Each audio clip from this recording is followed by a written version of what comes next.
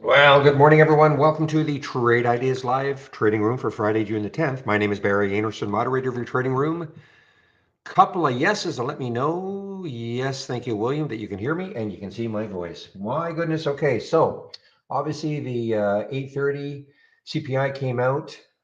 All I read in the pre-market was that if it was over 8.3, it was going to be bad news. And I guess it was 8.6 as people have posted in the room. So what a major gap down so far. Now remember, this is on top of a major sell-off yesterday. So who knows what's going to happen today? Will we have any sort of a rally? We just have to wait and see. So, I mean, there were too many to talk about in terms of the ones gapping down. So I thought what I would do is maybe just take a look at NISN, okay? NISN has announced an $8 million buyback. I think it was HTCR that did the same thing this earlier this week. It was some company. It was about a $3.8 million buyback. I sort of scoffed at it and it just soared. I think it was HTCR. I'm not saying the same thing is going to happen, of course, with NISN, but just keep an eye on it in a day that, virtually everything else is getting beaten up. Just might be an interesting little play. Lots of volume already.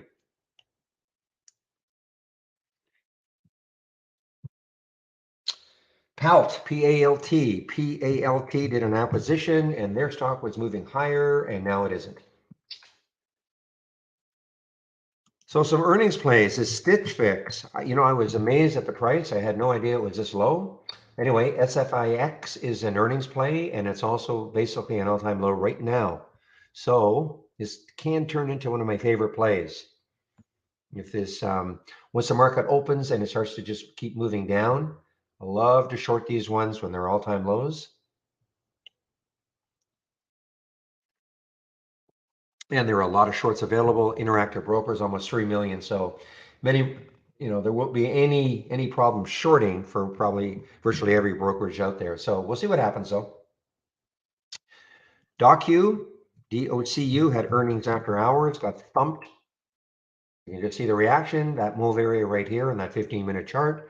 That is the thumping it took after hours, and it's maintaining that thumping.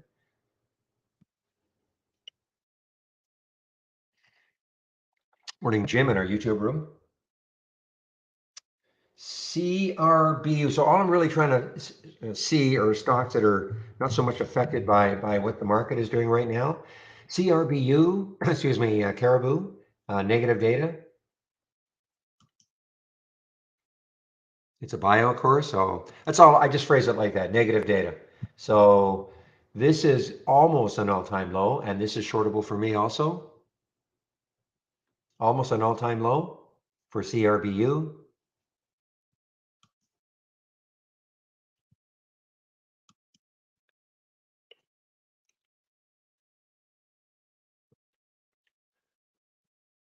Don't understand the question, Santos.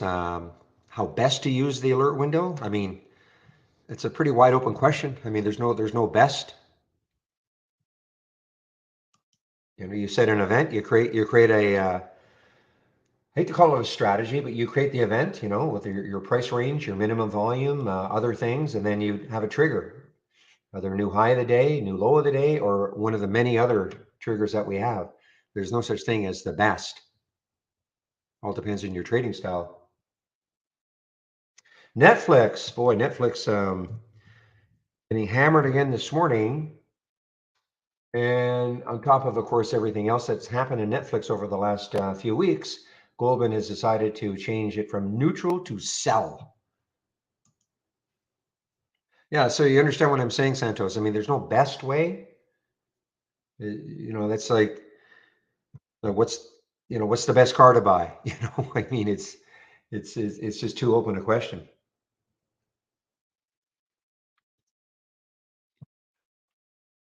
CDRE has gapped down. Is it holding this 23? The reason I say that, they're doing a financing at $23. So yeah, it's kind of holding. CDRE kind of holding.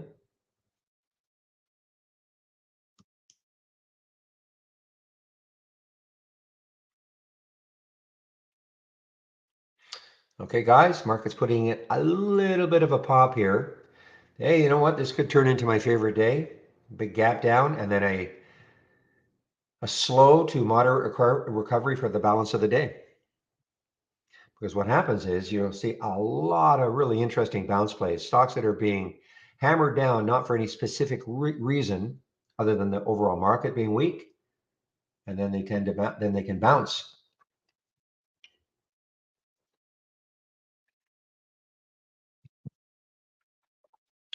TSP, something to do with autonomous, I think autonomous vehicle, well, EV. It's an EV play, TSP. Wow, look at this now. Boy, I saw this up here at 9:15, just got thumped all the way down. The news was that the co-founder launches Hydron, producing hydrogen-powered autonomous-ready freight trucks. Okay. Market said okay for a while, but just got absolutely thumped, I guess, with the market.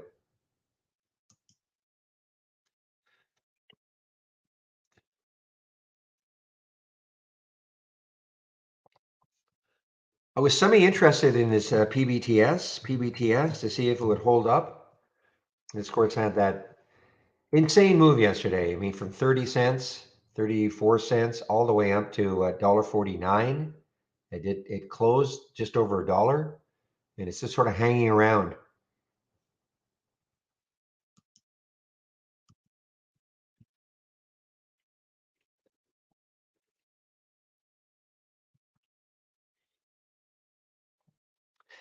REDU, I've got a question mark beside it. I think it's halted. I believe it's halted because of news. REDU halted because of news.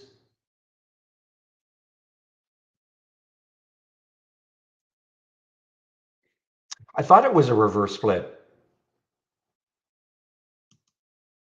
I'm just looking, but on the 8th here, oh, this is February 8th. That's stupid. I was reading this, I thought it was June 8th. So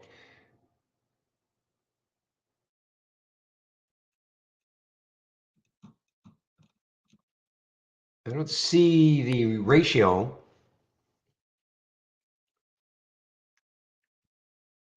Yeah, but that makes sense. Yeah. So it's got to be probably, well, what, a 5 to 1, 4 to 1, 6 to 1 in that range. Looking here, $1.36.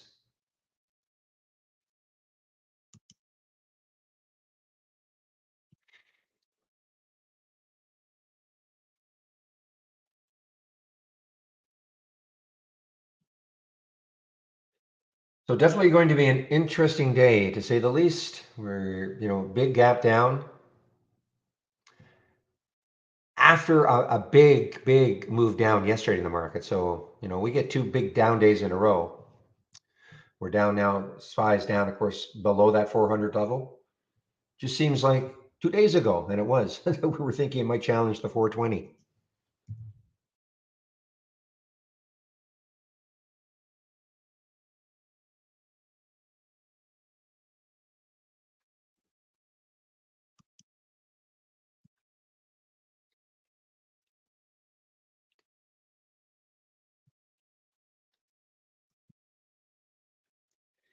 Yeah, I mean, there's just so many stocks gapping down now. There's no point in talking about them all. Yeah, I mean, I saw this NIO earlier on. It was gapping up. Actually, KWEB, I was looking at KWEB, the China ETF. I mean, it's starting to fall too. So really, I mean, it's just a matter of waiting to see what happened about this one, COGT. COGT is getting some little bit of love here. COGT, promising interim data. What stage? Phase 2. So this is a phase 2 bio. I have my doubts that it's going to maintain, but anyway, COGT.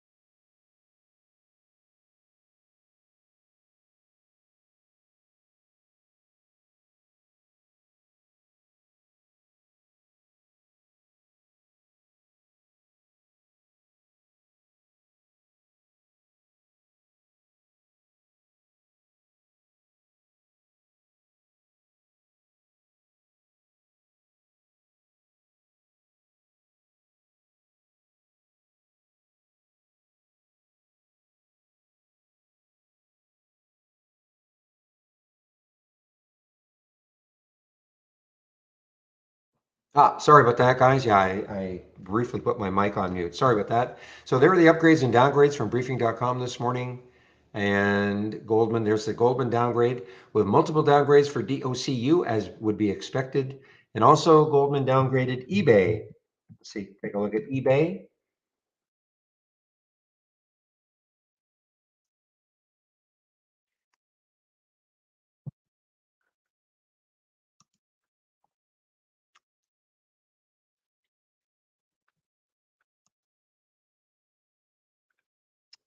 You know what? The COGT is still pretty strong here. Hit 649 in the pre-market. I still have my doubts. How many shares available?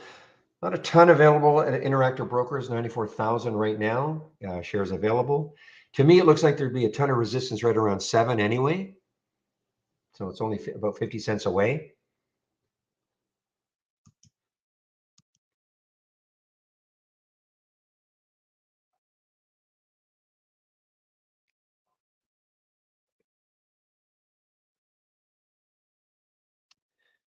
I'm just looking some of my thumbnail charts from yesterday to see if there's anything interesting happening on the upside, and the answer is no.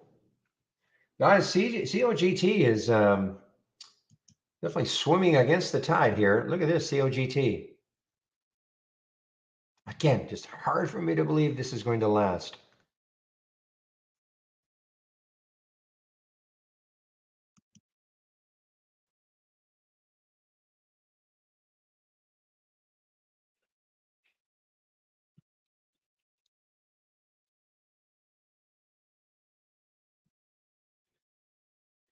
Yeah, I mean, in the face of this market, it just seems hard for me to believe that this is going to continue. But hey, it might. I still think there's a lot of resistance right around that 7 level. Just have to look at the daily chart, look at the weekly chart. The next high, yeah, 714. So it's above that week right there, 642 barely. And then the next high in the week is just over 7.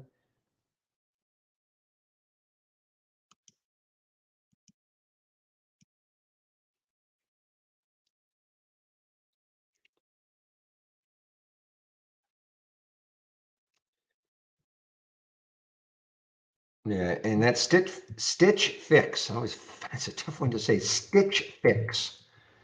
SFIX. Wait to see how this opens. This is an all-time low right here. It's an earnings play.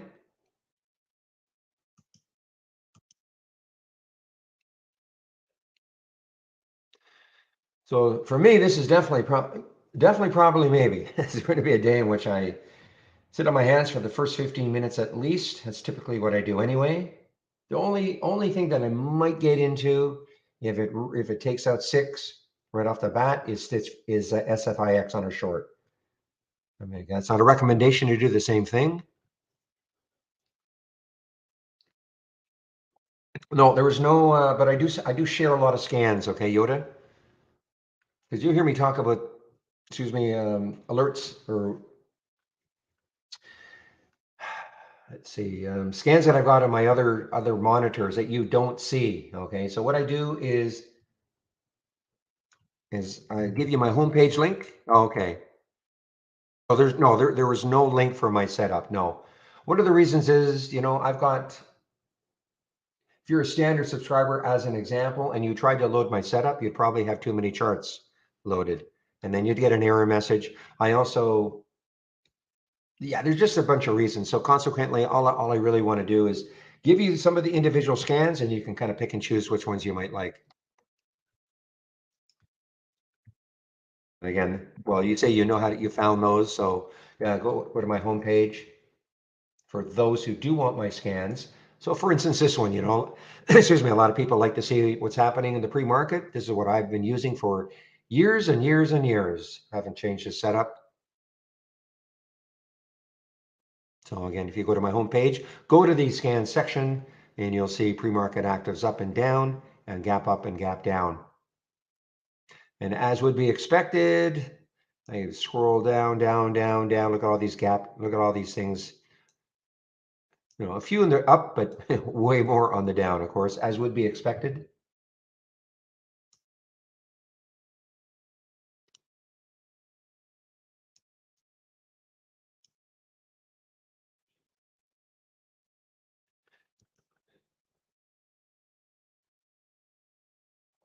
don't know how you do it, Yoda, with 8 monitors.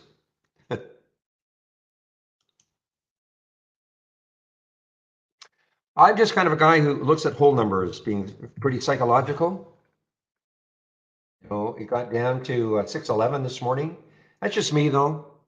And it doesn't mean if it immediately takes out 6, I'm going to dive into the short, but excuse me, I'm just somebody who looks at whole numbers as a psychological break if it happens either on the upside or the downside.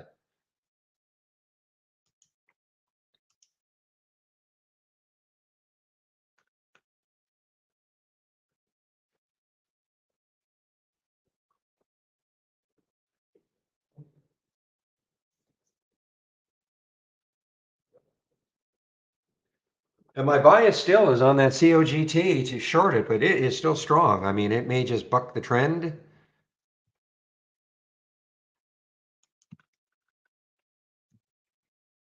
Still think though that 7,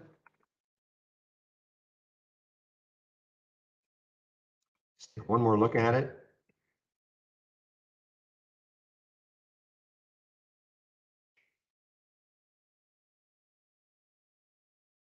I mean, right now, this is your definition of an alpha stock so far in the pre-market. Look what it's doing. Look what the market's doing. It doesn't really care so far. Now, let's take a look at the cartage. I'm going to click on new, dock channel bar.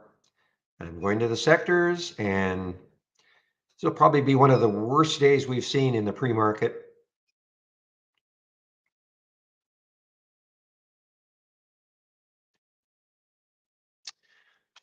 So even energy. What you're seeing here, these are the major sectors. So for instance, here's XLE, which is the major energy ETF. These are the stocks that make up XLE. So what does that number 95% in red mean? That means that 95% of the stocks are down that make up XLE are down from yesterday's close. That's what that means. So as would be expected, there's not one positive sector. I mean, look at tech, 97% of them are down. Communications, 95% of them are down. Now, if the market has any sort of a rally, when we look at this, maybe 15 minutes, 30 minutes, 45 minutes from now, and I sort on the change from the open, this could look very, very different. Stocks could be still down from yesterday's close, but up from the open. So we'll have to see, and you will see that if we get any sort of a rally in the market. But right now, even energy can't save us.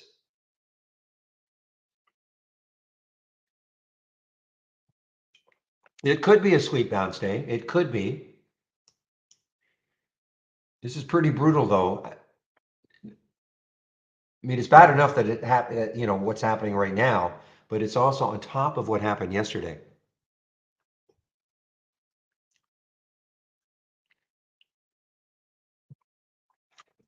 But as always with trade ideas, doesn't really, within reason, it doesn't matter what the overall market's doing. We're always usually able to find some gems.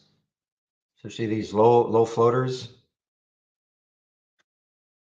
small caps, things like that, you know, having their day, like at COGT. Now it's not a crazy low float, 36 million in the float. It's not crazy low, but it's certainly not high.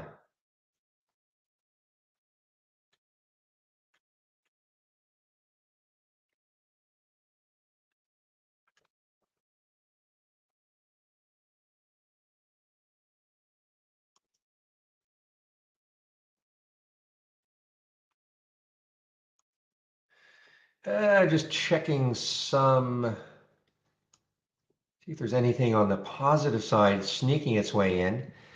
EDU actually is on the positive side. China education stock.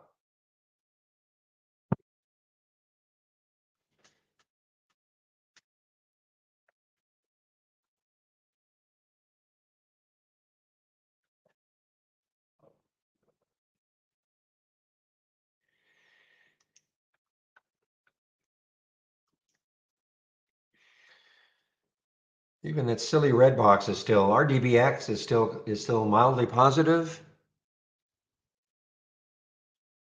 Oh, look at this, guys. Look at that red candle now forming on the SPY.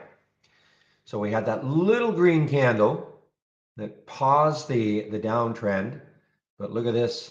Next candle is, this might be the biggest gap down that I can remember in the pre-market. It might be.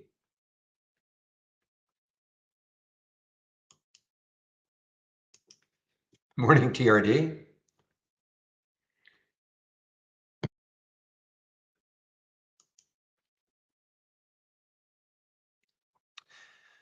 Yeah, still 70,000 shares available to Interactive Brokers that are available to short for COGT.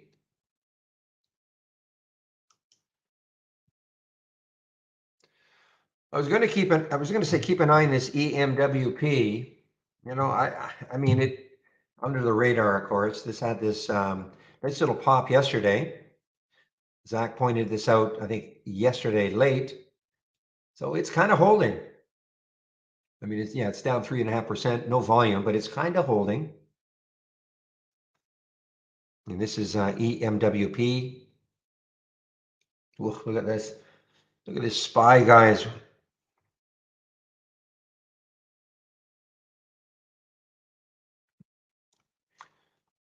What I'm talking about right here. So I had a big bottoming tail. We even had a topping tail here. I didn't even see that topping tail. I'm not sure that's real.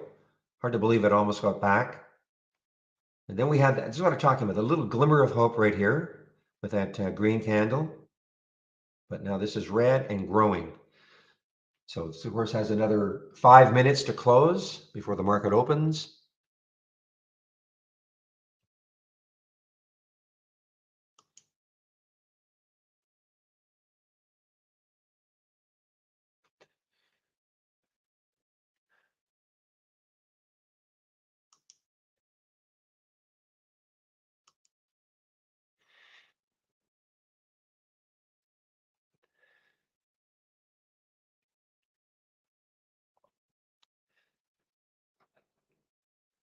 I mean, this has to be one of the biggest gap down days, right? In the pre-market. I mean, the SPY's down 7. I'm just trying to remember. I'm not saying it's an all-time one, but I just can't remember when the SPY was down 7.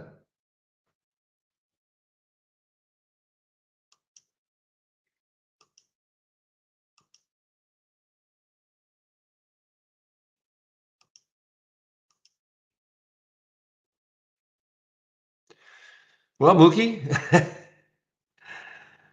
have safe traveling wherever you're going. But man, you got 15 minutes. As you know, I don't trade in the first 15, so look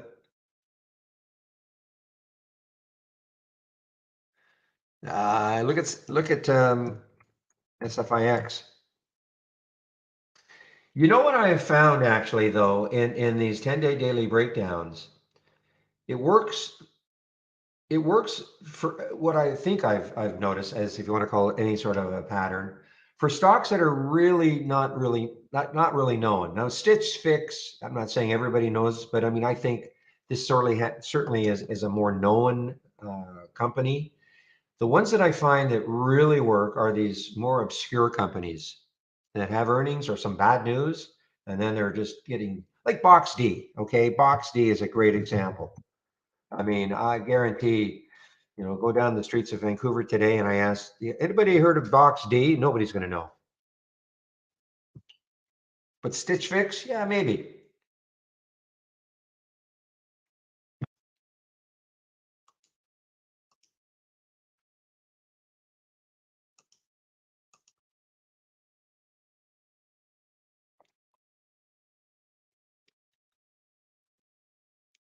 True. I forgot, Frank. You're right.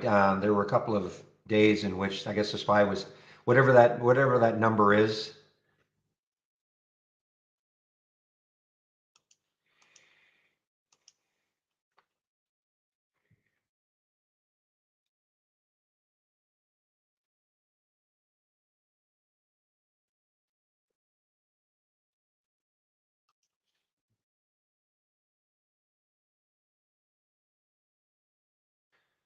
Oh, that COGT is so tempting. 54,000 shares available. They're being snapped up at Interactive Brokers.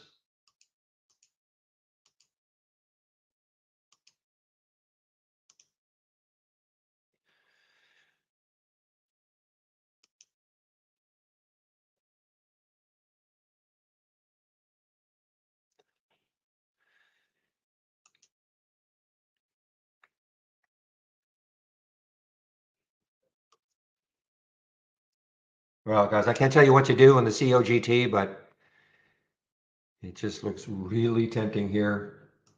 So you do what you have to do, but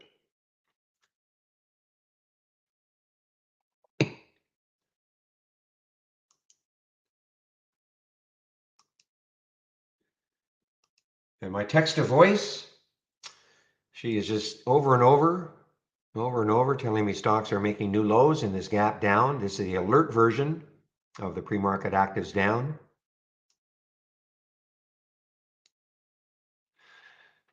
1 minute. Thank you. Yes, William. 1 minute to the open, or less than a minute now. Well, let's have a great end to this trading week, everybody. And again, I typically do not trade in the first 15 minutes. Try to let things settle down a little bit. If I were a new trader, I probably wouldn't trade for the first 30 minutes. Really let things settle down a bit. Now, I don't know what's going to happen today, of course, with this big gap down to start.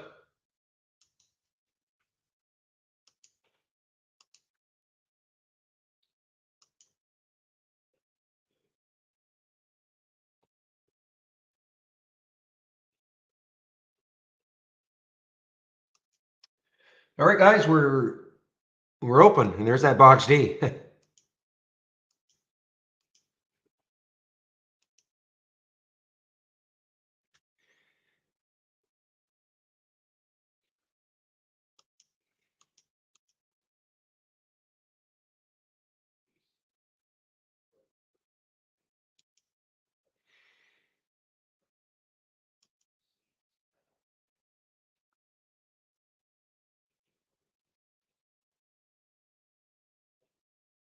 Well, we've got one on the way up here, LI, but again, I really don't like these. LI, XPAV, and NIO.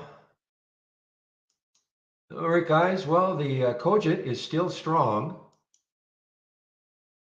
Let's see how, I mean, if it takes out 7, all bets are off, I guess.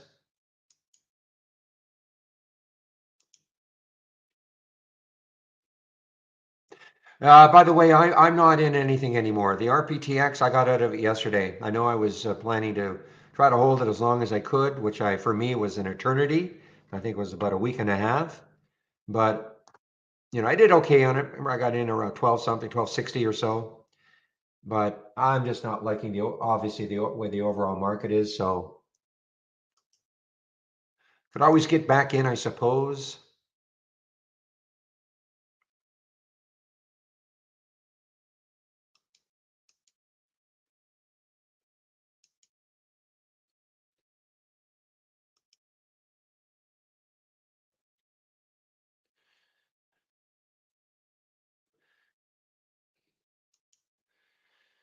Really watching the COGT. See if it stalls. Underneath 60 might get me into that short a little bit earlier than I normally. Look at Stitch Fix. I mean, that's what I'm saying. This is it's a known company. Oh, look at the bounce.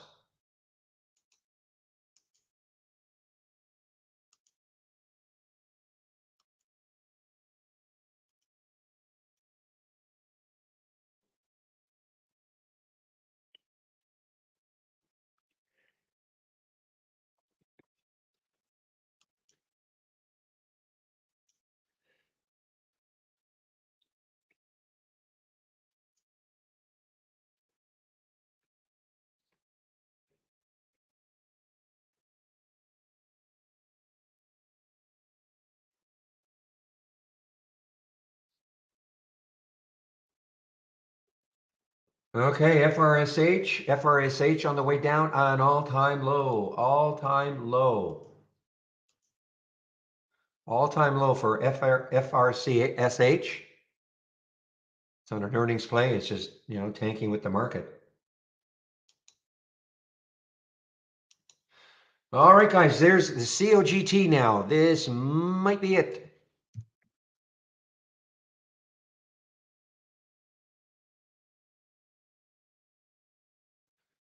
Topping tail again. I had my doubts, even in a strong market, I had my doubts that it would take out 7. Just looking at the daily chart.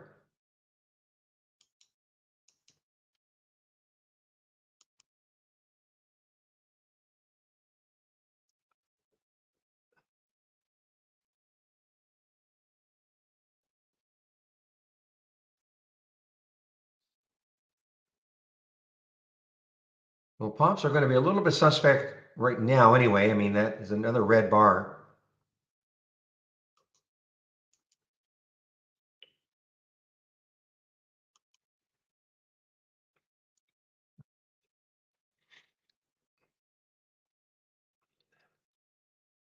All right, guys.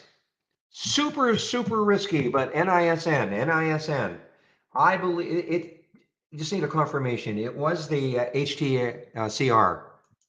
HTCR that did the same kind of a press release early this week with their buyback, right? It was HTCR, and it was only like a $3.5 million buyback. And NISN doing the same thing.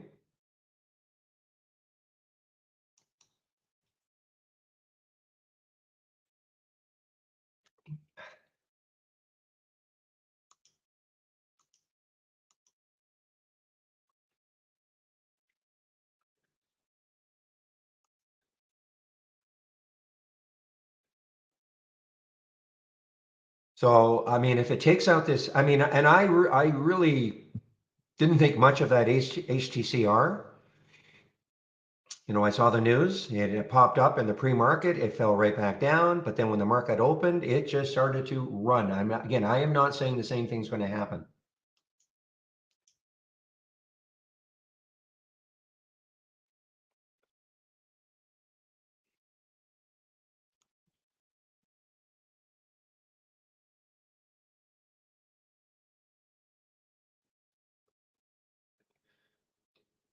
Well, so for a COGT is super strong still. Oh, man, it looks like it's taking out 7. Well, that's why I wait. That is exactly why I wait that first 15 minutes. I almost pulled the trigger on it. Almost.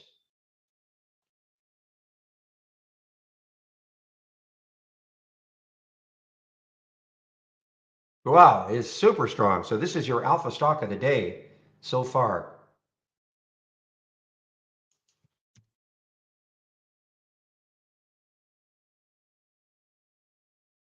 Market down 600. Who cares? I mean, look at this COGT, classic alpha stock right now.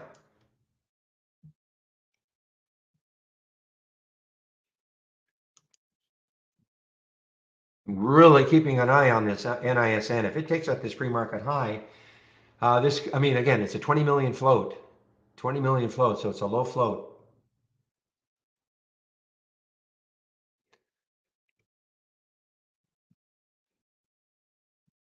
I mean, look at the fresh. I mean, if you need, I mean, look at the bounce on this thing. I was looking at this thinking, okay, am I going to break my kind of rule that I'm not going to take a trade in the first 15 minutes on this one with the market being so weak? I'm very glad I didn't. I mean, look at this bounce. I mean, from 11:30 all the way up to 13. And yet the market is not really bouncing.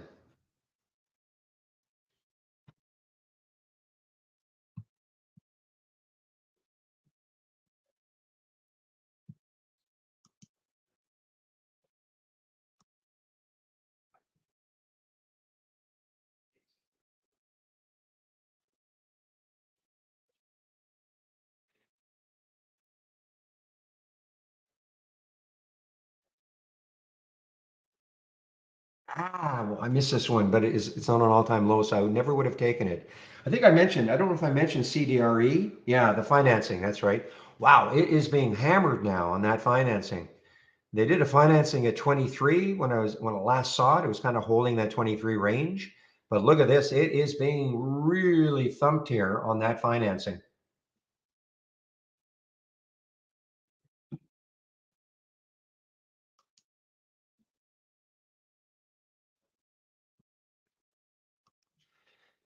All right, guys, my number one focus on a real spec play is this NISN, taking out maybe that pre-market high, a 115, and see if it just wants to do something crazy. Only 20 million in the float. It is a China stock.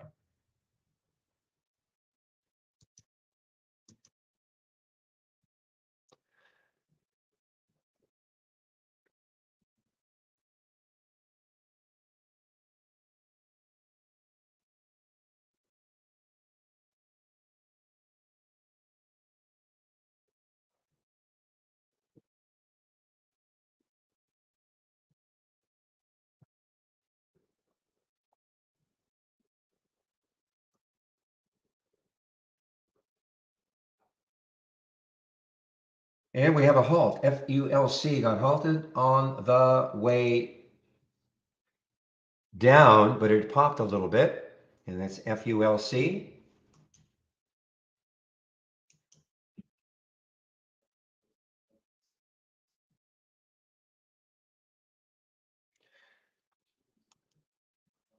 Yeah, but it's now, so it popped a little bit off that halt, but now it's moving down and it's almost an all-time low.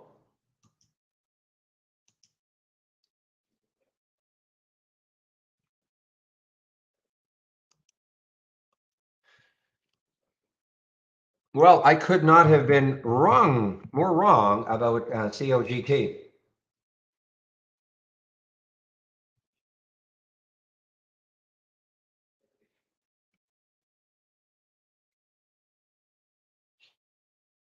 Is there a high of day scanner? Of course. I mean, there are many of them. Just use the high of day filter, or sorry, alert, and you can turn anything then into a high of the day scanner.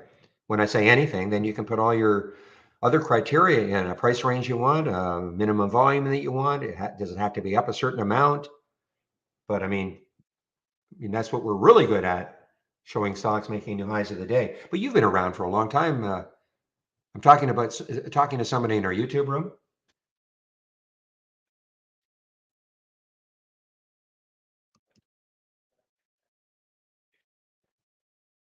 All right. What about VAX? VAXX is on the move here. VAXX is on the move here.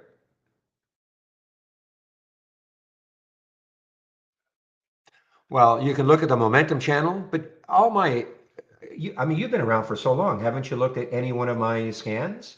I mean, everything here, the basic new highs and lows, these are all high of day scanners. But if you go to the channel bar and click on momentum, I mean, those are high of days.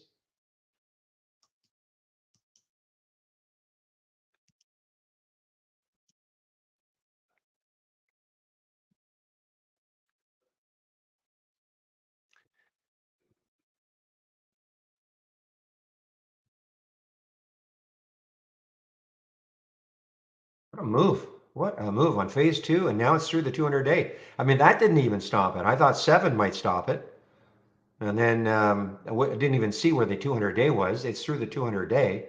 I think it's just a matter of, traders are just starved for any positive action, and they're into this one. I mean, here's your news on it. Positive data, but it's phase two, so it's not even phase three.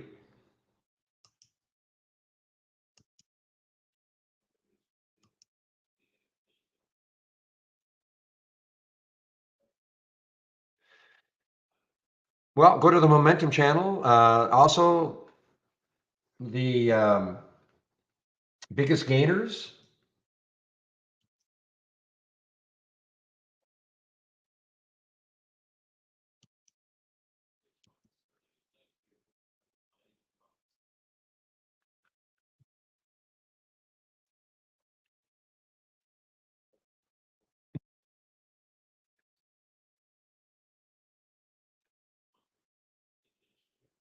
And that's why I kind of thought that NISN might attract a little more attention.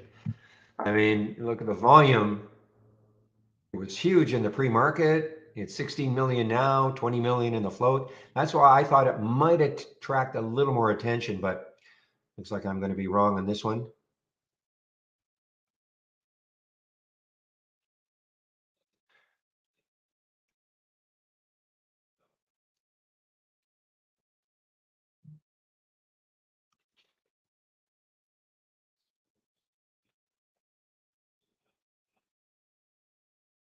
Well, if we get any sort of a market bounce, so we've got a bottoming tail there, but if the market, maybe I'm going to stick an alert around 396. If the market can take that out, and we might see some wonderful bounce plays from ZachScan.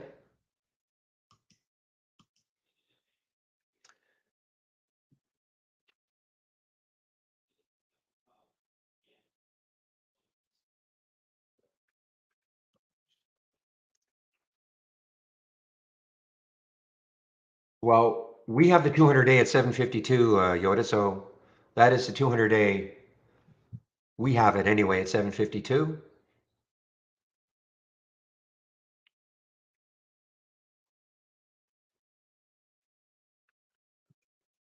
Not 553. Now, I'm not saying our data is infallible, but that is a big difference. Are you using the same? Are you talking about on a daily chart? You talking about the EMA maybe? Because that would be a very, very big difference. Okay, if you're using EMA, okay. I think the majority of the world uses the SMA, but fair enough.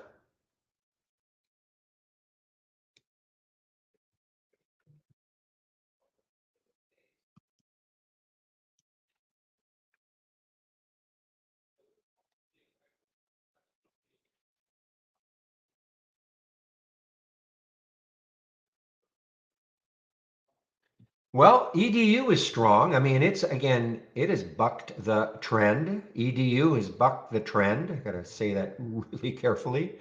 1748 is the next high looking left on the daily chart. So yeah, I'm looking at my thumbnail charts. I'm seeing quite a few bounces actually.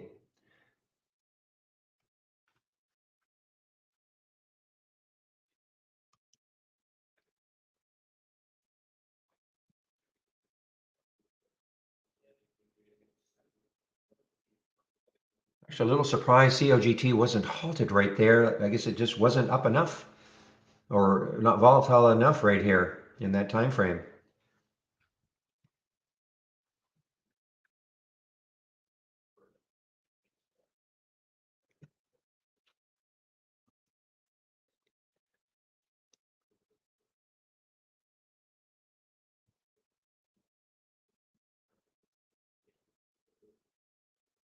It's amazing how.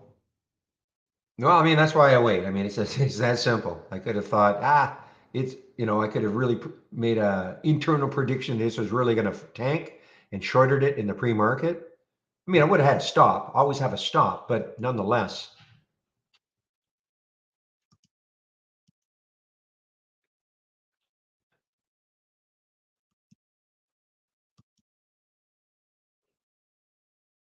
Your first trade here. Okay, excellent.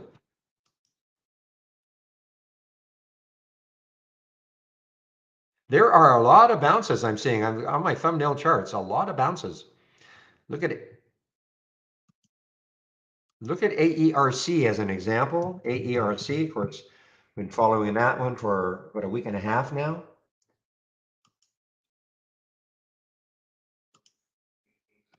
EDU is still, yeah, I mean, it's over 17, getting closer to that next high looking left, 1747.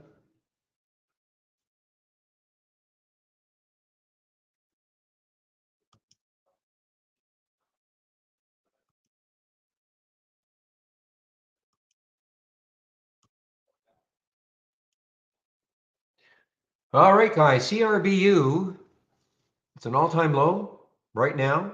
What was the news on that? Negative data. That's what my notes say. Negative data for a CRBU. It is a bio course.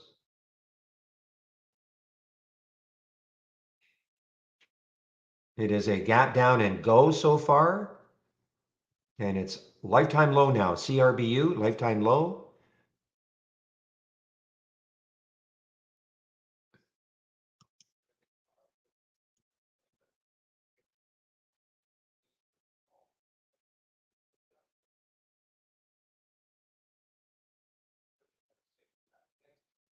And it just showed up in the 10-day daily breakdown. Okay, 601 takes out, look out. I mean,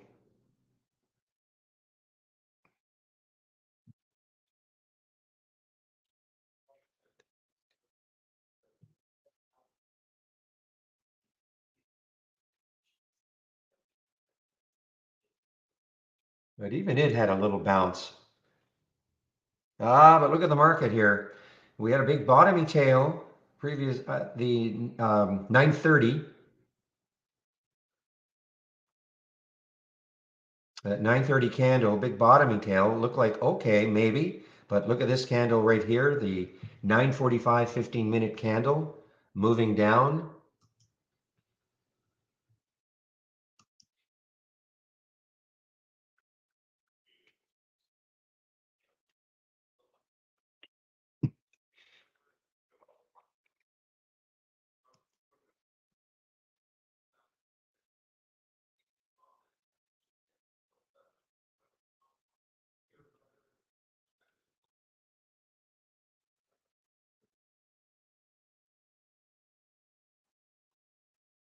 Yeah, there were a lot of my charts were thumbnail charts that I have on my other monitor were bouncing with that big bottoming tail, but I don't think we're out of the woods yet if you're looking for great bounce plays.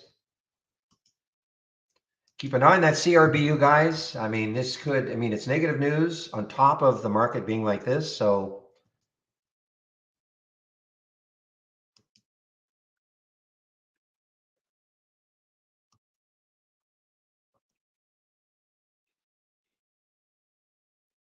I took that one off my watch list, the MICS. Yeah, the singing machine. That's what we need.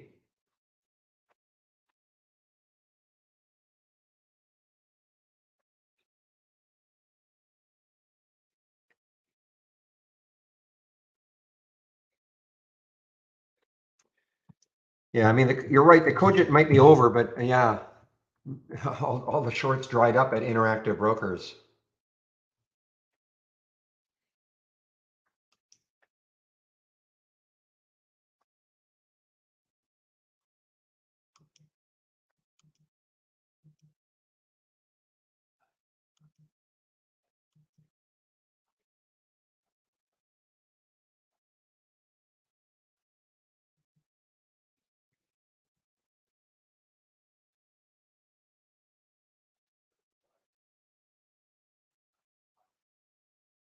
Well, AERC is still, excuse me, still romping here, guys. AERC actually just went positive.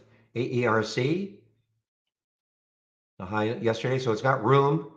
Look at the high yesterday was 1210 or so.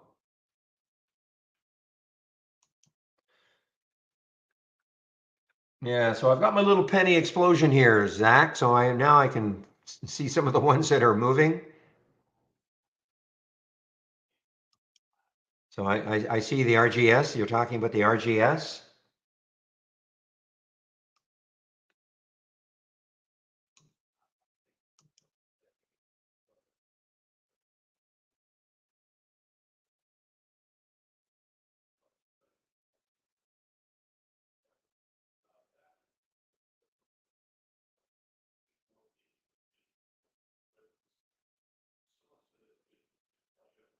All right, don't look now, but look at PBTS. Okay, super risky.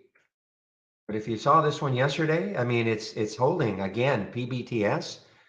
This was probably one of the more insane ones we've seen in a long time. It went from 38 cents all the way up to $1.48. But as I was pointing, I actually did my video on this one yesterday. As I was pointing out, what was more impressive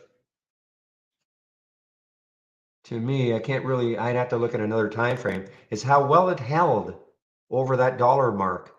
After you would have thought that anything going from 30 odd up to 147, it would have a ton of profit taking. And I mean, was there? Of course, there was some, but nowhere near as much as I thought there would be. Okay, guys, CRBU. Yeah, I can share it. Let's see. I can share it. Penny explosions. I think I have it up here. Load from cloud. There it is. Share. Okay. Here it is. The only reason I decided, I mean, I created this one, I can't remember how many years ago. And I was getting tired of Zach always telling us that there was some crazy stock under $1 racing higher, and I could never see it first. So,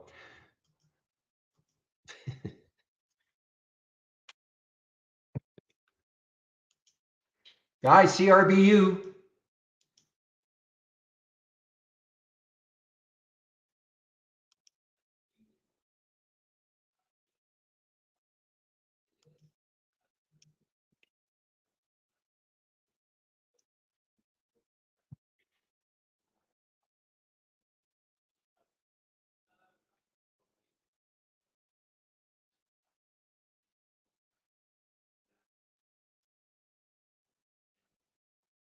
Okay, so it did show up now in the 10-day daily breakdown. 601, lifetime low.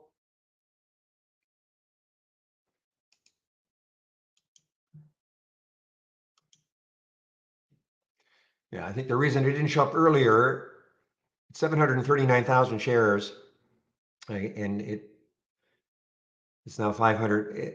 It's over 500,000 shares now.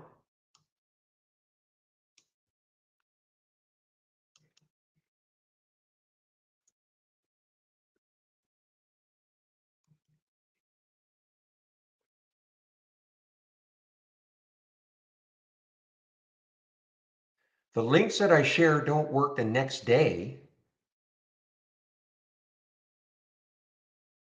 No, I can't. No, I cannot leave the chat open after the stream is done. No way. I well, just have to save. What links are you talking about? Like my homepage? Just save it.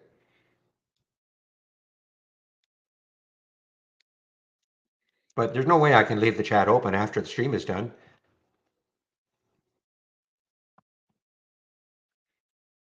You can see some of the things that can happen in there.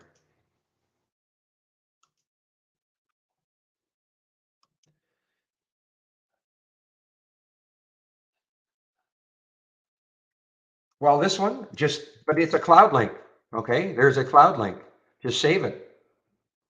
Like just click on it and then you'll see it. It's a penny stock explosion as an example. And then load it, and then if you like it, save it to the cloud. Then you've got it.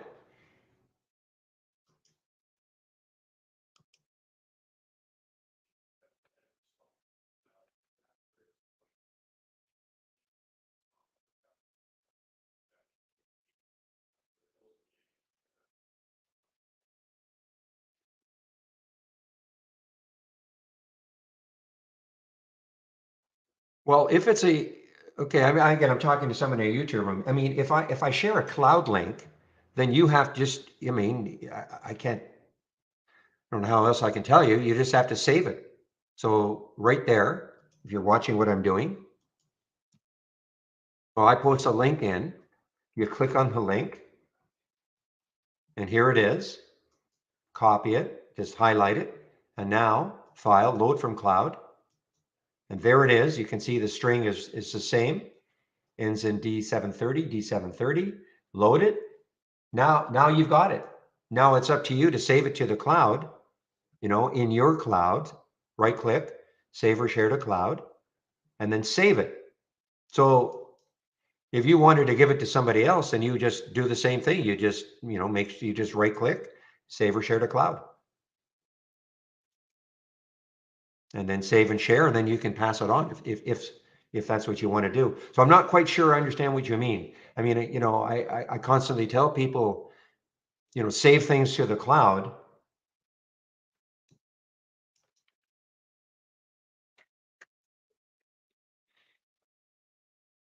Well, so what you do then is you want to tell somebody to grab a scanner. I shared on June the 1st. Well, if you grabbed it, then you can share it yourself. You don't have to rely on me. As long as you saved it to the cloud.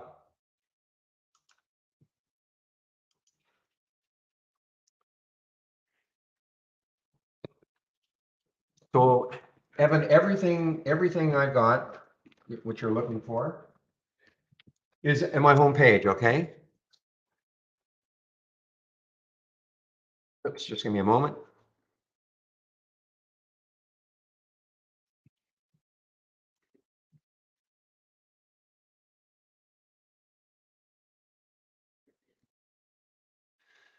So there's my homepage link. So if you click on my homepage link, and then you click on the scan section right here, click here. So these are the ones that I use in the pre-market, the gap up, gap down, if that's what you're talking about. Okay, but these stop working once the market opens, the gap up and gap down. But if you're looking for a momentum scan, like momentum, the basic new highs and lows. Okay, but these are the four that I use if that's what you're talking about. Now, you can always keep using this. You just have to, let me show you what I mean. If you want to keep using it when the market's open, you can, but you'd have to make a slight adjustment.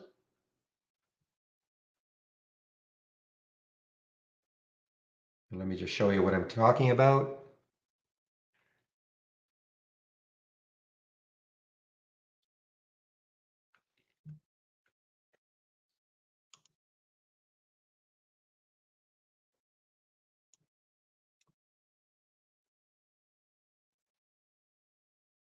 Give me a moment. I'm sorry, I just have to find it.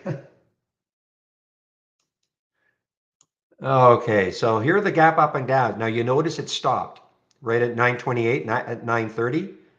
That's because if I right click, configure, summary, and this is a clock, and it's telling it to stop right here. The max 0, so I don't want, this is me, but if you take that out, if you took that out, just delete it and then save it, then that'll keep working all day long. Okay? Does that make sense? It's just that I don't want to see it when the market opens. I have other scans that I look at.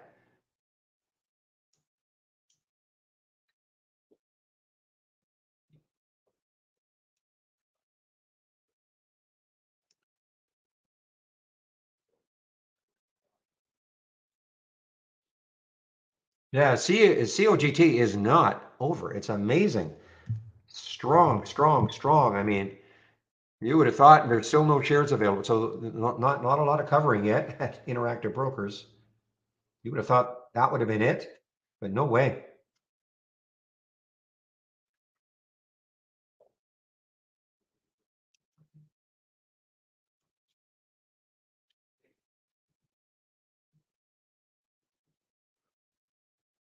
Not at the same time, Santo. So you can have trade ideas loaded on as many devices as you want, but you can only have it loaded one device at a time.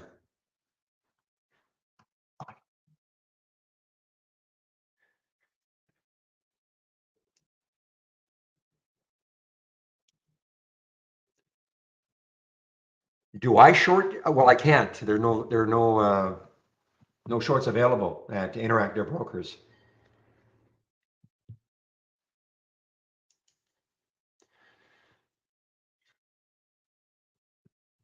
The CPI number at, no, I'm not long. I'm not long. My bias was shorting when there were shorts available. The CPI number came out at 8:30, and it was above what was the expectation? Well, not the expectation, maybe 8.3, and what it was at 8.6, something like that. So in other words, inflation is higher than, in theory, what could have been expected. Look at this. Look at this. So that was the reason. Yeah, well, why don't you share it, Catahoula?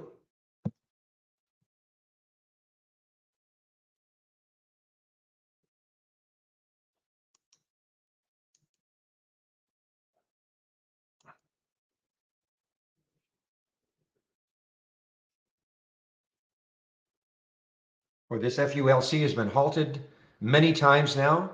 This is an all-time low now, FULC. Oh man, how did I miss that one? That was in my 10-day daily breakdown at 562. Oof.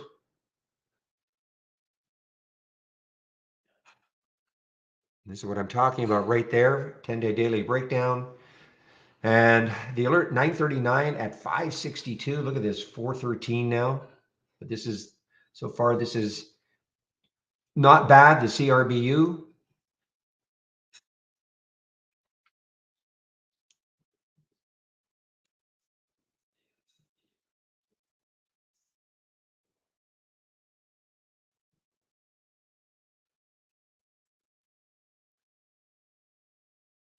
Boy, look at this market. Oh, I mean, it's bad enough today, but remember, it's on top of what happened yesterday. So that's what kind of makes it even worse. So DocU, you're saying obviously it must have had some kind of a bounce. Back this out a little bit. Yeah, that looks a little more dramatic.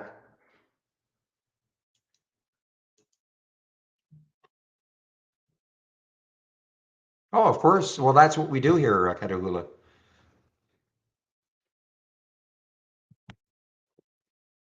So in our YouTube room, somebody's saying they've got a interesting stock they'd like to talk about. So sure.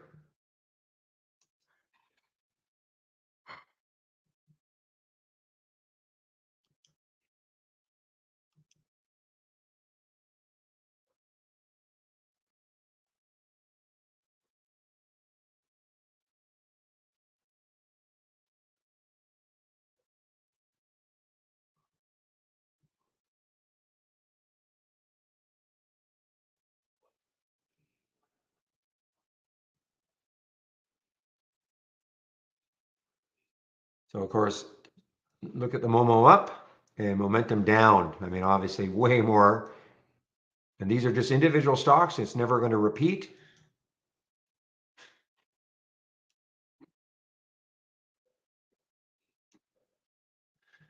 Hey, you know what's having a tremendous day is EFOI. EFOI. It's having a great day. Look at this. Of course, this is that, no, that sector of three stocks, AERC, EFOI, and the AUVI. What is AUVI doing today? No. Boy, EFOI's having a day. Now, I jokingly said they should come out with a press release. Did they? Not that I can see. Oh, CRBU. Oh well. This will make up for the sting of not seeing that FULC.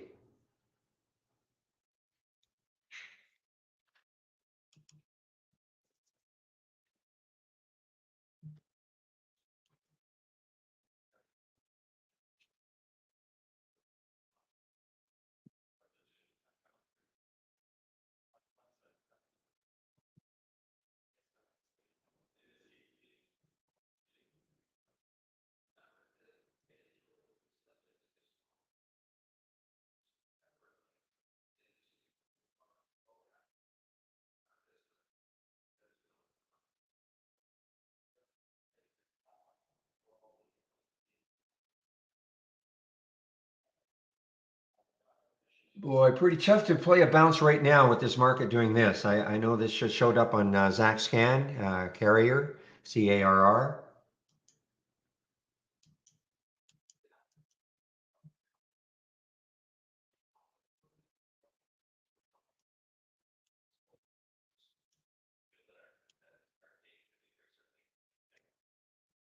Whoa, CRBU, another new low, guys. Hopefully some of you took advantage of this. I talked about it at length. The CRBU, the ones I love, all-time lows, and kind of an obscure stock.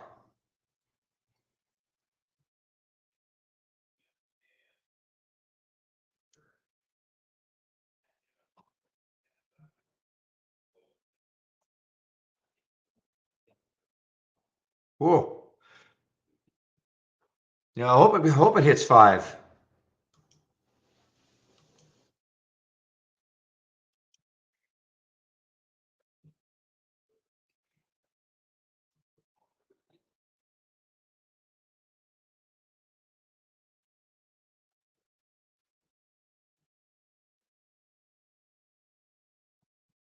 Question mark fetus? What are you?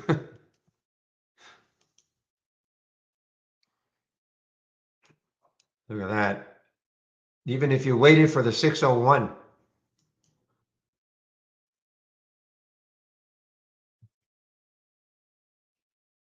Favorite scanner when it works. Man, oh man. 10-day daily breakdowns making all-time lows on news. Bad news.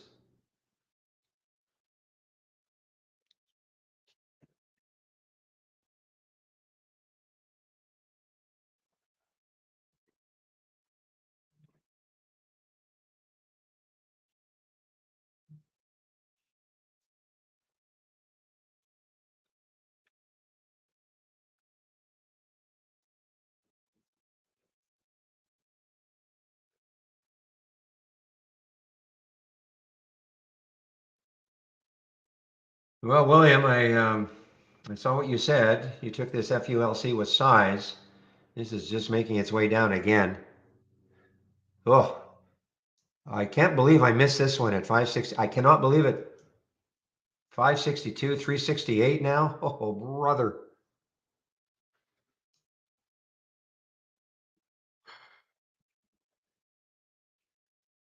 And yeah, there were not that many shares left at Interactive Brokers anyway, 6,000 shares, but can't do it now.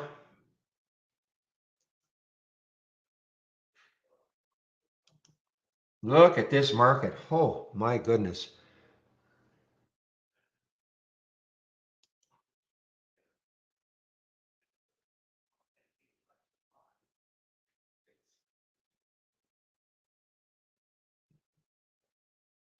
Hey guys, what you want to do is print this chart out, 15-minute chart, maybe right now.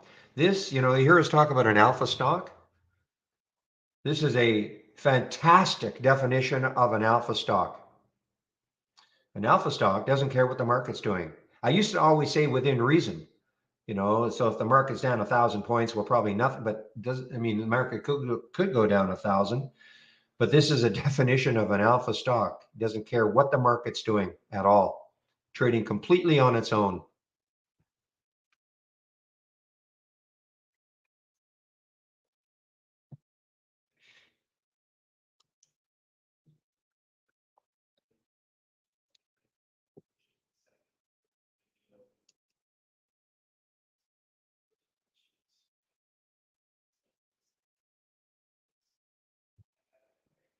So even if you look at the basic new highs, I mean, there it was at 698.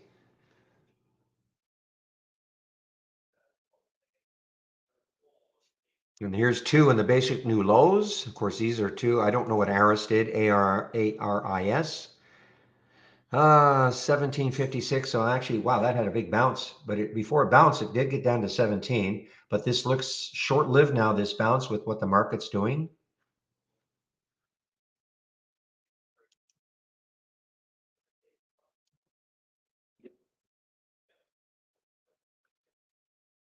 Okay, FRSH is now back down after that gigantic pop from 1148 all the way up to, I think it closed around 1250.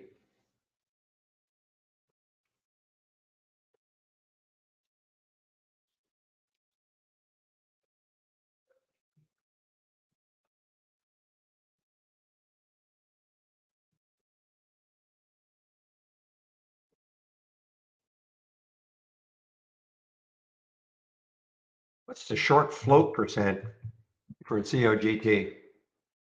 Yeah, not crazy high, but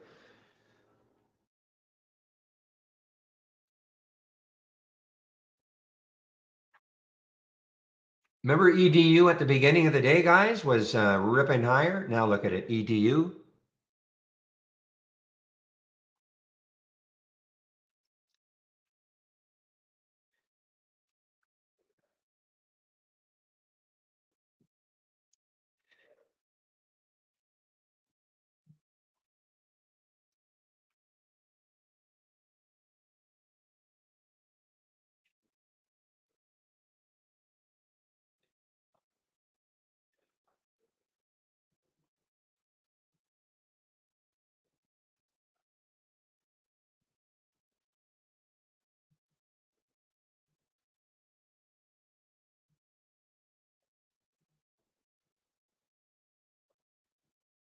So, I mean, look how this has changed. At the beginning of the day, this was a gap up and go for EDU.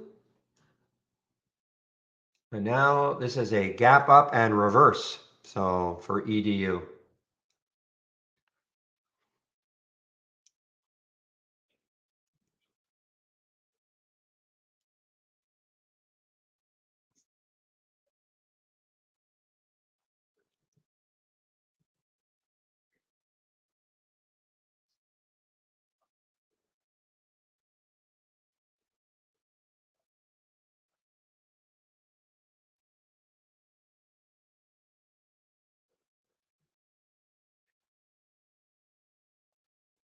You know, this PBTS is still kind of interesting. I mean, it has not given it up.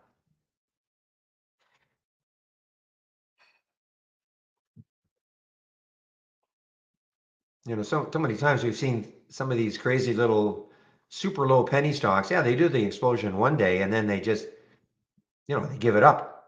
And it really hasn't given it up. PBTS.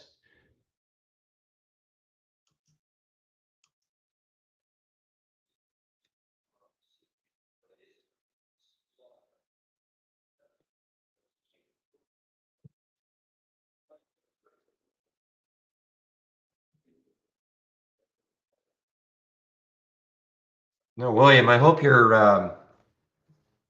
okay in this FULC. Hope you had a stop.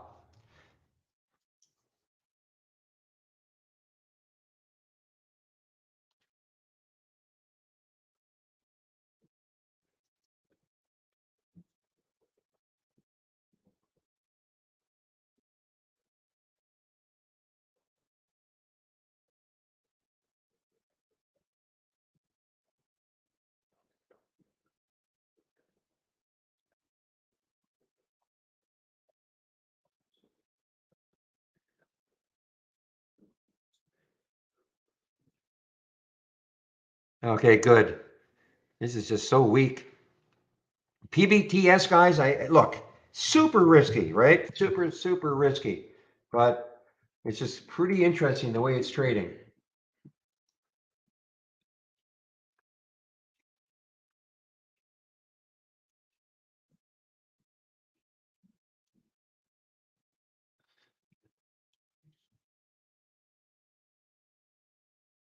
Okay, I've covered some of the CRBU. Yeah, maybe it gets down to 4 or 5. So not 4, but 5. But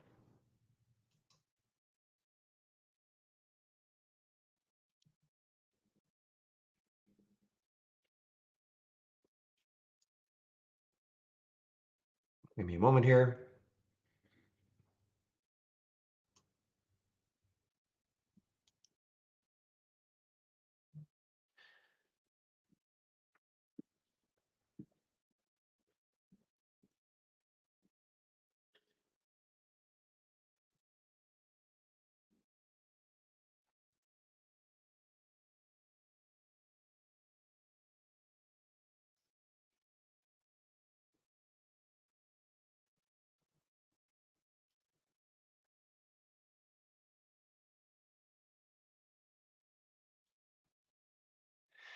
All right, guys. A couple of things here.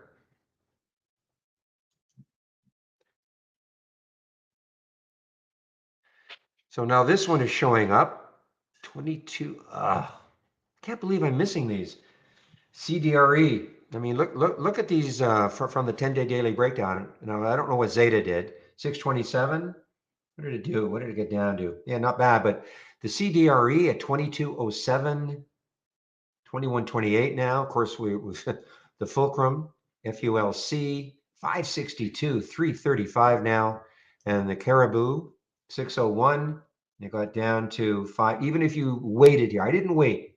I got in this one a little bit earlier than that, but just some, 3 out of 4 are just spectacular on percentage moves from the 10-day daily breakdown. So again, guys, if you won't short, I don't know how, I mean, I don't know what to say. If you won't short, don't know what to say. Now, if you can't short because of your market or your because of your broker, okay. But if you won't short because of psychological reasons, then I can't help you.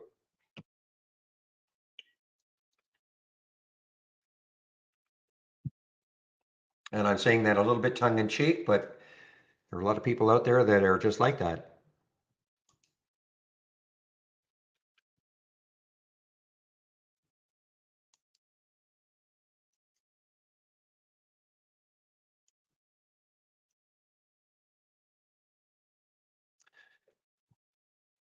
Right. Well, I'm just, I guess I might as well start my little spiel today about trade ideas, etc. All right. Well, if you're new to the room, welcome to the room. This is the format, Monday to Friday between 8 a.m. and 3:30 p.m. Eastern Time, sharing my screen and live on the mic. My name is Barry Anderson, and I do work for Trade Ideas. Yes, I do.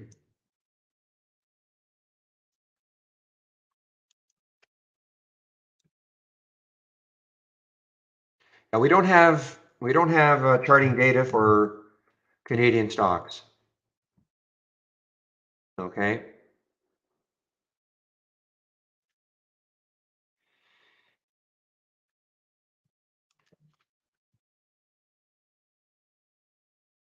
Yeah, we don't have. I don't know what Flynn is. I'm a Canadian, so it's not.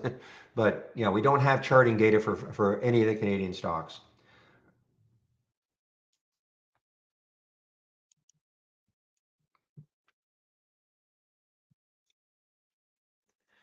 So I put in my homepage link. So if you click on my homepage link,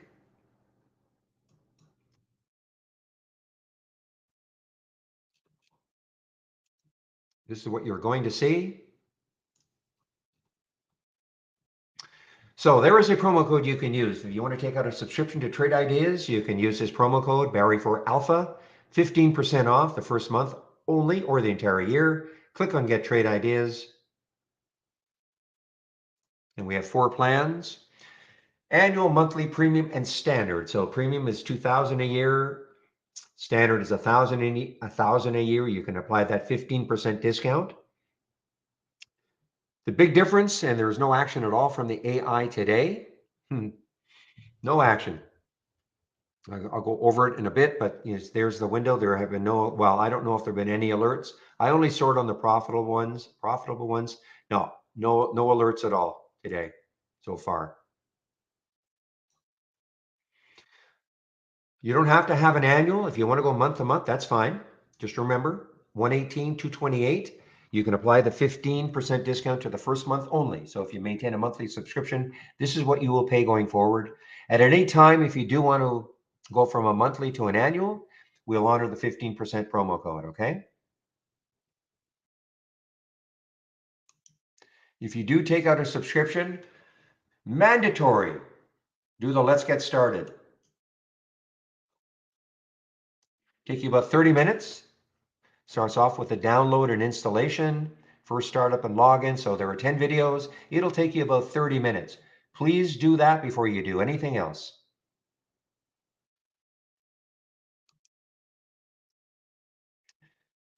I do a video. I usually highlight 1 or 2 stocks, okay? And I do that at noon. You can sign up for it right here. Trade of the week is sent to you before the market opens every Monday morning. And the education section. So let's assume that you have done the getting started. Then you can take a look at the user guide. Don't get hung up about the user guide and thinking, how am I ever going to learn all this stuff? You don't have to. What I would do to begin, you should have done the getting started. You should know what the channel bar is, and I'm going to go over that in a bit. You should know what an alert window is, and you should know what a top list window is. Okay? Get this down before you do anything else. It's a software program. There is a learning curve, but I would just concentrate on this. Afterwards, you can figure out, you want to put price alerts on the charts, you want to put sound alerts on your alert windows, etc. But get this down first. Daily support. So I take a break between 12 and 1. One of the other traders takes over in our YouTube room. Today is Friday, so it should be Andy. So before I take my break, I will put the YouTube link in. And then now I don't know if Chris is taking his exam today. I guess he's going to be okay at 3:30. It'll be done. So Chris should be in our YouTube room between 3:30 and 4:30. So I shut the main room down at 3:30. If you still have, you haven't had enough of listening to people talk about trade ideas or trading, etc., you can head over to YouTube between 3:30 and 4:30 today. And again, I'll put the link in. You can sign up for all the webinars that we have. Next week, it's the Tuesday, Thursday rotation. This week it was Monday, Wednesday, but you can sign up for them all here. And back to basics. Michael Noss at Trade Ideas, a free service. Put this together. If you're new to trading or looking for a refresher, great little series he put together. It starts off with what is a stock? So take advantage of all this free stuff. I've got it in my homepage. And of course, if you do want my scans, of course, you've got to be a subscriber. So the one I've been talking about, just go to the scan section. And the one I've been talking about that is produced in an awesome way today is the 10-day daily breakdown. Okay. Now, does it produce like that every single day? Of course not. But, on a day like today, you got to take advantage of it. But even the 10-day daily breakout, look at this, COGT at $7, 935. I didn't take it, but to my chagrin. Okay, but I have a lot of other scans here looking for momentum plays. These are on the way up. The momentum scanner. You hear me talk about the gap continuation or reverse. This is what it looks like. You hear me talk about Zacks, bouncers, and toppers. I wouldn't probably play too many bouncers today, but this is what it looks like. So anyway, there's a lot of scans that I'm sharing.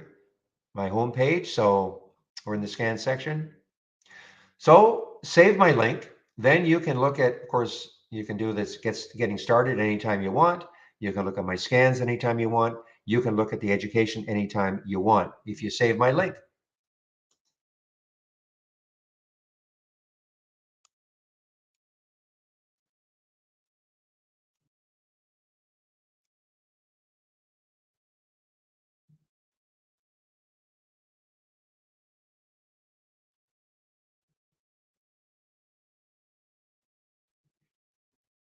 All right. So what is Trade Ideas? If you're new to this, what we are a scanner. Okay, we scan the U.S. stock market. Doesn't matter who your broker is. Doesn't matter where you live in the world. You can use Trade Ideas. So you saw on my homepage that I'm sharing scans. We have a lot of scans up here also. If you click from our toolbar, you click on New and then Dock Channel Bar. You will see these are all theme-based channels. So let's just, usually I take a look at the momentum scanner today, but why don't we take a look at this one called Going Down. Well, look at this.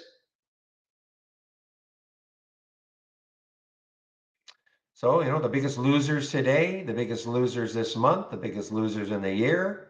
And then this is what we call, now this has a ton of, I don't ever use anything like this. It has a lot of strategies in here. But what you can do, you can take this is a multi-strategy window. And the idea behind a multi-strategy window is you can take, come on, baby. Come on.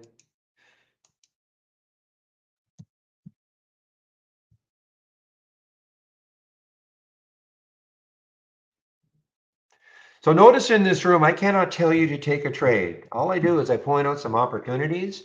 And if I, start talking about something fairly often, it's up to you. If it makes sense to you and your trading plan, fine. And, I talked about PBTS thinking it was really pretty interesting that did not really give anything up after that amazing run from yesterday. So here we go. As somebody says, I can't press the buy button for you, but if you like what I'm talking about and you think it makes sense, then you do it. If it doesn't make sense to you, don't do it. It's that simple. So anyway, this is a multi-strategy window. So every one of these are all alert windows, okay, that were created. So what you can do though, if you took this, because you can turn them on and off. So, for instance, I mean, to me, this is just going to give you way too many to look at. But if you took this multi-strategy window and then you can turn them off. So in other words, everything that is checked, this unusual volume spike, you can take a look at it. You can open the alert window and you can see what it, sugar. Okay, never mind. I'm going to get out of this window. Just I'm going to show you why. I'm going to load it again. But you can, give me a moment here. So you can take a look at the individual. Let me load this again, okay? Doc channel bar, and then we're going to the loop going down. Those are the big losers of the day.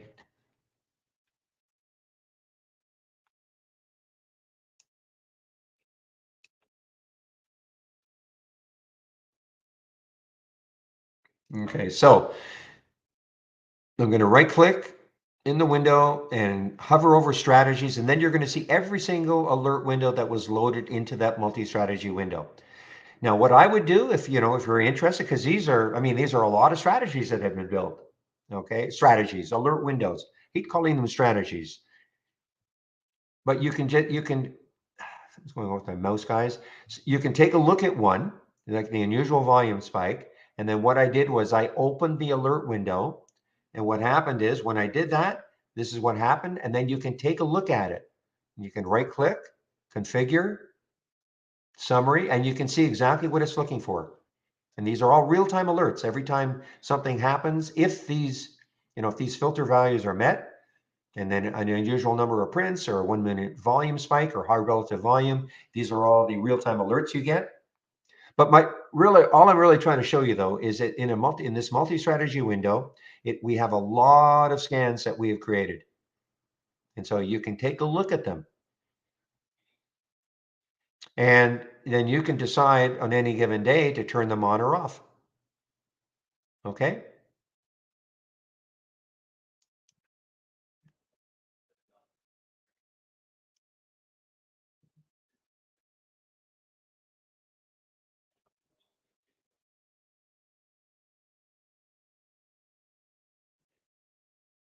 Whew.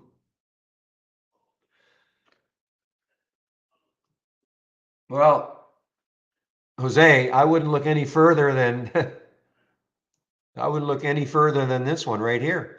I mean, these are great gap down breaks. Okay, 10-day daily breakdown. I mean, I've gone over this quite a bit today. Fantastic alerts here, CDRE, FULC, and CRBU. This one, briefly, but who knows later on in the day, if this market just continues down. Oh man, guys, I hope somebody took PBTS. You don't know how unusual this is. This is unusual. I don't mean today's move. Well, I guess even today's move it's highly unusual. I cannot remember the last time I've seen something like this happen where a stock goes from 39 cents, it goes up to 147, and then you would think then there was a lot of profit taking. It went down to 116, but we've seen many, many times where a stock like this would just completely collapse with tons of profit taking, and that would be it, be a one-day wonder. This is highly unusual in my opinion, especially I don't think we saw any news on this one yesterday. It's a China stock, but I don't think we saw any news on it. I might be wrong.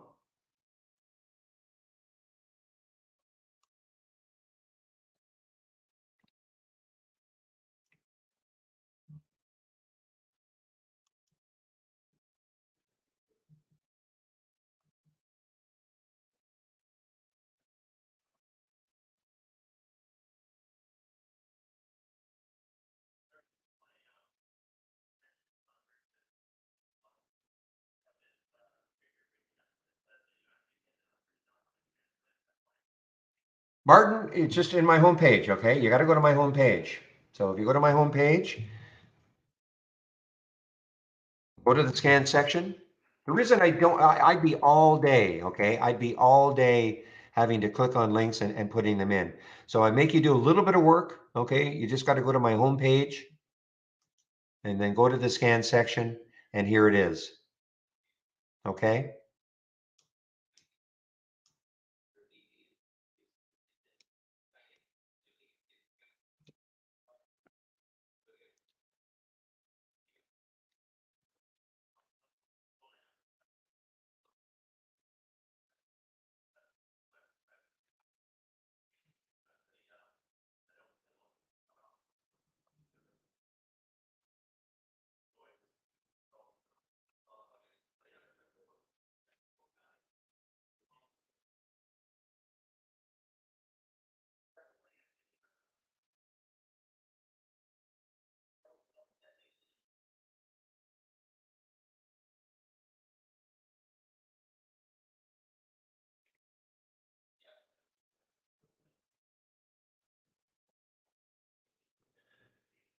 All right, guys.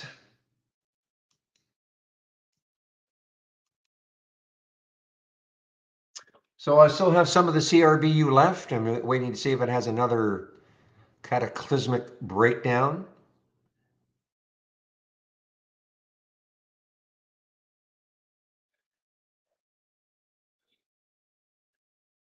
Tough acting, acting. Do they even make that stuff anymore?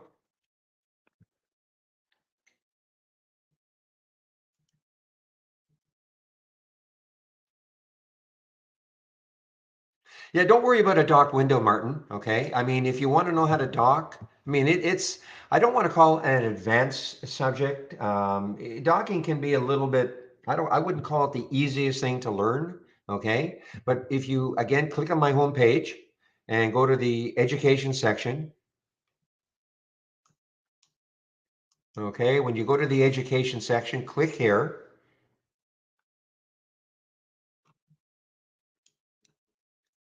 Click on the guide. And then scroll down to where it says docking, okay? I mean, I could go over it, but the thing is that you may forget everything I'm saying. So at least you know where to find it. There are a couple of videos on how to dock and what it's all about. So it's text. And so take a look at this, okay?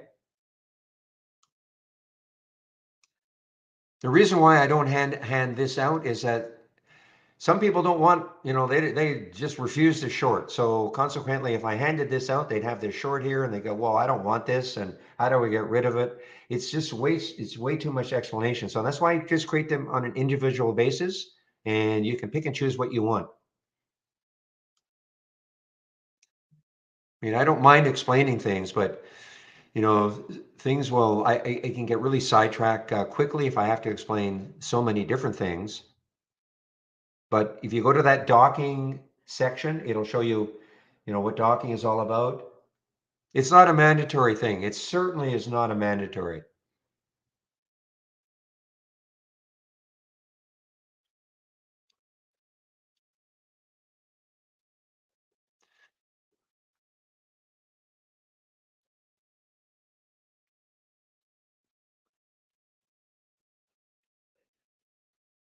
Well, you can create it with the tab, Richard. You know what? Why not? 1038. I'm going to create new docked window. Okay. I'm going to give it a test. Okay. Now I want to get rid of this. Okay, so I named and always give it a name. So the whole idea of this now is I can take, let's say I'm going to take my Halts resumes. I'm going to put a couple of alert windows into this window that I'm calling dock. So all I do, I'm going to put it on my other monitor so but it's there. Well, okay, right click and duplicate into test. Okay, so there it is. So there's a tab. Okay, And then next, oh, I see. Okay, you know, okay, well, I'm not sure I understand what you mean because it starts off with a tab. I'll take one other one. Do I have an alert window? All right, the small gap breakout, which is nothing, nothing happening today in this one. I'm going to do the same thing. Right click, duplicate into test. So there it is, two tabs. So I mean, I'm not sure what you mean, Richard, because this is the default creating tabs. But what people want though,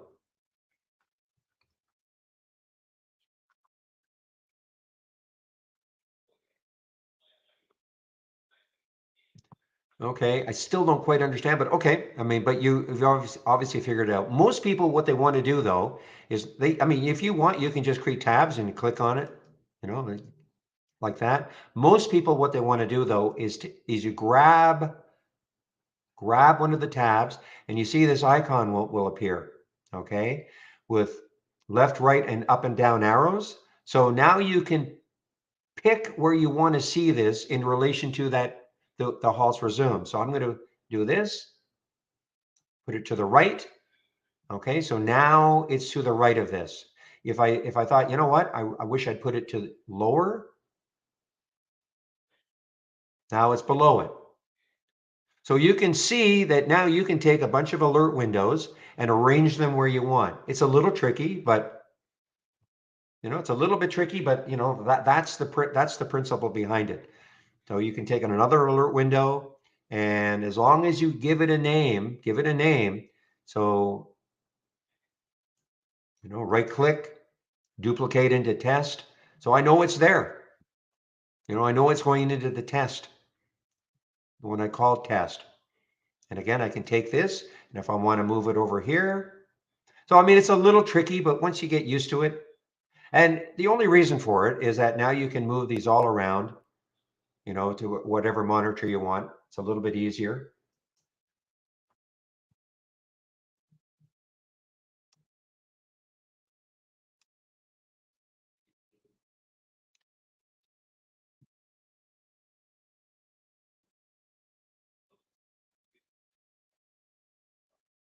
Look at AERC. Well, there are some problems creating a Richard pre like docked. I think there are some in the channel bar. I'm not even sure. I haven't looked to see if there are some docks in the channel bar. Well, I mean,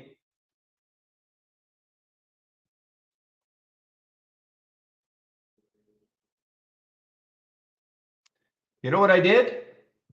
I want them to get rid of that. I clicked on the wrong one. So just give me a moment, guys. Shoot.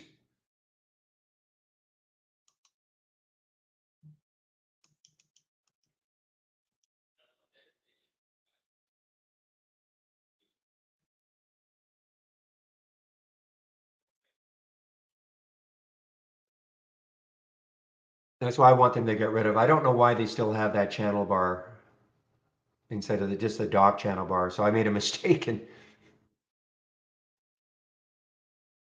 just give me a moment as everything loads again.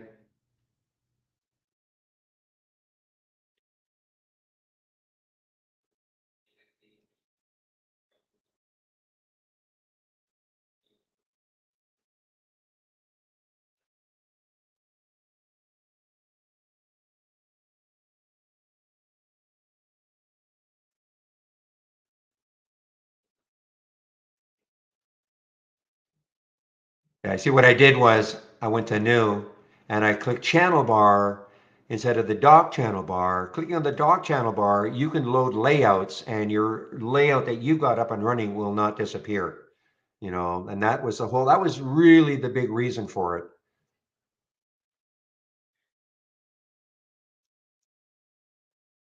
But all these layouts are docked. I mean, all the layouts are docked. So, you know, to sort of answer your question, all these layouts are docked. So anyway, back to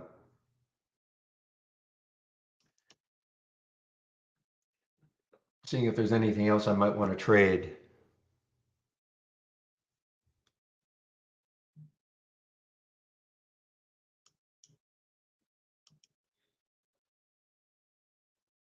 Look at this box D. I mean, I almost wanted to short this again.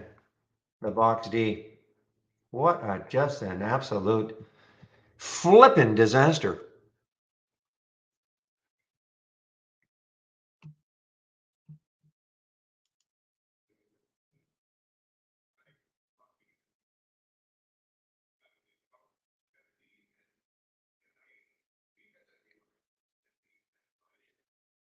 All right, glimmer of hope.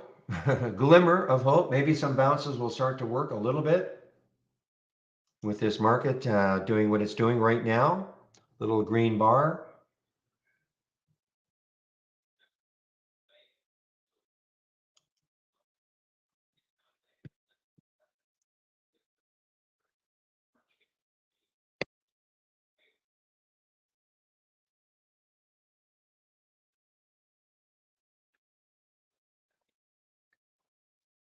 You've got to click on docked channel bar, Richard. Docked channel bar. Don't make the mistake that I did and click on channel bar. Click on docked channel bar. Okay? Talking to somebody in our YouTube room.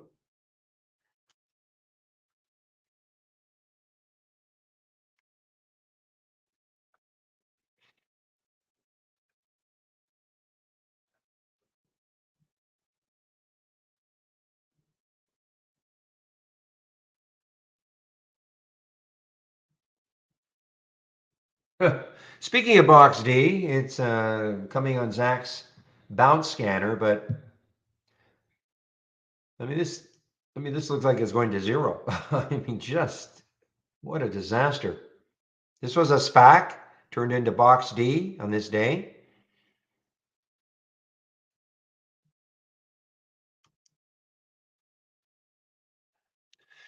So I was going to say, if you have a premium service to watch the AI, but there's nothing happening, but this is what I would do, going forward. I mean, we may get an alert later on. I don't know, but click on new and then click on AI/Holly strategy trades window. And this is the window that you'll see. And what I do is I sort on the profitable ones. I don't care.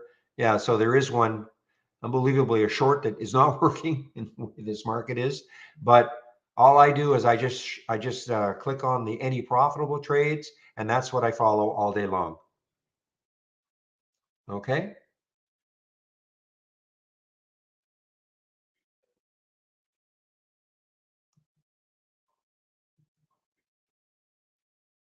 And there was no video about how to use the AI in terms of, okay, I get an alert. What am I supposed to do? The only thing I can say is I would not get hung up. Let's just take a look at that particular one.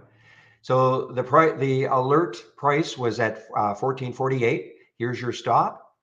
I don't get hung up on, well, I see the alert was at 14.48 and now it's at 14.53 or a change. Don't get hung up on that at all. These are not designed, to scalp. And plus I never ever ever take a trade unless I look at the charts. So when I get my alert here, again, this is now, unfortunately, because I made that mistake and loading that other thing from the channel bar. All my original alerts are gone. I'm only going to see the latest one. So, but anyway, the PBDS probably would have alerted. Well, actually, it would have had to alert here at 150 to take out the yesterday's high. But I never take an alert. I never take a trade unless I click on the alert and check to see what's happening. Okay, that's my style. I'll never ever auto trade.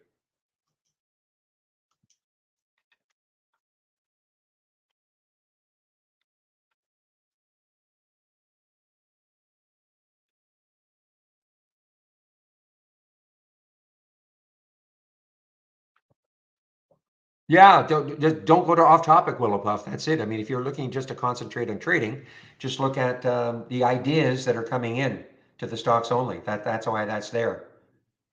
I mean, it's the other off topic. Well, it's off topic.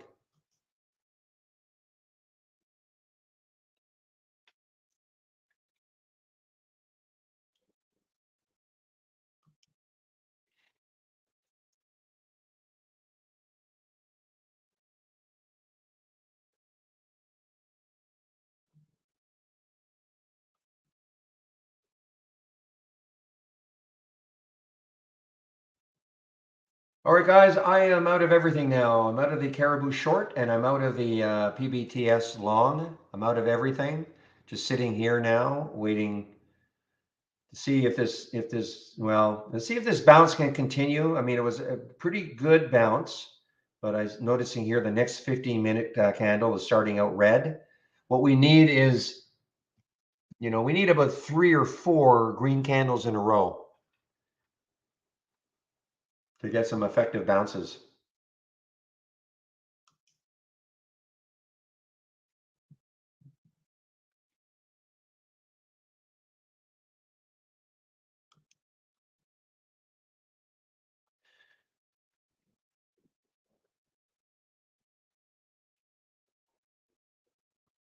All right, guys, a little talk about this window here, the big blue window that is called Brokerage Plus.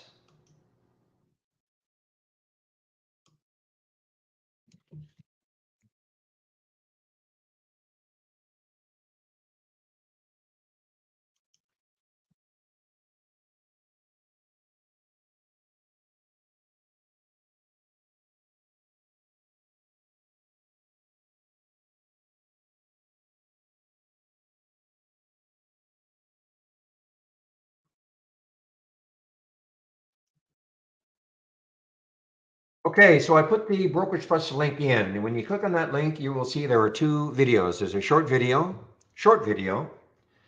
that shows you that if you have an Interactive Brokers account or an E-Trade account, how you can use this window to trade from within Trade Ideas, okay? The second video is a lot longer, goes into a lot more detail about how to use this window. But again, listen carefully. If you don't have an Interactive Brokers account or an E-Trade account, it doesn't mean you can't use Trade Ideas. It just means you don't have this feature available. We're a scanner. It doesn't matter who your broker is, you can use us, okay? Just means you don't have this feature available. How I like to demonstrate its use, though, is as a simulator, paper trader. So if you're new to trading, or maybe you have you created an alert window and you're wondering, I wonder how these alerts would actually work. When you get the alert, should I trade them? So you can practice trading using our simulator. You notice it says Brokerage Plus in the toolbar. There's two options underneath. One says live, which again, if you have an IB or E-Trade account, or as a simulator, paper trader. Now, this is only available if you're using our downloadable application. If you're using our web-based version, this is not available.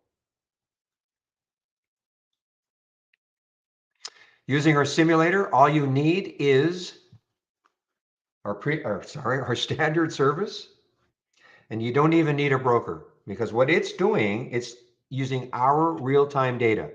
So you don't even need a broker. So I mean, if you want to practice trading and you haven't decided on who your broker is going to be, now all you need is our standard service, and you click on sim, and this would let me start from scratch. So this is what you'd see. It would say not connected, and then you click on sim, then it'll say account.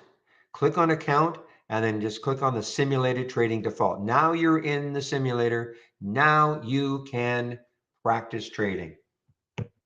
It's super easy. You just click on an alert, the symbol will show up. You pick how many shares you want to trade. You pick where you want to get in at. You go in at market or a limit price. Once you've determined what you want to do, then you click the buy button, and then you quick moment to make sure everything's right, and then you send it. And I can see in this latest version I've got, the send is truncated a bit. I'm on a development version, so the send is sort of truncated. I'd have to stretch this out just a little bit.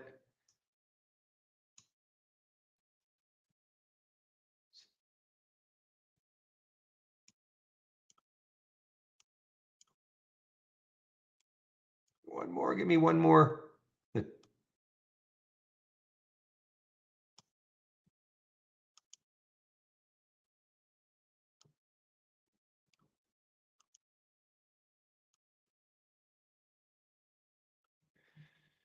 Just give me a moment, see if I can just move this just another smidge before it.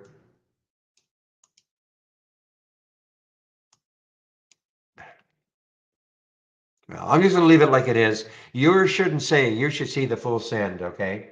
Because again, I'm on this development version and for whatever reason, how I sized this before, it was just slightly truncating the send.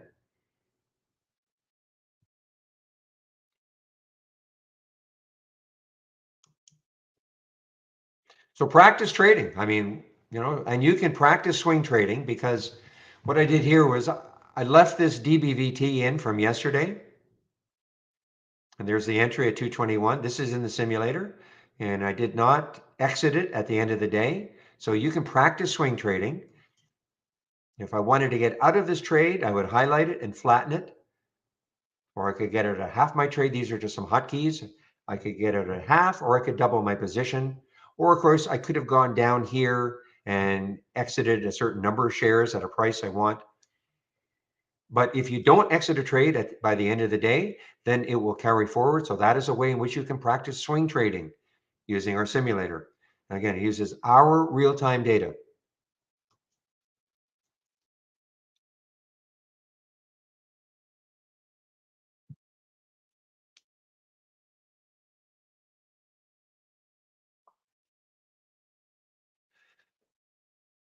So with the AI,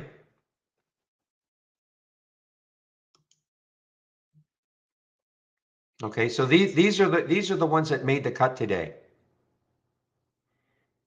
Okay, blind trader, these are the ones that made the cut today, and you can pick and choose which ones you might want. I never do. I want to see them all. I mean, there's very few today, but you can pick and choose which ones you want to see. So they're okay.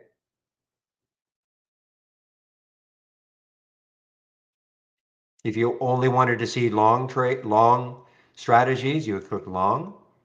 If you only want to see short strategies, you would click short.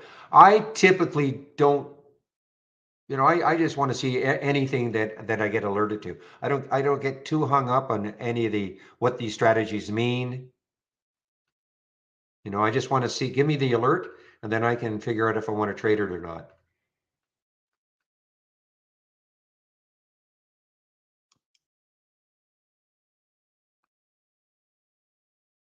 But here, you can do the same thing here. The strategies, if you just wanted to see the breakouts, then I would, click breakout as an example. Not obviously nothing happening in the breakouts today. If I wanted to see whatever this one is, count the money, count the money. Okay, so you can pick and choose which ones you want to see. Just trying to see what, I don't even know what, not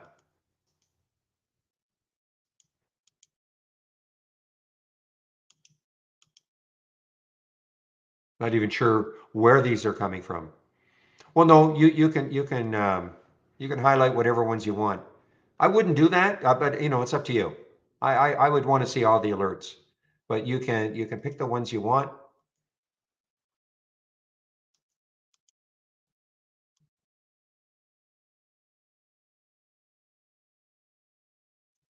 This is what I would have to do.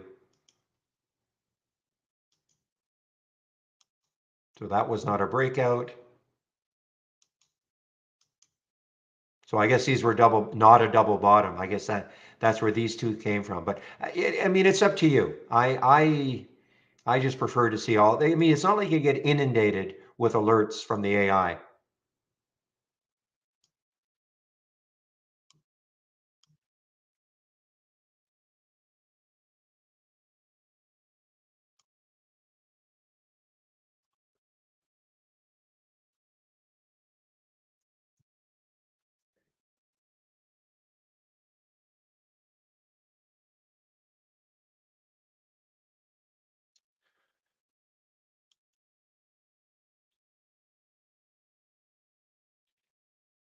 All right, guys, from the penny stock explosion, look at CYCN. CYCN, sub $1 stock, volume coming in.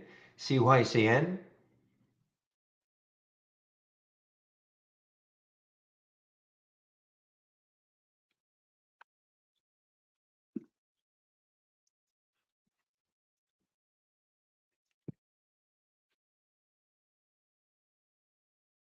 Hello, Mike C in our YouTube room.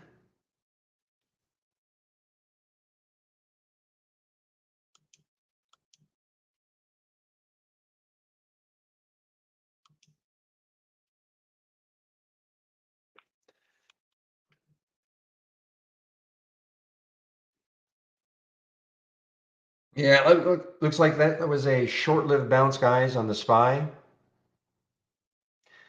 There was a day, I can't remember, maybe a few weeks ago, where we did not see two consecutive green candles. There was another bad day. We did not see two consecutive green candles. RBLX on the way down, guys. I know it had a downgrade. RBLX on the way down also.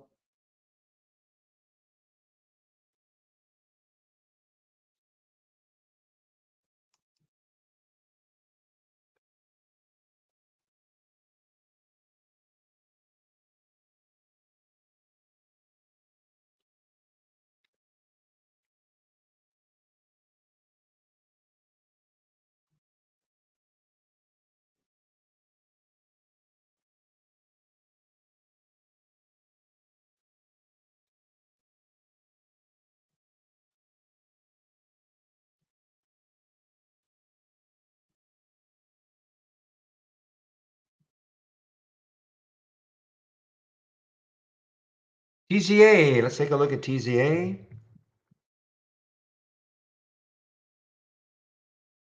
3 times. Wow, small cap, 3 times.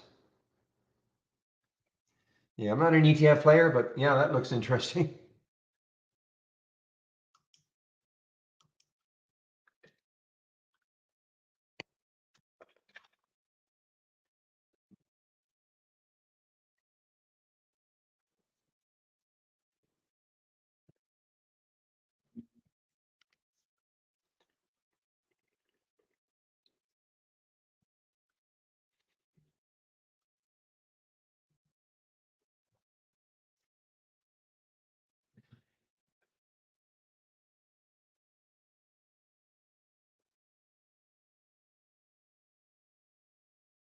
What's the flip of it for TZA?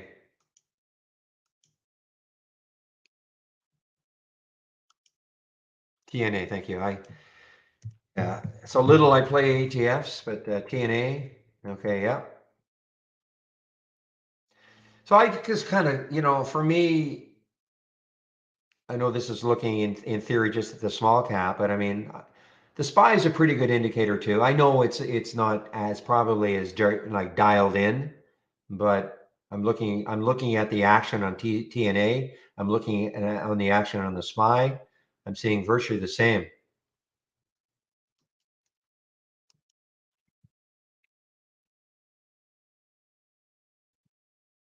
I mean, and the reason I mean, most people know the SPY, so as opposed to my putting the TZA here or TNA or some other ETF where I'm going to get a lot of questions. Well, what's that? What's that? What's that? When I don't, so I keep the SPY there because I guess it's, to me anyway, it's a good enough general indicator of market direction.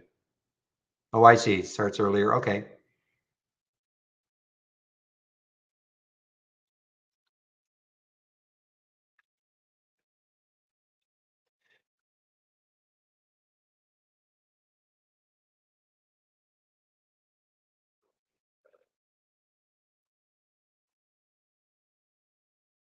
Gotcha. Okay.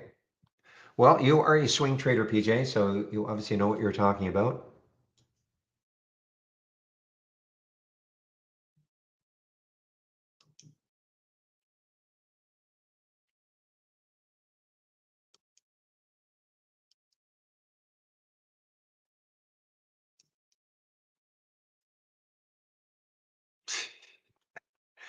All right, Northern, I know exactly what you did there. A little Saturday Night Live reference. At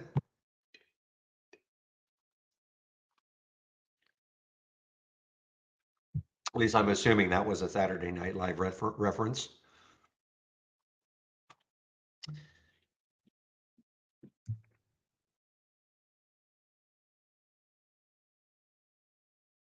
Yeah, I mean, this is still super, super strong. I mean, it has not pulled back that much. Yeah, it takes out 9. I might even get interested. It takes out 9. What's the next high looking left? Is 9. Is 9 on the monthly chart. After that, 1106 on the monthly chart. So again, I jokingly said, guys, print this chart out because this is what you are looking for an alpha stock. Something that doesn't care what the rest of the market's doing. I mean, it's like it's living in its own little trading world, completely oblivious with what's happening.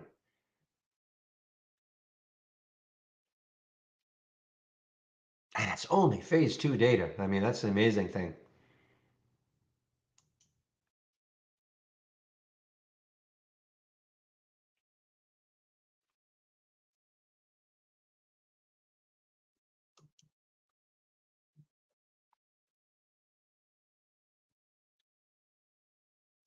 And the float, 36 million in the float. So, I mean, it's not crazy low, certainly not high. Crazy low meaning like a 2 million float, 2 or 3 million float.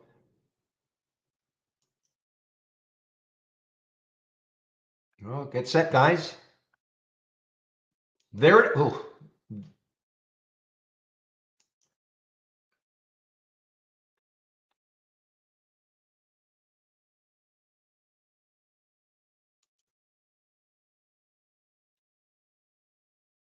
how long can it hold over 9?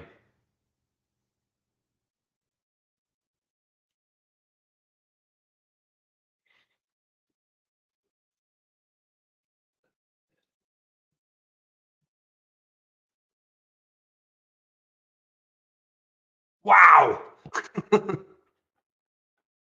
I mean, that's a big wow, guys. I mean,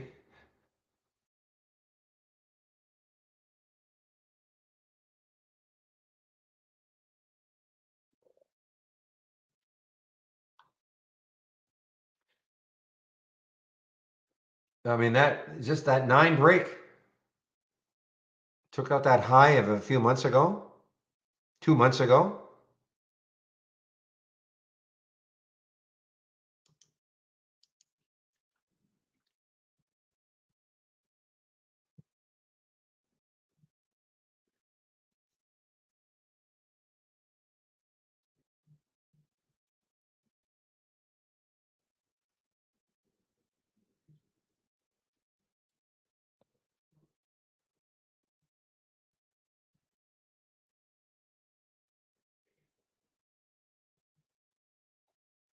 No shorts available now at Interactive Brokers.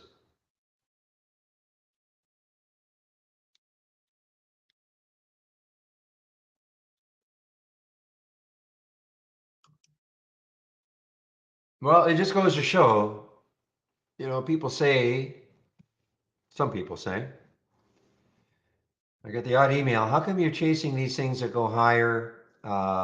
They're already up like 80% or something. Isn't that ridiculous? Why? Well, because they can go up another 10 or 20%. Is that simple? And this was not a chase. Okay, this was not a chase. This was a break of 9.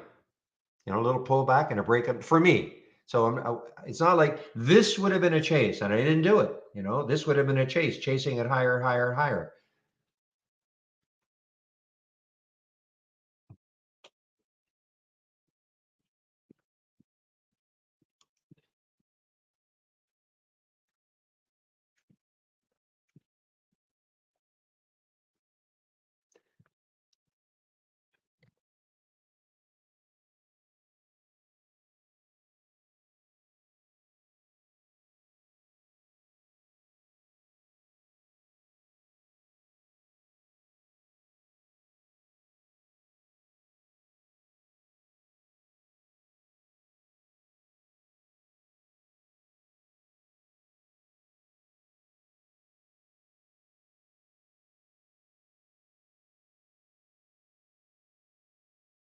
If you're talking about eyes going in all sorts of different directions, yes.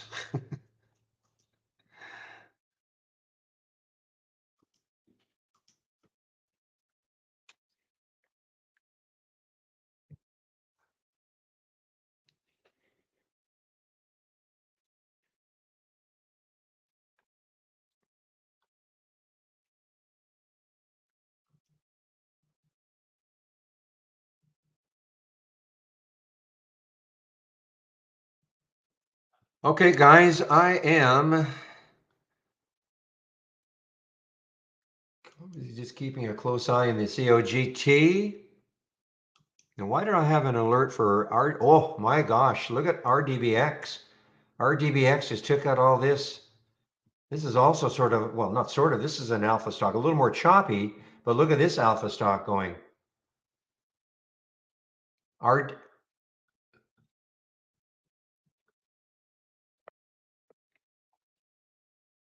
no, you don't, Todd. You do not need more monitors.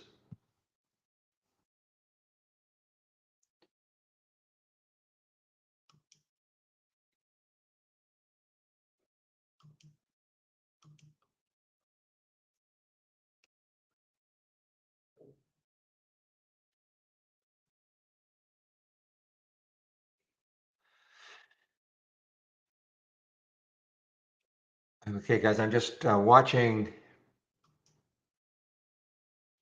a couple of things here.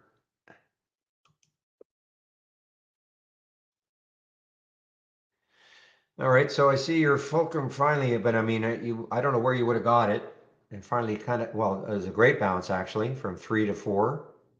Maybe starting to crawl back even over 4 for the FULC. Did they have specific?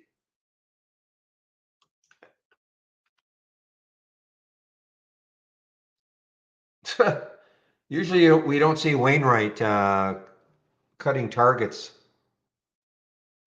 So they've have their, I don't know what their target was before, but that's on the FULC.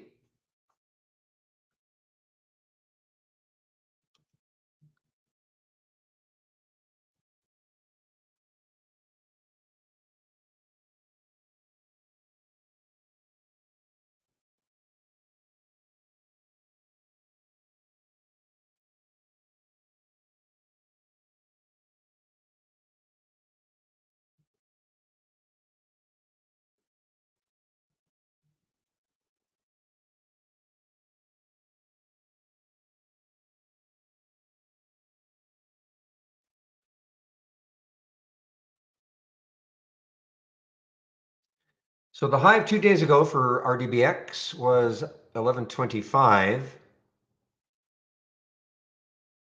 And the next high looking left on the monthly chart looks like around 1140.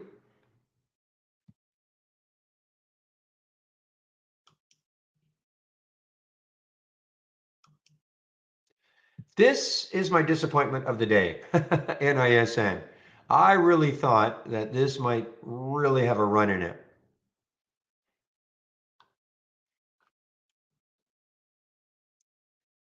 The reason being is that, I think what they tried to do, I think, was just say, you know what, we're going to put out a press release like HTCR did earlier in the week, and we're going to say we're launching an $8 million buyback and see what happens. And what happened is, yeah, had lots of action in the pre-market, and a ton of room. I was waiting for it to see if it would take out 115. It didn't do it. So of course, I'm certainly not hurt by it, but just hurt my feelings. I really thought this might have a shot like the HCRT or the HRCT, whatever it was, HRCT, HCRT. Help! I need the symbol.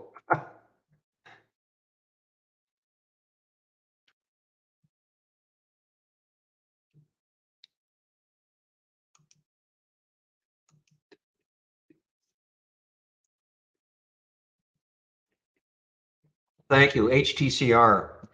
I could have done the old permutations combination thing and figured out all the different combinations, but thank you for. I knew it started with H, HTCR.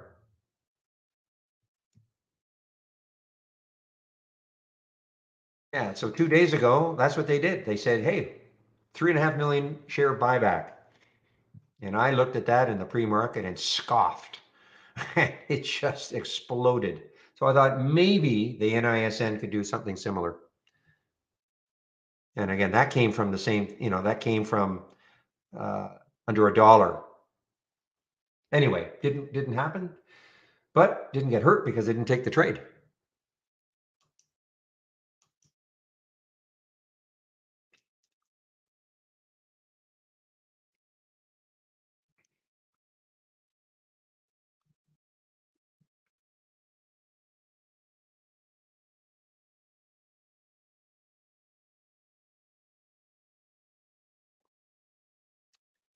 All right. HSCS. Okay. So we'll get that in here. Right click, create the price alert, $1. In my notes, 1.8 million. Do they have a suggested open? $4, $5?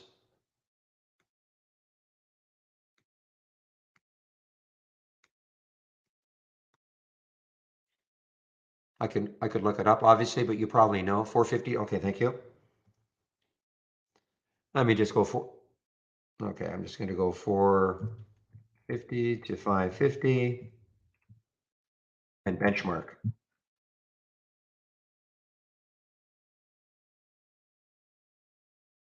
We get the question quite a bit, how do we track IPOs? And there is a hack if you want it. I just think this is a better way to do it. Take a look, grab yourself an IPO calendar. I mean, I can give you one, which is going to show you the upcoming IPOs. So maybe on a Saturday or Sunday, spend 10 minutes or so taking a look at the upcoming IPOs for the week, and then just do what I just did. You type the symbol in, it won't be trading yet, so you can just create a price alert. See what I did? I created a price alert at 1 because it's obviously when it starts to trade, it will be over $1. I put also though, why I like to do it this way. I want to have an idea about how many shares are outstanding, they're issuing, and what the suggested price is going to be when it opens. So if I see something when this starts to trade and this trades above, like what if it opened at 10? That means that this could be a very exciting one, and it's very risky on the day of, but it could be very exciting the day of the IPO, okay? With very few shares and lots of I mean, I have no idea where it's going to open, but let's just say it opened above 550. That means there is some enthusiasm. And we've seen some crazy, crazy action the first day of these sort of IPOs. So that's what I do, save it. Now I don't have to worry about it. And why I like to do it that way again, if I just had an IPO scanner, I wouldn't have all that other information about how many shares, the price, and also as PJ pointed out, who's behind it. This benchmark seems to specialize in these sort of IPOs. I think it, you were just better prepared from when it happens. If you create the price alert, then you can quickly see what it's all about.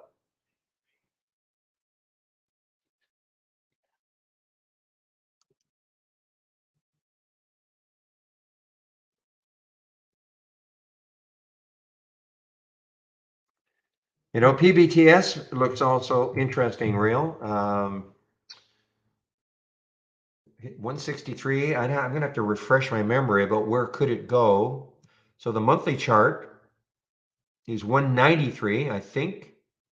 Yeah, 193 is the next high in the monthly chart. I mean, I know that's a high there, 148, but it did take that out earlier. The weekly chart is there's that 148.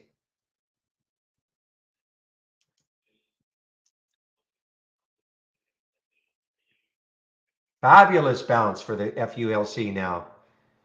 Fabulous bounce. Even if you waited for the 4 break. I'm whipped. This has been quite the morning.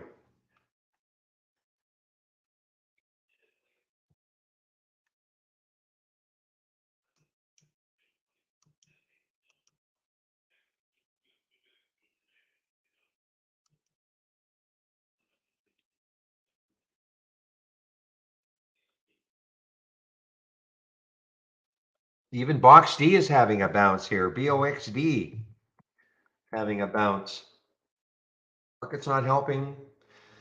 For bounces to work really effectively, obviously the market, you'd love to see the market running, but what you don't want to see if you're trying to take a bounce is the market continuing to move down. So what we're seeing right now is maybe flattening out a little bit. Maybe the downward pressure is over for a while. So some bounces, that's all some bounces need, just watching the market so it's not moving down on you. It doesn't have to be necessarily moving up, but as long as it's not continuing to move down.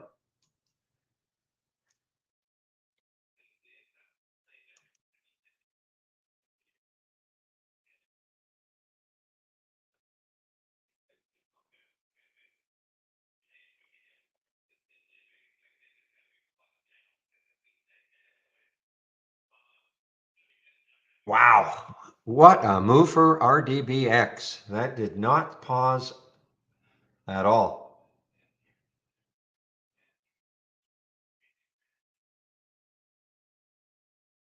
And another alpha stock.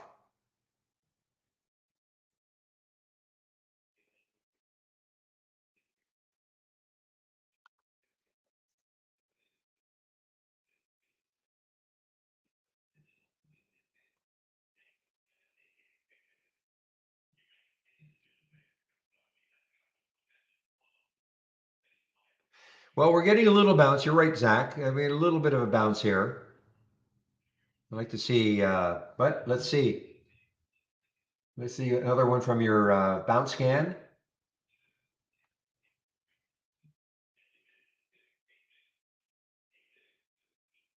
Ha! You, I don't know if you saw that. That flash green all the way up here, which is of course a mistake. Let me just get rid of, see if I can get rid of that. I don't know why our charts do that every now and then.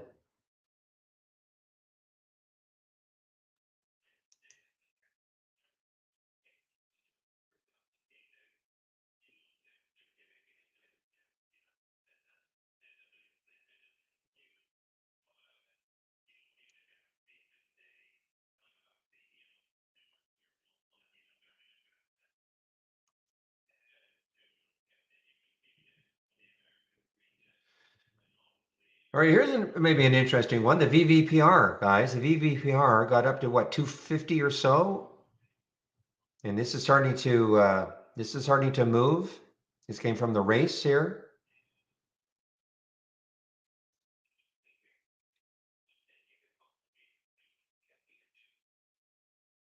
and we have a. Yeah, I don't understand this one. This is a halt. I see Jan was halted a couple of times, or once anyway.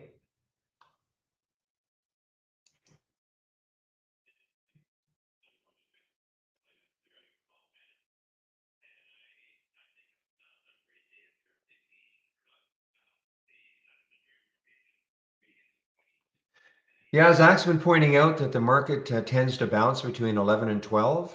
There's a little bit of a bounce happening here.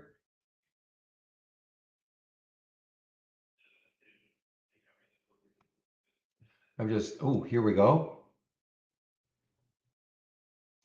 So this just showed up on your bounce scanner. So let's take a look. NUTX. Now, I don't know how easily would have been to get this one. It just popped almost immediately. NUTX.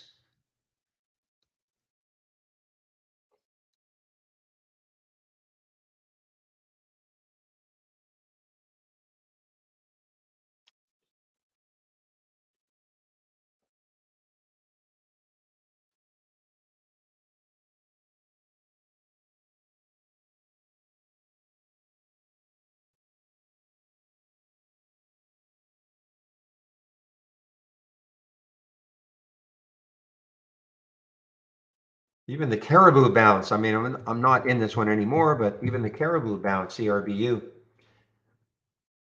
This is kind of looking interesting, actually, guys, for a bounce play right now off that 6. Let's see how well it holds over 6. I mean, obviously, it's got a ton of room. If it wants to start to come back a bit.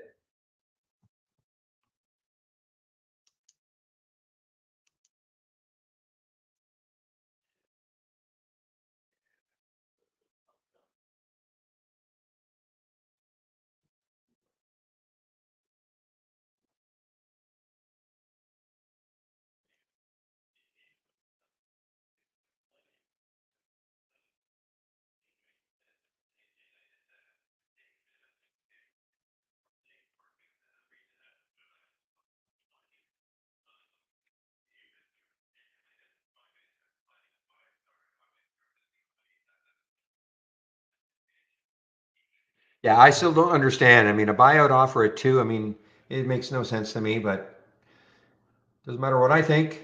And this is the red box, RDBX.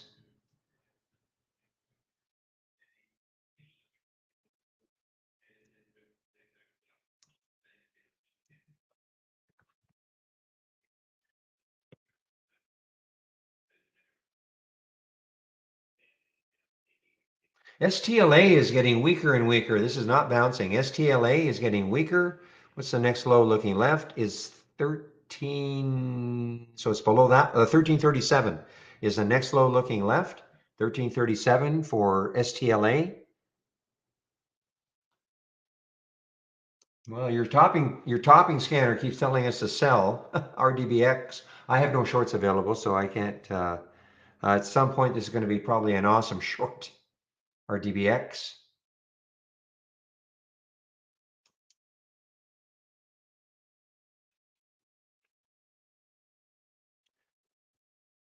So I'm in nothing right now. Again, I'm waiting on the COGT. I'm going to put a price alert at the high of the day. I know as crazy as that sounds, and see if it takes that out later on.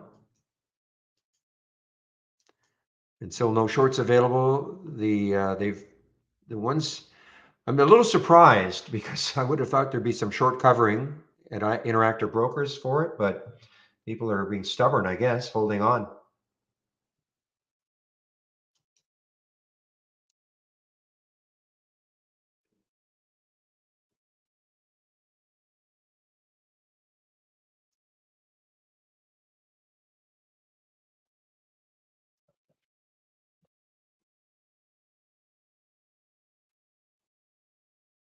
Whew.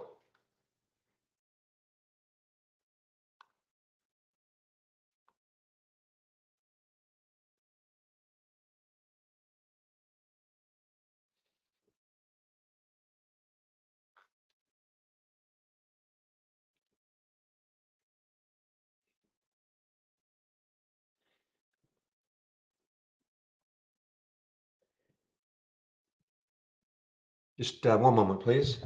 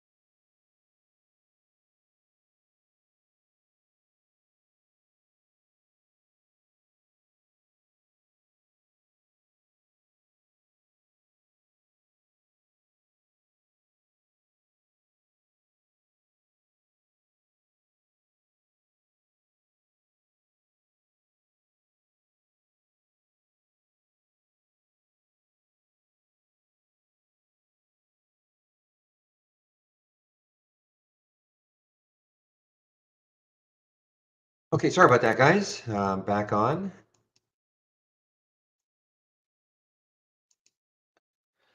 Okay, now this is a short-lived bounce, guys. I mean, this is turning into a red candle again. Okay, so short-lived.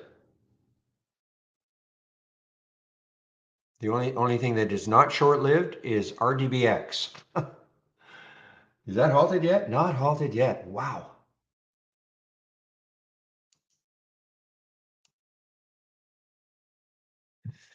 Yeah, we'll see, PJ. We'll see how it opens on. When is it supposed to open? Oh, Wednesday. Okay. Yeah, we'll see how it opens.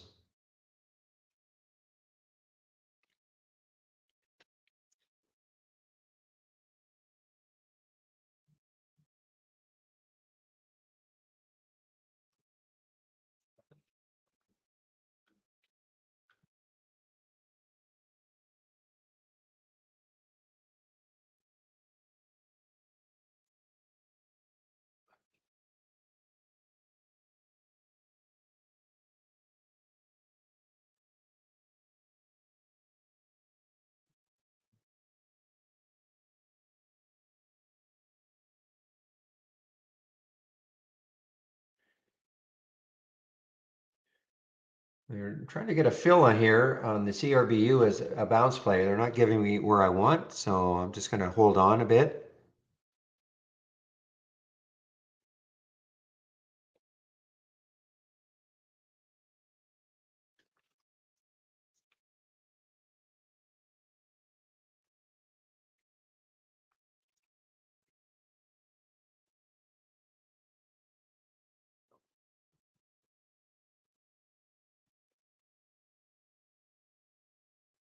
Give me a moment, please. Just give me one moment here.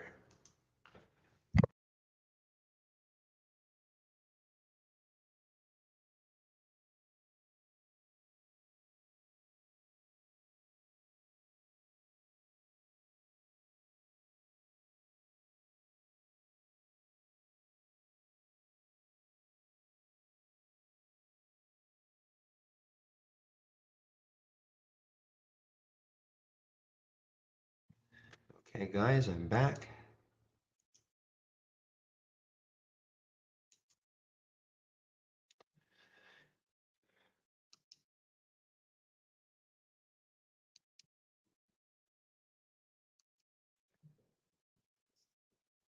Oh, okay, well, maybe it's not going to bounce. I'm just looking, I'm keeping an eye on the CRBU. I'm actually in it at 605, 605, 604 for a potential bounce, but I'm just going to, if it dips down below into the high 590s, I'm out.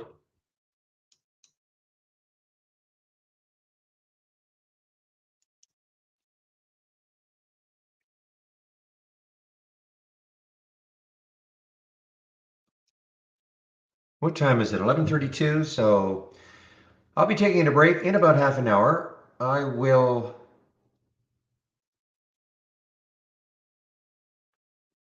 just want to confirm it's Jamie in our YouTube room at noon. Oops, not Jamie, Andy. Yeah.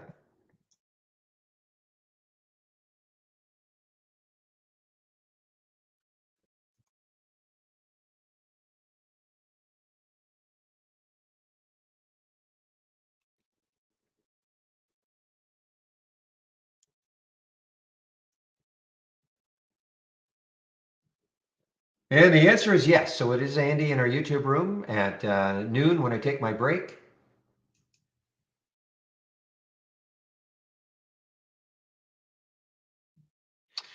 Yeah, so that was a momentary bounce, guys. This market is now drifting down again. So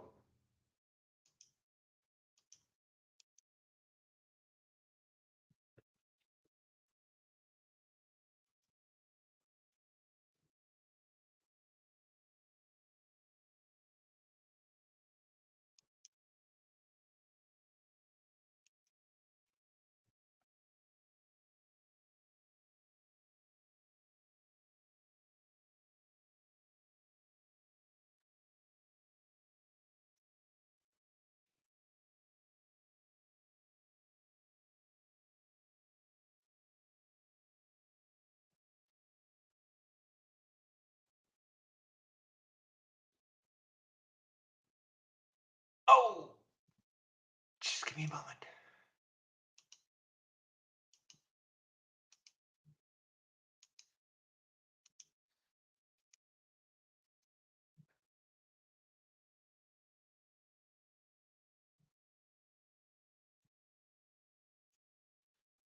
I got to put myself on mute.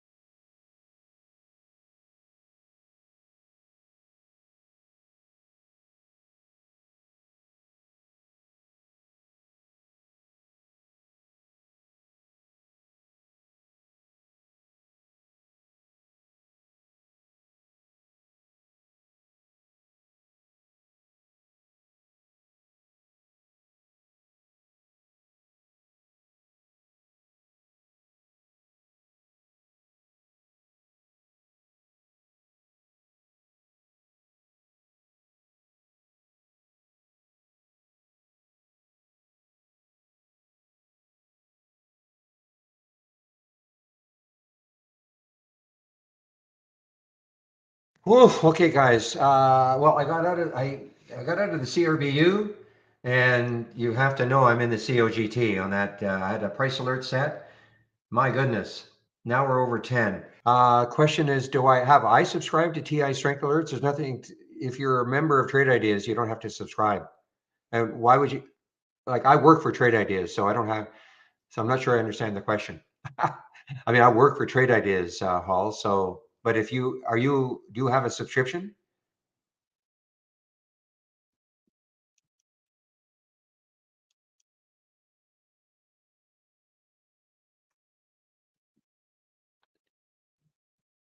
No, Hall, do you have a subscription to Trade Ideas? Whew.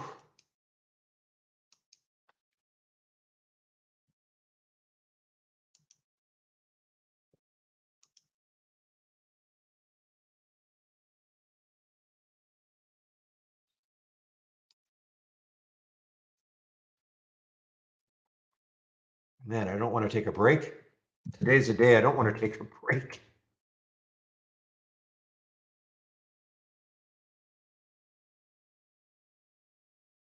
Okay, Hall, can you hear me? I'm just trying to answer your question.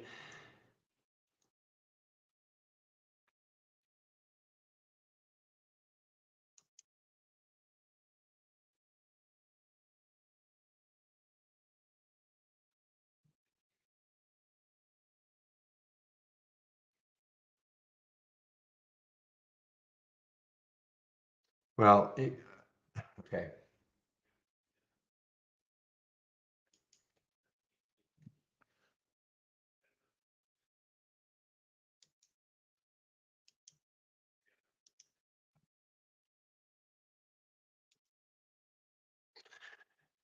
Whew, all right, guys. So 11:38. I've got another 20 minutes or so before I take my break.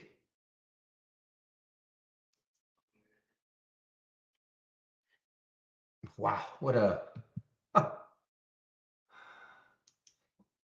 again, print that chart out, guys. Memorize it. Alpha. Oops, COGT. Getting ahead of myself here. COGT. I mean, look at this move. I mean, look at all these, hardly any pullback whatsoever.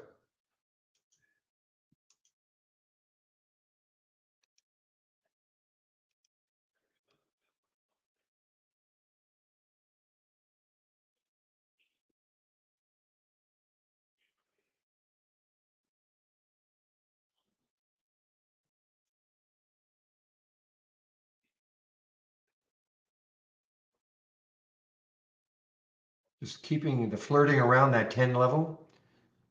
What did I say was the next high looking left? I think it's 1106. 1106 is the next high looking left, certainly on the monthly chart.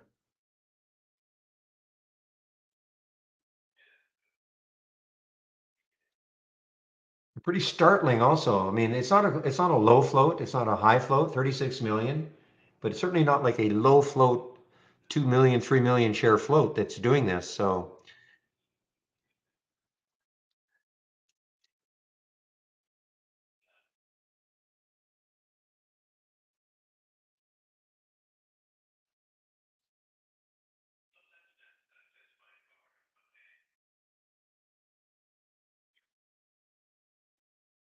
real is saying on the 5-minute chart, there's the 8 EMA pulled back to 9. I think that's what you're saying. The 5-minute, yes, 8 EMA, 5-minute chart. I didn't even see that, but wow.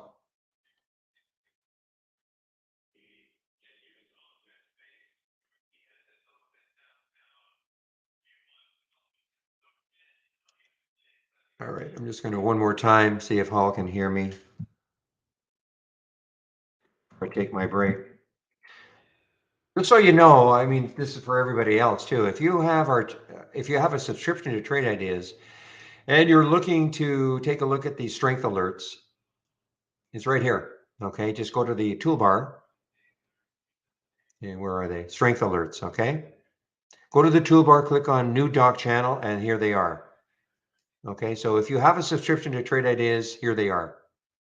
And here's the email that goes out. You don't get an email if you're a subscriber. Okay, but there's the email that goes out. I don't trade them because they're just not my style. Okay, I'm not looking for these. A lot of them are way too expensive for me. But you know, it appeals to a certain type of investor for sure. So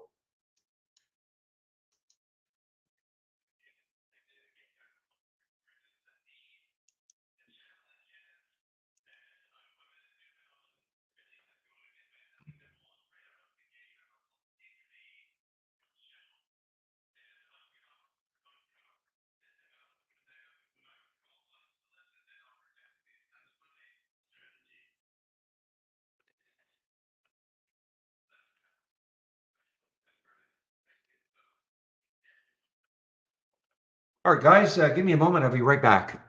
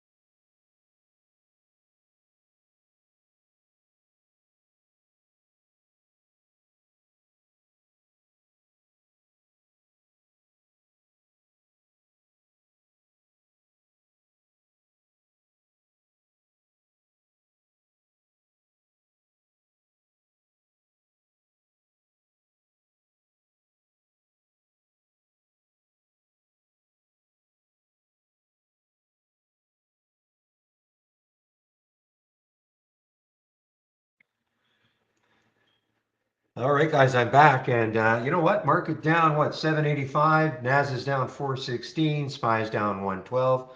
Who cares when you've got trade ideas and you can find things like COGT?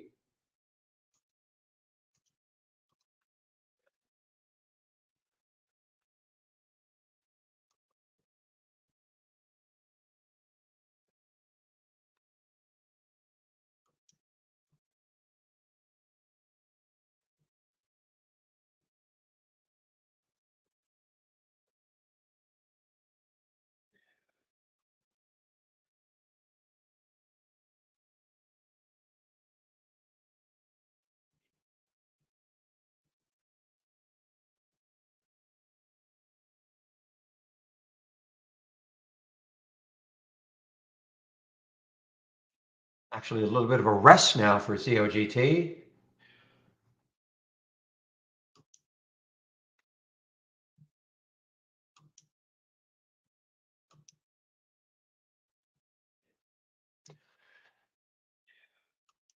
BGXX, I do see it's on your scanner.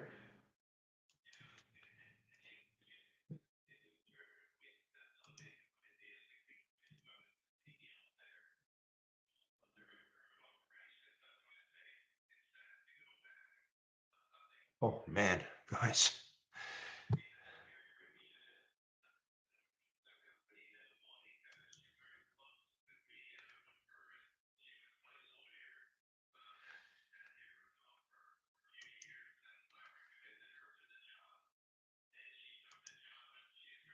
Not shortable for me, BGXX at Interactive Brokers, but I don't really care.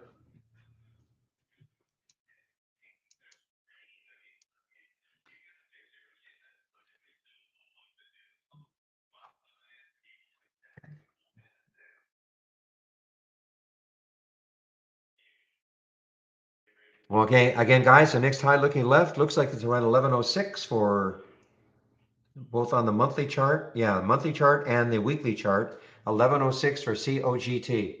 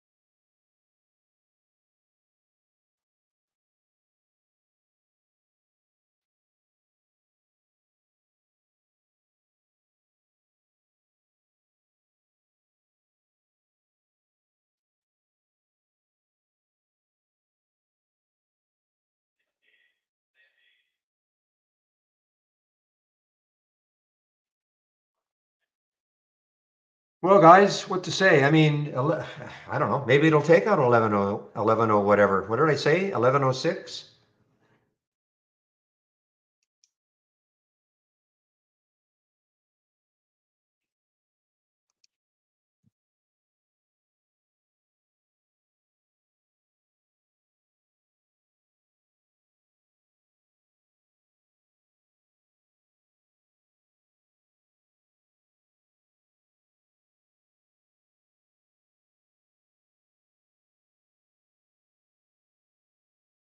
I can't wait to do this video, considering, my whole bias on COGT was short, short, short, short, short, short. Couldn't have been more wrong.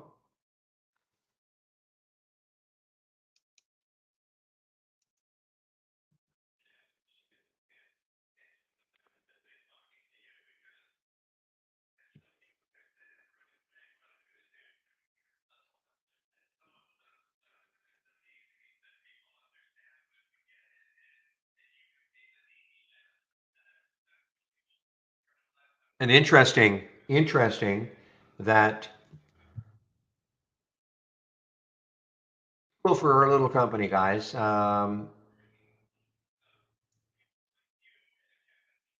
let's see if there was an earlier one. No. So at 10:11, if you have interactive brokers, you see we have, like, Trade Ideas is starting to be picked up as a news headline in interactive brokers. And there was the news headline, okay, at 10:11.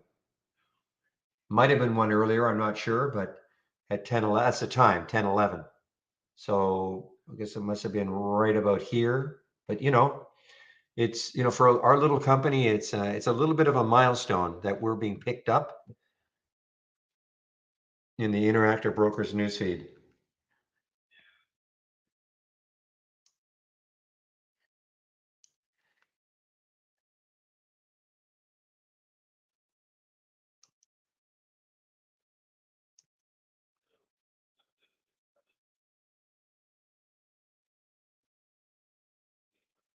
Yeah, I think it's pretty cool for us. I mean, we're still just a really, really little company.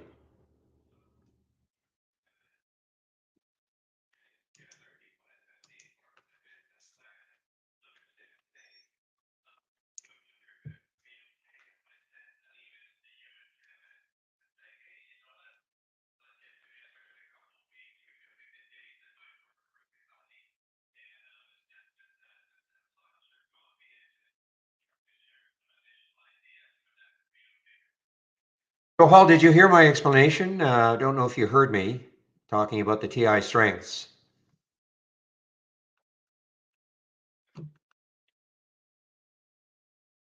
Okay, so I don't have to subscribe. I mean, I work for Trade Ideas, so number one, I would never have to subscribe. But are you a Trade Idea subscriber?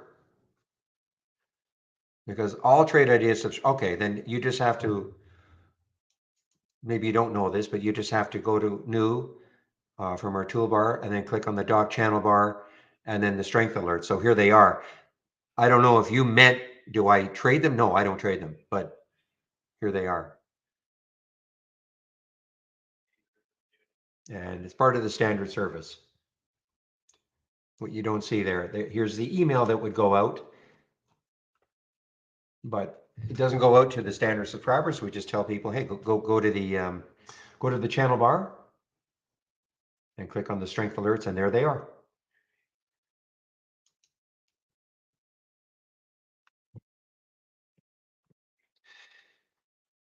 So if your question is really, do I trade them? No, I don't.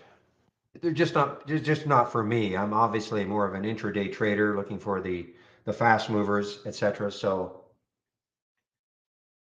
just not for me, which is not an indictment of it, of course.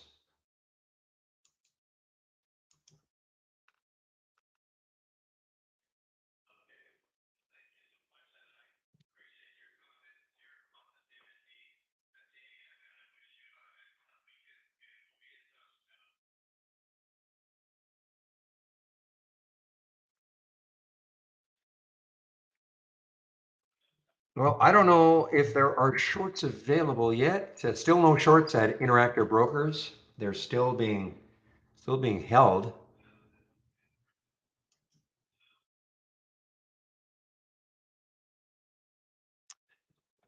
Off the top of my head, I'm sure it is just a volume. It's just kind of some kind of a volume surge. Where is it? Because all you have to do is just right click on the window, right click, configure, and click on summary, and it's going to tell you what it's looking for. Okay. But if you tell me where it is, what channel is it? Yeah, I'm sure it must be in a channel, right, Jose? If you tell me where it is, then okay. So let's take a look at it.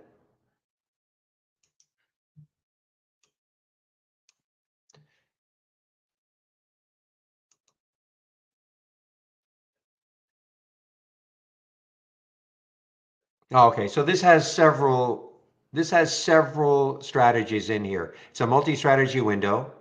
Okay, so extreme volume, extreme volume, low float, 52-week high on strong volume, extreme volume, all-time high. Okay, so it's looking for stocks. I don't know why there's a duplicate here. Don't know if that's a mistake or let me just check the alert window. Ah, God it, I hate that's the infuriating part sometimes of this docking. You know, I've accidentally grabbed it and now I don't. Let me get out of it. Give me a moment. Okay. So, I mean, this is what it's looking for. Just have to right click. Yeah. So volume in the last 5 minutes is 300% of normal. Okay. So it's just looking for extreme volume. You mean these colors? They're just color coded. I mean, in other words, to differentiate. If you're talking about these colors, these are just just to differentiate the different alert windows. Let me bring it up again.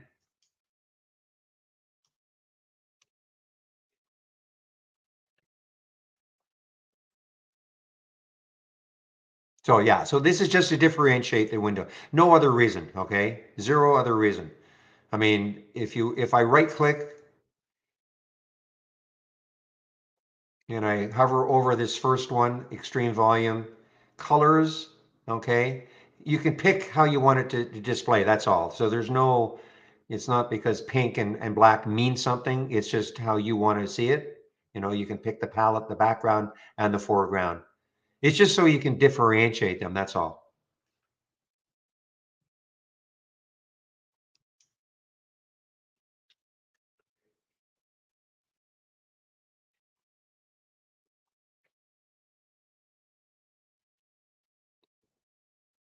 Just a minute, doorbell, just 1 minute.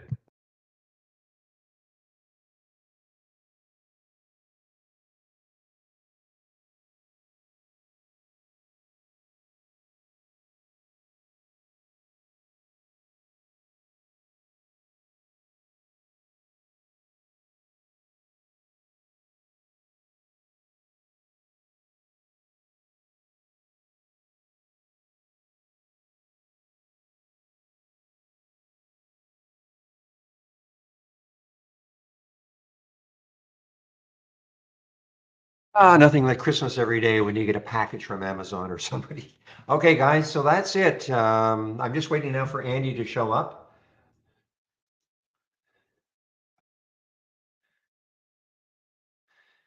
Just give me a moment to get my script together. I'm just going to put it in here that I'll be taking my break pretty soon. I'm still here, but I just want to put it in here before I forget.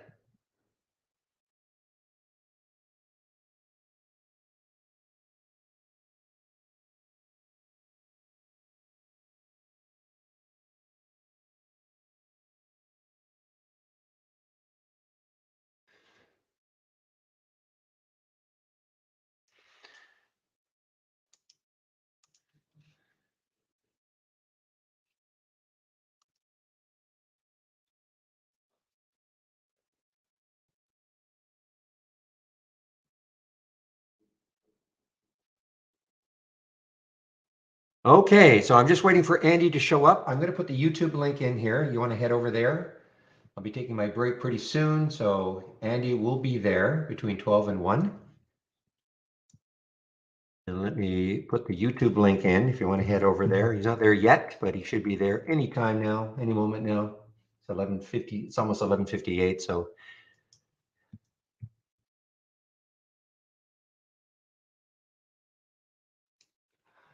now, Zach.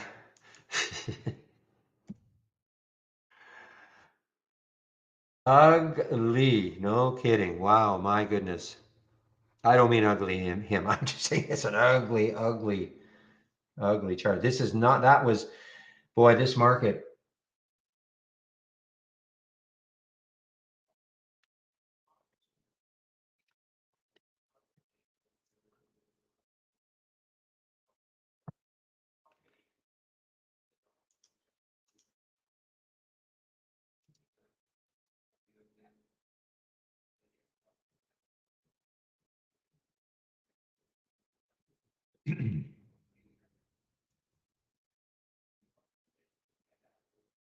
Man, I should have shorted this one, NISN. Huh. I didn't realize there were shorts available. Interactive brokers. AERC, guys. AERC is now just poking its head over 10. It's been extremely choppy. There you are, Andy. I don't know if you can hear me, but I hear your little ping, so I know you're in the room. Hey, Barry, can you hear me? Oh, yeah, I can hear you All loud. right. All right. How's it going, man? Fabulous. Ah, Fabulous. And I was saying, who cares? The market's down 700, 300 on the NAS, 105 on the SPY. When you've got COGT, I mean, my gosh, what have you seen that one today, Andy? I did. I did see that one. You That know, was a beauty. and look, I mean, look how it's traded. I was jokingly saying people should just, excuse me, copy that chart, paste it up as your poster child for an alpha stock because it has not cared at all what the market's doing. No, no, absolutely So, not. Wow, that's uh impressive. What and yeah. then let's see, what price was it? 827 when it triggered? Yeah, and it's had a lot of meat on that. Could have. Oh, yeah. Yeah. So anyway, my friend, All right, buddy. I Let got to me do a yeah, video let on me that. let me show my oh, you did you're going to? Well, I'm gonna do. Yeah, I do my video just yeah, at noon. I do my video and then I will work out. Then I come back and join you. All right. No hurry, buddy. I am Okay. here. I am sharing my screen now, I believe. Now you are, yes. Okay, perfect. Okay, Eddie, have All right, a good man. hour. We'll see you at about 5 2, okay? Uh-huh. Thanks, Barry. Appreciate it, buddy. Okay, bye-bye. Bye-bye. Hello, traders. Hey, Mike C, how are you, buddy? What is going on? Besides Armageddon. Although the market is trying to dig in and get a Hey, John, how are you?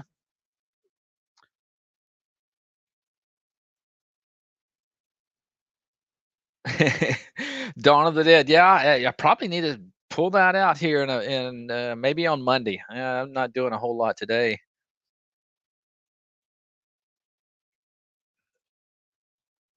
And lately, if I have done something, it's usually a China name.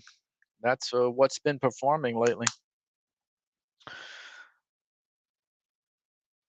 But there'll be a time to get out the Armageddon alert, the Dawn of the Dead alert. I just don't know if today's the day. I don't like doing things like that on a Friday.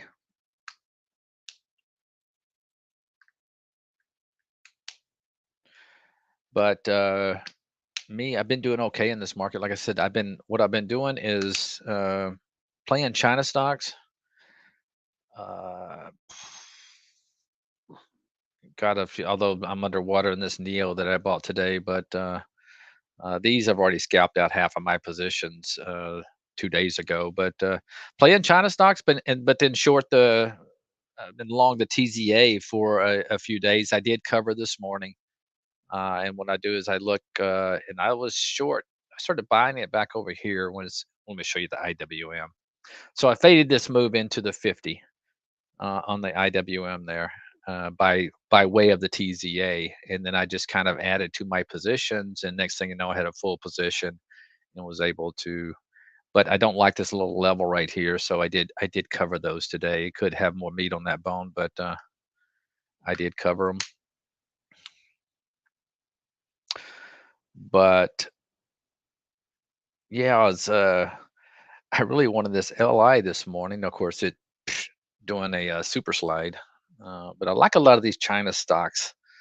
That one, but anyway, I ended up going in to Neo, but thought I was catching a lagger, so I'm kind of underwater in that one.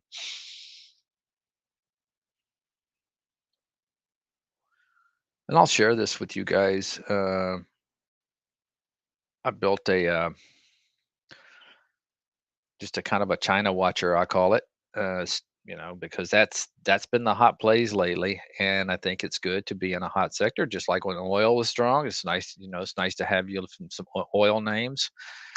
Well, lately China has been strong. So what I did is I found a really good symbol list on just Google it. I Googled for a symbol list, and for those of y'all who are interested, I'll be happy to share it with you. So let me just go to my symbol list because I really think it's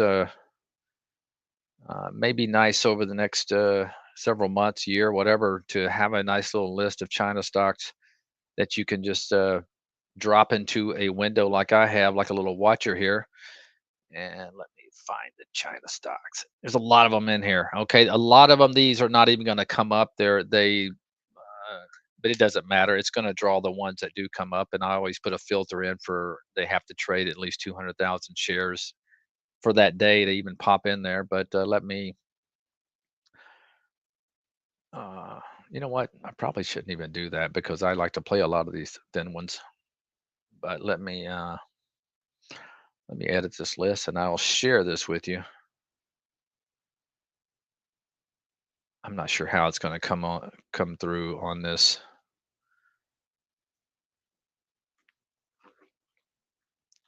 You may have to do your own spacing yourself.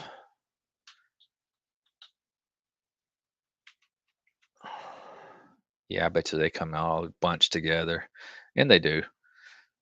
So if you want them, there they are. Like I said, you're going to have to do your own little spacing. But for those that like to follow the action, uh, I think that would behoove you to maybe get that list. If you don't have one, you maybe already have one. We have one built in. It's a pre-configured one called China that's built into our symbol list. I think it's a little bit antiquated. I think it's outdated a little bit.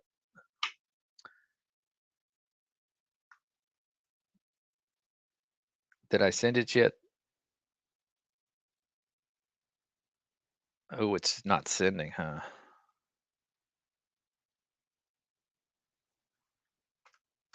It's too much. I guess I don't know why. Let me take off some. Maybe I'll do it in tranches.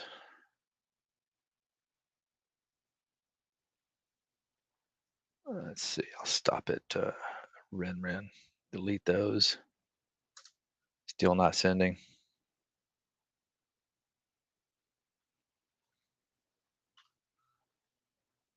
Still not sending. Oh well. That's not very many in there now. I'm not sure why it's not sending.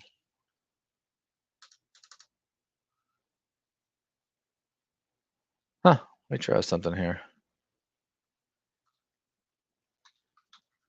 Okay. Huh. Not sure why it's not liking my list. I don't know why, but if any of you guys want that, let's see. Try it one more time. Now, for some reason, it's not liking the. Probably think it's probably seeing it as spam or something, which I don't know why it would do that. Oh well, you can always email me, at info@trade-ideas.com if you want it, and I'll give it to you. Let me just show you what I did. It's probably the easiest thing. So you guys could just do this. go to I just list of China stocks, and which one did I go to?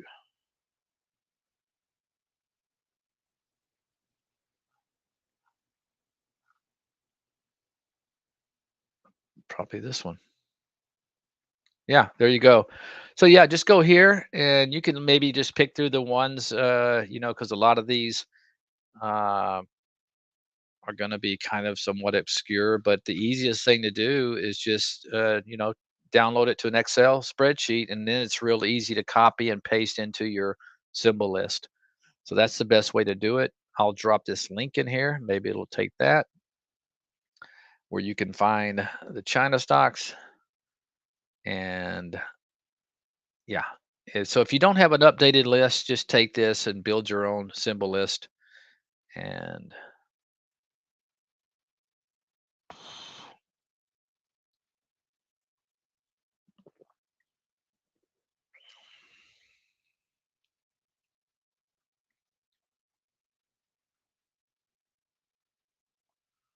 there's that TZA position that I did cover this morning.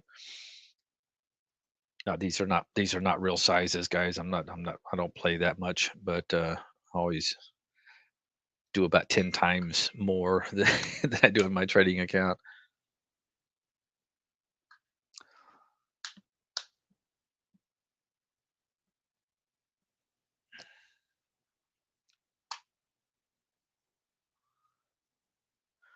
But not doing a whole lot today.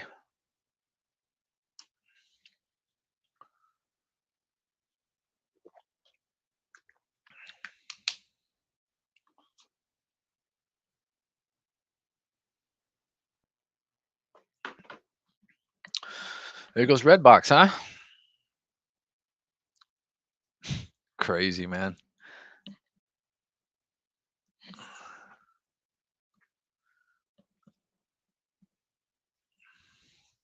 All right, let's take a look around, see what's going on. The spies here trying to get a little bounce off there and get through their 10 period moving average. Let's see if it can close above that or it's going to get slapped back down here in the next 5 minutes. Qs.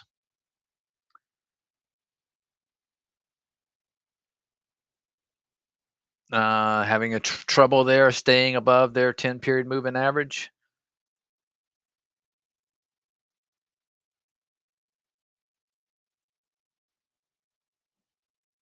And IWM, same thing, having trouble getting through its little moving average there. Do have a volume bar here, so this could be the biggest volume bar of the day. So we'll have to keep an eye on that to see if there's anything brewing as far as maybe a rally, but I don't know.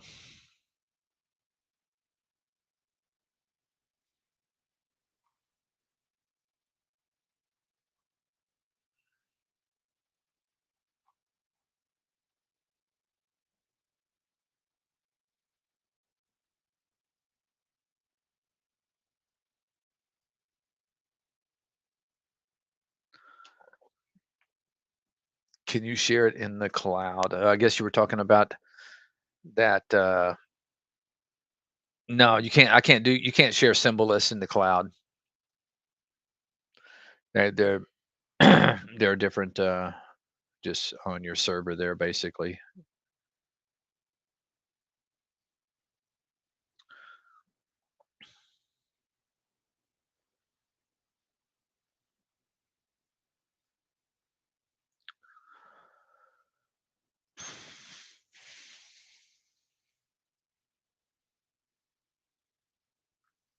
Well, Alt is added again today.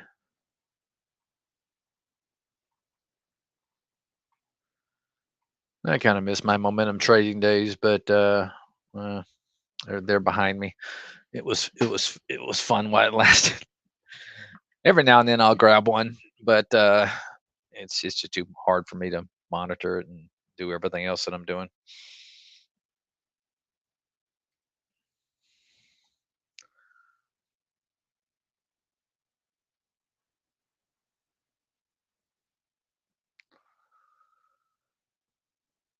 All right, let's take a look at a few of these names. Just kind of keep an eye on EDUs. Been strong lately. Well, I'm not that familiar with this one. NetEase has been around forever.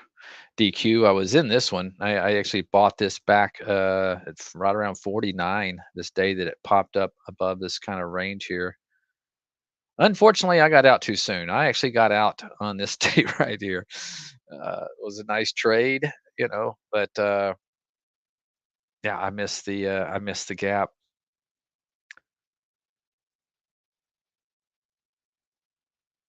It's a nice looking little chart there. It's 200-day moving average. I may put a little alert there. This is a lot of times what I'll do, just kind of homework. I'll just go through and set alerts on these things.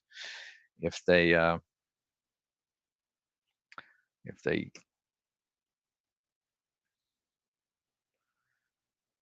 JKS has been strong. You see I have an alert for a pullback. I'm hoping it's going to get down here to the, I better lift that up just a little bit. I said it probably a couple of days ago. So if I get a move down at this 20, maybe interested in buying that. That would be kind of the breakout point too that it had not too long ago.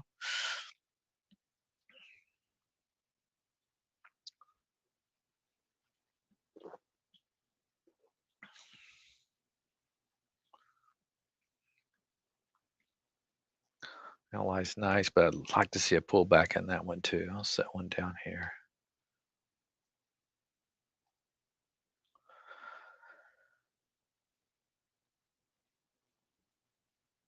Hi, TRD. How are you? Andy, do you have any idea about REITs and how do they perform on bear market? Let's say the spies fall 10% by the end of the year. Can I rely? Yeah, I'm not big, on REITs. Uh, I mean, I will definitely trade them. Uh, what is that? The IYR? Is that yeah? Uh, it's a real estate. Pretty sure. Yeah, that's the REITs one. I mean, if you're looking, for dividend yield, I think a lot of people will go into REITs. It's kind of a safe haven. So a lot of stocks, the people will go into stocks that are when the market gets turbulent like this and bearish, they'll go into big names that's been around for a long time. Uh, that pays a dividend, maybe something like a Dow that's dividend yield of 4.5. They'll just park their money in there and get the dividend until things settle down. Only I don't that's never been my style because yeah, you may make a nice return, but you also can depreciate the stock and depreciate in value just like 5% today. So uh, I think if you get these things at the right price, like a Dow or something like that, it comes down here to the 200-day moving average. Maybe definitely be something to look at there for so you don't lose that depreciation in the price all the way down from 67 to 60 basically. Uh, but it really hasn't been my game. I'm more of a uh, stock appreciation, looking for value based on price change, not on interest. So it's really not my gig, not my niche. But there's lots of smart people that know how to do it pretty well. I'm just not that familiar, with REITs. You can maybe hit the similar tab and find some ones that are.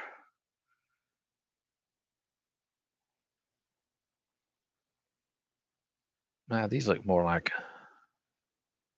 income fund.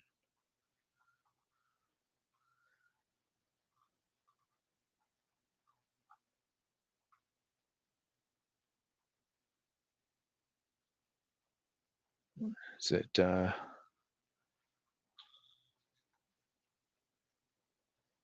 transportation getting hit? And there's really no safe haven right now. It's like hate to say, park your money in cash. But man, there really hasn't been. Gold and silver's having a nice little rally today. They have been outperforming. I know they get a lot of people laugh at them, but they've been, if you look at the year to date, they're definitely outperforming the market. So, uh, man, that's a nice move there in gold. Silver's kind of lagging, but it does that sometimes.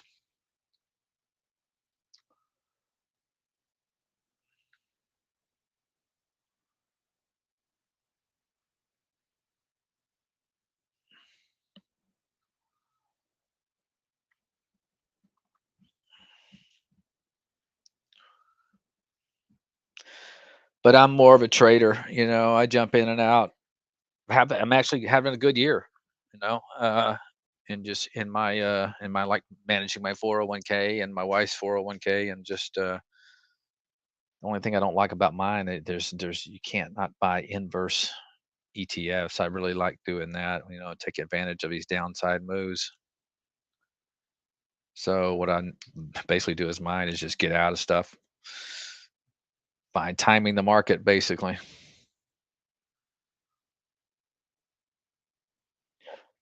Orange Blossom, do you have a good day trading strategy recommendation that is not playing strictly horizontal line breakups or down? Maybe something with a cross and a trigger. Yeah, I've never. For me, when I during my day trading years, it was mostly, just uh, finding momentum. And my two favorite are this extreme volume high low pro and this extreme master blaster. So if I'm looking for momentum, there's my biggest concerns are volume. Is the volume there to continue that price action? Um, let's take cog T for example. Okay, look at uh, maybe people maybe ask, why does it just keep going higher? It's up, you know, 90% on the day. Well, if you look right here at the relative volume, you're looking at eight. That's just huge. It's just massive. It's like the fire hose, just turned full blast up, and it just keeps that momentum, just pushing it higher and higher. Now it's giving way back. Here's a strategy that you might, use, is finding strong stocks pulling back to their 10 period moving average. I'm not saying to buy this one today because it is up, 90%, uh, but that's something you may use. But what I'm looking for, is volume and the chart. And when I say chart, I'm mostly looking at the daily chart. Okay. Redbox was a good example. Look what happened here. Okay. So this is the kind of stuff I'm looking for. I didn't play this today, but you had a nice break there of a high. And then you probably, if you're in Barry's room, you always hear him say, look left. Well, if you look left, this thing has potential to run $2 because there's no resistance. It's just now running into the resistance and now it's backing off. So when I'm playing momentum, I'm not really concerned about how far the stock may have moved. I'm more concerned about looking left and see where the stock may stop, because I know the volume there. Okay. And I always say this, these stocks have a destiny to keep going in their same direction until acted upon, by a force. And that's always going to be technical, a level of resistance, or it could be a moving average or something like that. See if we can find some more examples today. Alt's kind of not a good example because it had such a big move yesterday, but it did finally reach its kind of level right there, its destination, and it's got 200 right there that it's running into.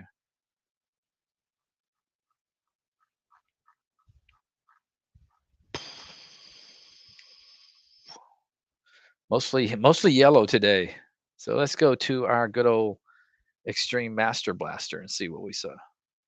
Pretty much the same principle behind these, and what I'm looking for momentum. If you look at my configuration here, you're gonna see that I have like it configured to where it has to be hitting like at least a 10-day high. Okay. I see so many people that just use normal volume, and not using any type of filter to prevent the stock from just kind of being in no man's land. I can't tell you how much money and time and just uh, it saved me by not having to look at stocks that are just all of a sudden they get a spurt of volume, and you look over here on the daily chart and they're in no man's land, right in the middle of their 5 day movement. It's just a blip on the screen.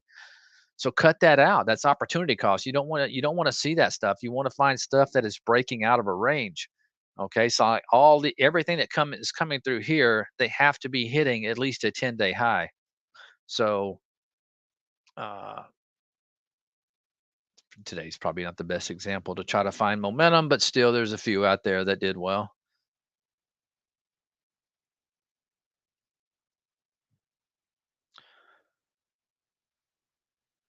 And my extreme volume high low probe, not only do they have to be hitting a 10-day high, they have to be close to at least breaking out of not far from a 20-day high as well. So I'm definitely looking for stuff.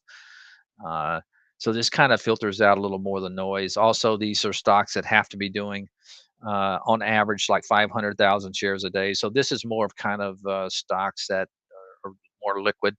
You're not going to find a whole lot of short floats in this one. Where in this, you're going to find everything. But like I said, the key is understanding volume and understanding daily charts, okay, and where something may go once it breaks through. And I cannot find a better example than this red box. Once it's got through this 2-month high right here, well, once again, you got to trust the chart. I mean, there's a little bit of places here, but really it stopped right here at this kind of ledge right there. Uh, just not a whole lot of resistance.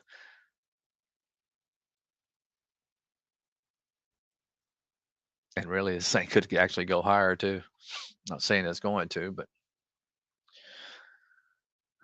but anyway, yeah. I hope that helps you, Orange. And you have access to this if you just go to the channel bar and go to the Traders Vault. You'll find these two screens. You can just save them to the cloud, and you'll have access to these Extreme Master Blasters. A lot of people love this.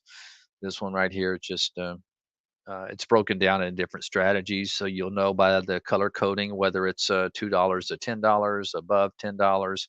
Got low float in there, that's yellow, and then also got 52-week high and all-time highs. So that's very helpful. We're probably not seeing a whole lot of stuff at all-time high right now. There is an all-time high right there in mix. Of course, that's a new issue. We won't count that.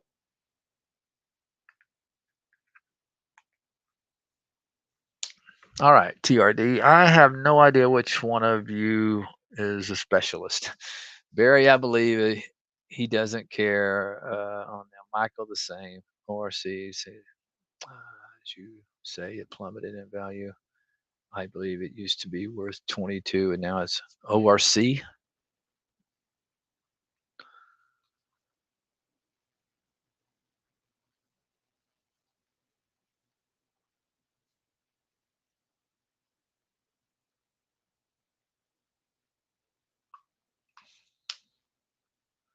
Yeah, looks like this is a mortgage-backed security type.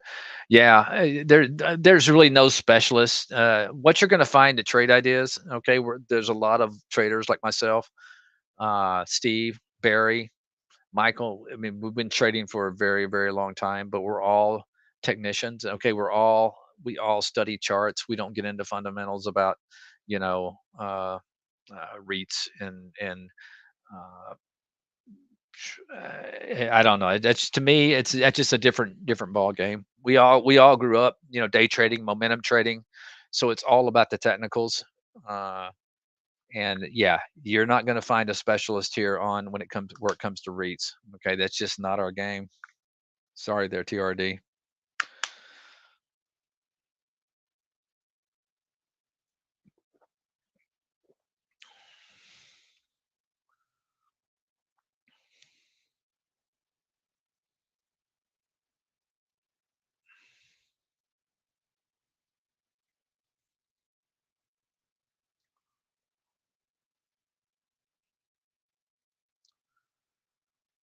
The market just kind of stuck in the mud down here. Can't get going. Really not kind of a little bit in no man's land. I mean, there's a mess over here. But really when I see, stuff like this, I mean, maybe here, you could say we may want to go to here. I'll put me a little alert. Or most likely, if maybe next week we're gonna go back and test this low again in the SPY. Uh,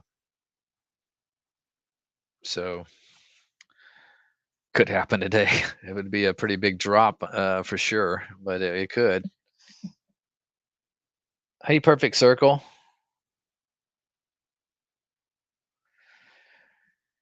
Yeah, that's I don't. Yeah, I don't blame you there, TRD, and you're welcome, by the way. I just, you know, don't look.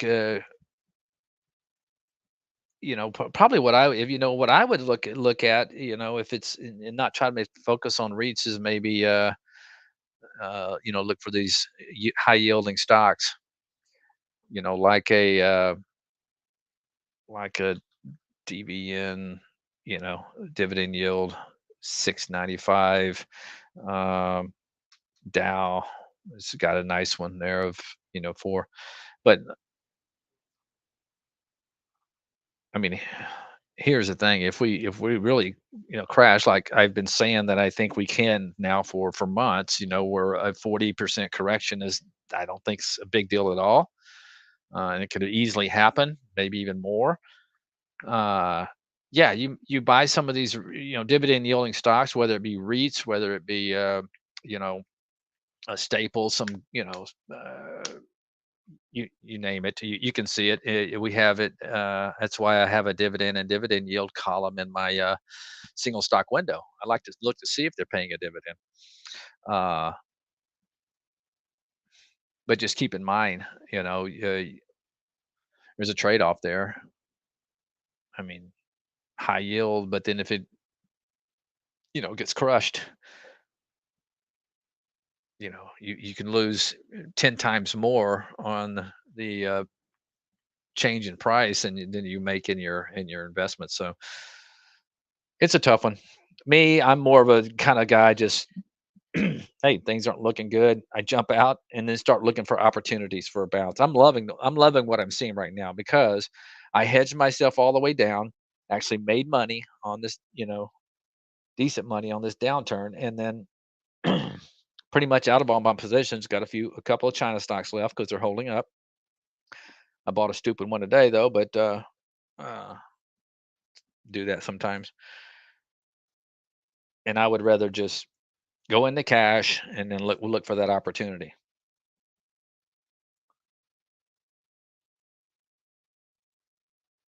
And who knows? I mean, if today wasn't a Friday, I'd probably be looking for looking for more opportunity. But I don't think a lot of people probably. I don't know. Maybe I'm wrong, but want to go home this market after those inflation numbers and just price action we've seen lately.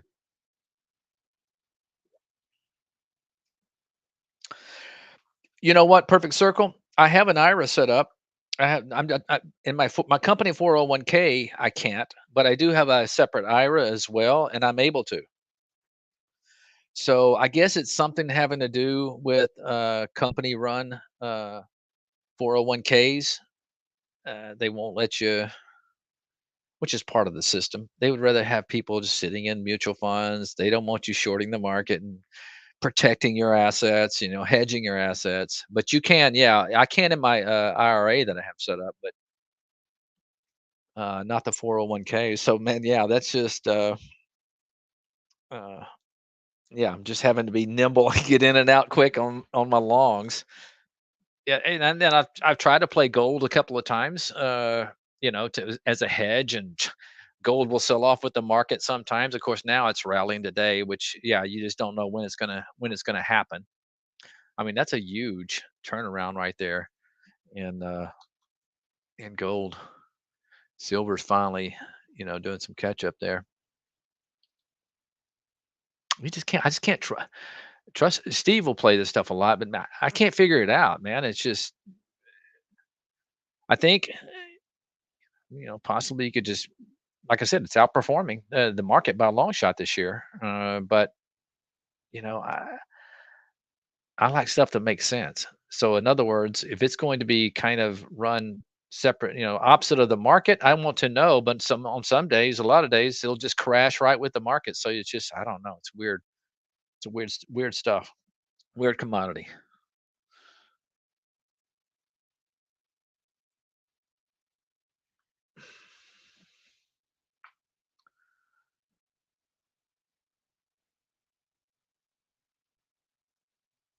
No, no, I can trade. I can trade options as well. Yeah, IRA's no problem. I think it's because that's your money. I mean, your 401k is, you have, uh, the company matching, and I think they're just probably a little bit stricter. They would rather have people, building up their equity portfolio over the years and just kind of riding it out. That's the way Wall Street would just love have everybody do, you know, and just which is it's smart if you're young, but when you get my age, it's like, man, I don't need to be sitting through a 40%, jack down in the market, man. So I want to jump in and out time. I'd love to go short via an inverse ETF like I do in my IRA, but they won't let me.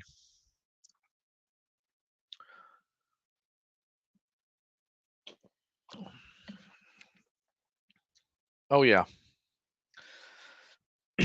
It's yeah, providing liquidity.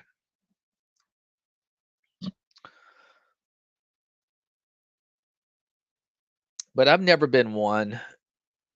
I can understand, a person that, has a regular job. I guess I've always been around the market, so I'm nimble and can get in and get out. But I still don't think it's good advice just to tell people, I shouldn't say this. I don't want to mislead anybody, but it's it's hard to stomach some of those 40%, drawdowns. I remember 2001 was nasty, and 2007, I'm sorry, 2008, 9 was just really nasty too. That's no fun.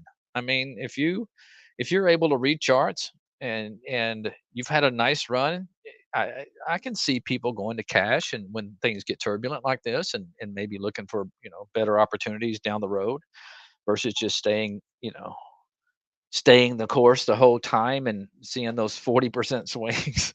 It's no fun. Yeah, yeah.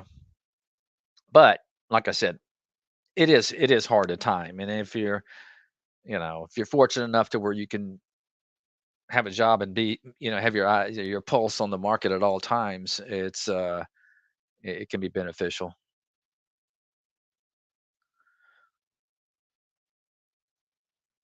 I mean, it's like my 401k this year, I'm up nicely in it. And and of course the average American is getting beat up pretty good.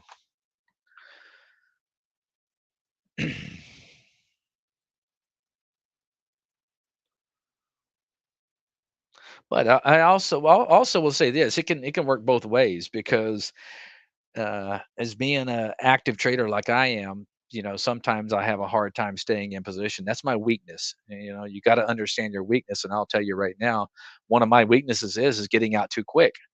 When you do get in those bullish markets, and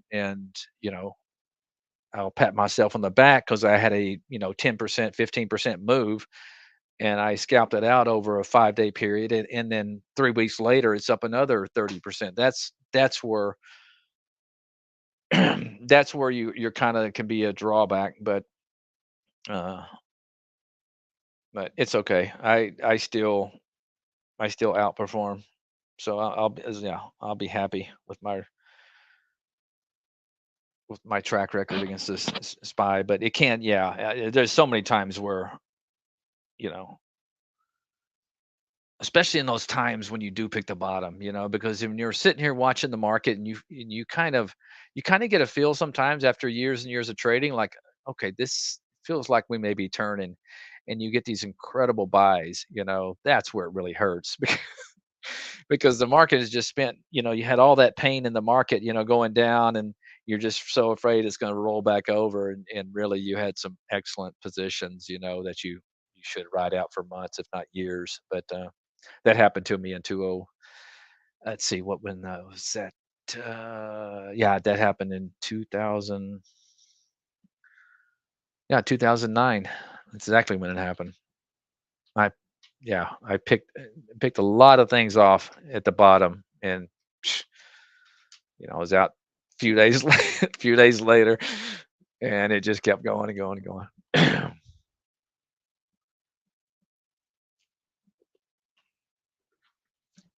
I'm sorry, guys. I'm rambling. I'll make sure I don't have any questions here.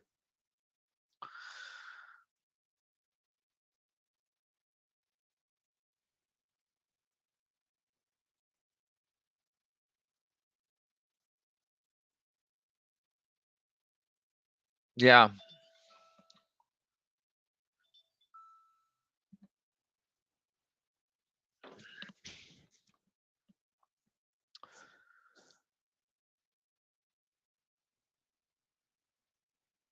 yeah, John, it is tricky. I know my wife has a she has another account,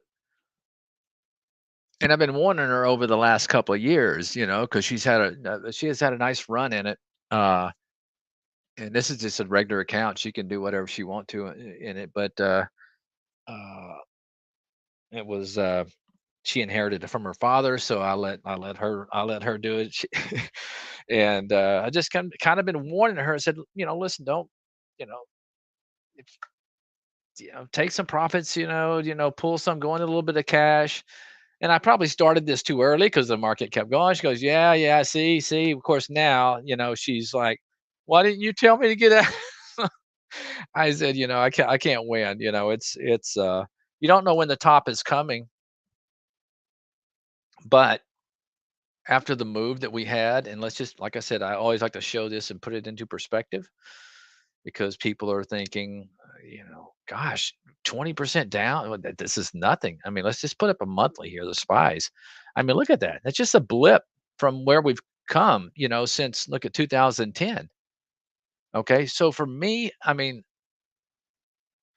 a move all the way down to 340 in the spies would not surprise me at all. Now I know some of y'all when you hear that going, "Oh my God," but you cannot you have to look at it from the perspective over a long term. We went and you know other than the pandemic, it's just been a nice smooth ride up.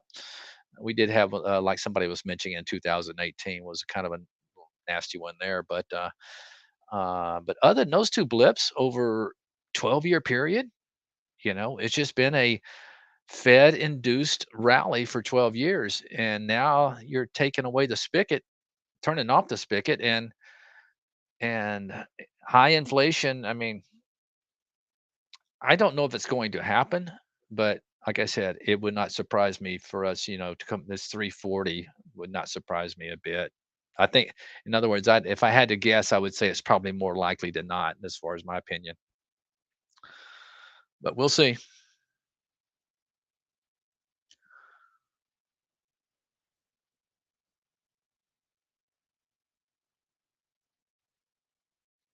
Oh, really? Okay, interesting. TRD.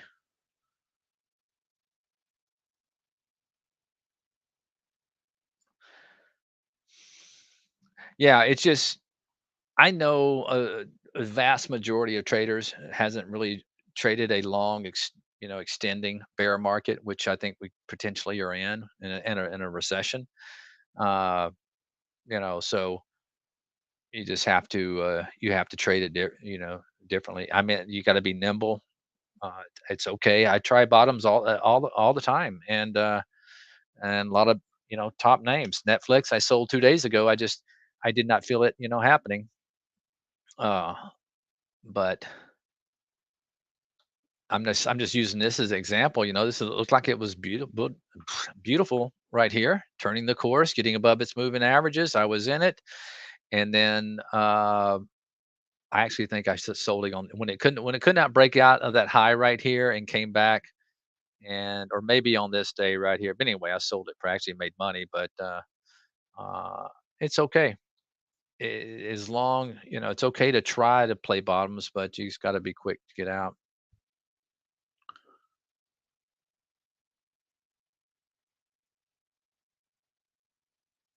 Nice job, Wolf.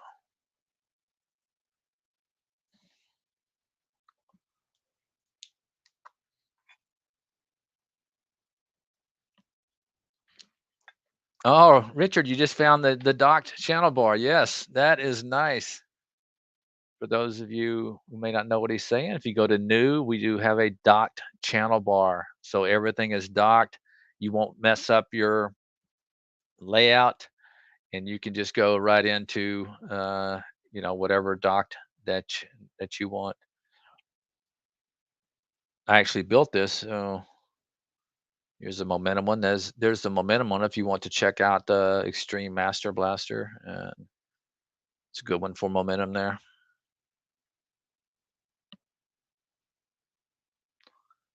But yeah, yeah, some fun stuff in there. Huh. Not sure what was going on there. So you're able to get in now though, huh? Wolf, let me tell you something. There's more truth to that than you know. Okay, let me tell you a good story here. I started trading in let's see, around 98, 1998. Uh, at the end of 19 or maybe 1999. No, I think it was 98. Anyway, we had the 2001 brutal, you know, tech massacre, where the tech stock just got killed. Well, I was in my, I guess, second year of trading. I started trading, took me about 8 months to really figure it out, and almost blew up my whole account. Then the next year, it was a great year for the market. That would have been like 2000. But then in 2001, the market changed. But up until that point, all the way through the 90s and until about 2001, there was a great period of trading, especially in the late 90s when the SOS bandits came out. That's kind of when I started, and there was a group of traders that used to come up from Houston. I was living in San Diego, and they would come trade on our floor, and they were just big swinging accounts. These were 10, $15 million accounts, and they would come, and they were impressive at the time, but they were playing back then Dell, Microsoft, AMAT, these stocks, and the stocks would go against them. They'd just keep buying these massive sizes. Uh, and I'm going, gosh, how did they always keep doing this? Keep doing the market would rally anyway. It was a great bull market, and that's all they ever knew. And there was about, I'd say 10 of these guys. And I heard later that I think almost every one of them blew up, once the market turned in 2001, and we had that, because they didn't know any better. They've always traded a bull market, and they didn't know how, brutal a bear market can be. And they were blowing up $15 million accounts, left and right, because they knew one style, one thing, and they didn't adapt. So I think there's a lot of truth to what you're saying there. You laugh about it, about a great time to start trading. Man, if you can cut your teeth, in this bear market, uh, I think it could be a blessing in disguise. I really do. Uh, I mean, so many people come in when the market's really good, and they get disillusioned. Like, oh man, this is easy. It's always like this. I just goes against me. Buy the dip. Buy the dip. All these buy the dippers right now are getting their head chopped off. So to make a long story short, it really helped me because I'd only had one good year, and then it turned on me pretty quickly, and I'm like, "Wait a minute, okay, this is different." So I wasn't I wasn't so set in my ways after years that I couldn't adapt. But so playing this kind of action can be very beneficial to you down the road. Yeah, you and me both. I don't trust, even in my SEP right now, I'm seldom, maybe 50% invested, and I'm usually out the next day if I am. Uh, Yeah, and right now, yeah, like I said, I was hedged and I got very little going on. As a matter of fact, probably gonna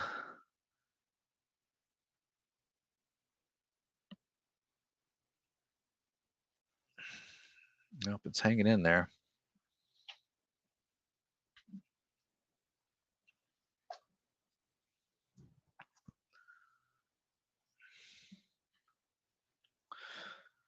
But definitely relative strength in K-Web, FXI. Uh, Look at that. Both above their key moving averages, except for the 200. Versus, let's take a look at the SPY, just the opposite, below all their key moving averages. So this is why I'm trading. I know a lot of people, even some of the guys I trade with, like, I'm not trading China stocks. And that's true. You got to be careful. But if you're playing the ones that's been around for 10, 15 years, in most cases, I mean, they're, you know, for, I don't want to mislead you, but yes, something can happen, but I'm not going to sit there and be in fear of some overnight China news that trips up the stock. I can't do that, man. I'm gonna play what's hot, which is JKS would come down some more. That's one I'll be watching.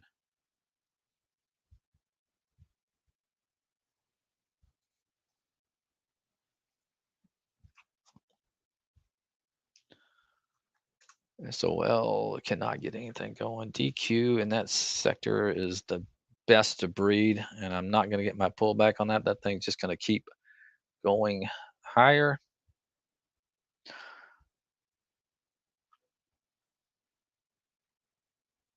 All right, let me see here. I started trading 2020 when my 401k was losing 46%. So I've known as bull, destroyed my account, trying to do the same in this market. And that's when I bought TI to adapt.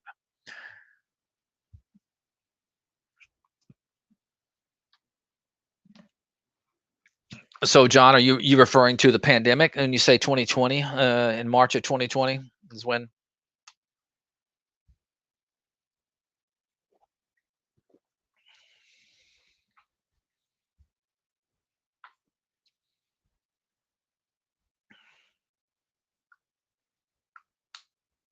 Okay, yeah, yeah, that was brutal. That was brutal. You're not alone there, John.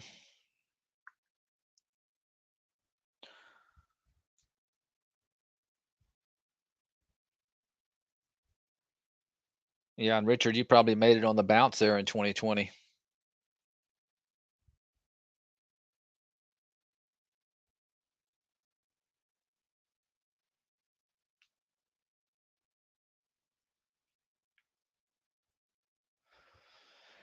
Um,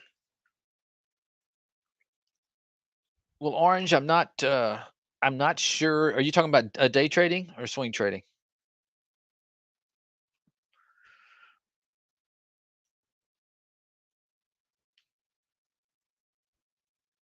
I think there's just as much, when it comes to these chat rooms and stuff like this. I honestly believe the room you're in with Barry is, just as much value. I mean, yeah, there's a lot of other rooms that will throw up, 20 charts, or throw 20 darts, on a board, and one of them sticks, and they pat their back and they tweet how great this call was, but they had, 19 that didn't work. Barry's going to be probably more focused on, a few stocks and not all over the place, all over the map.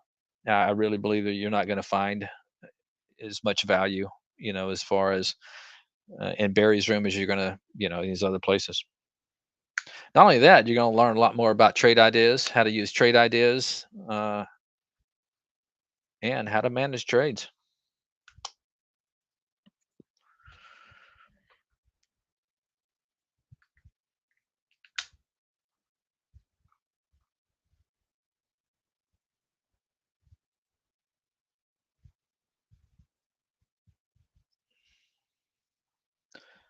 Well, the spies just cannot get going.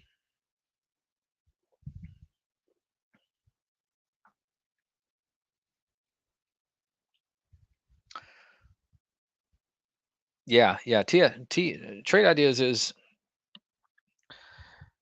people. There's some great scanning softwares out there, but you're for as far as real-time alerts and how ours is built, and yeah, you can't find anything better. And if you're an active trader, obviously, uh, yeah, nothing compares to trade ideas for real-time alerts.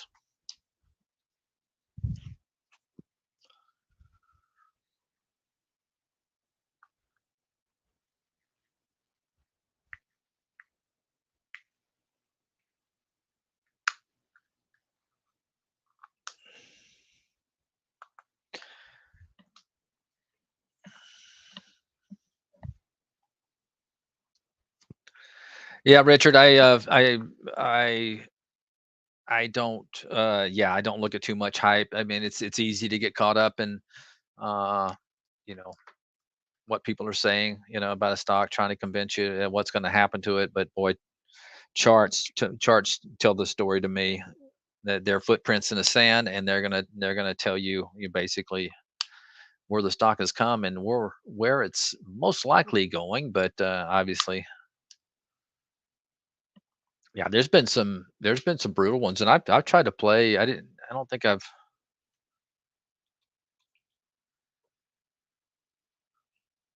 Yeah, that one's looked like it was trying to dig in.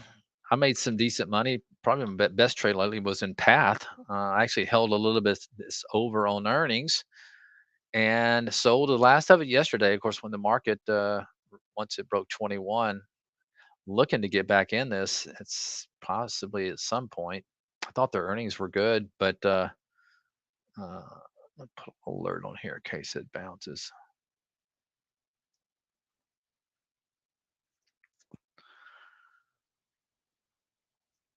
Yeah, some of these ARC stocks, of course, they're just they're getting killed now.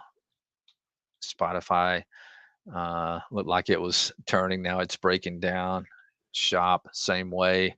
Looked like it was turning, now it's breaking down. And I wasn't all these, but I get a sense, when they're going to fail and not go, and so I don't mind taking chances. I'm out quickly.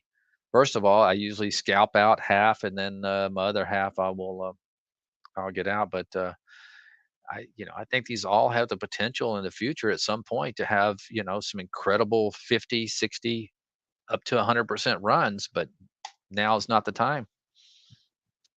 Andrew. Hey, Barry. All right. Did I How hear you you doing? say that you're a scalper? As I get accused of Well, every single now day by you and now, Steve. were you in here long enough to see the great compliments I was giving you? No. No.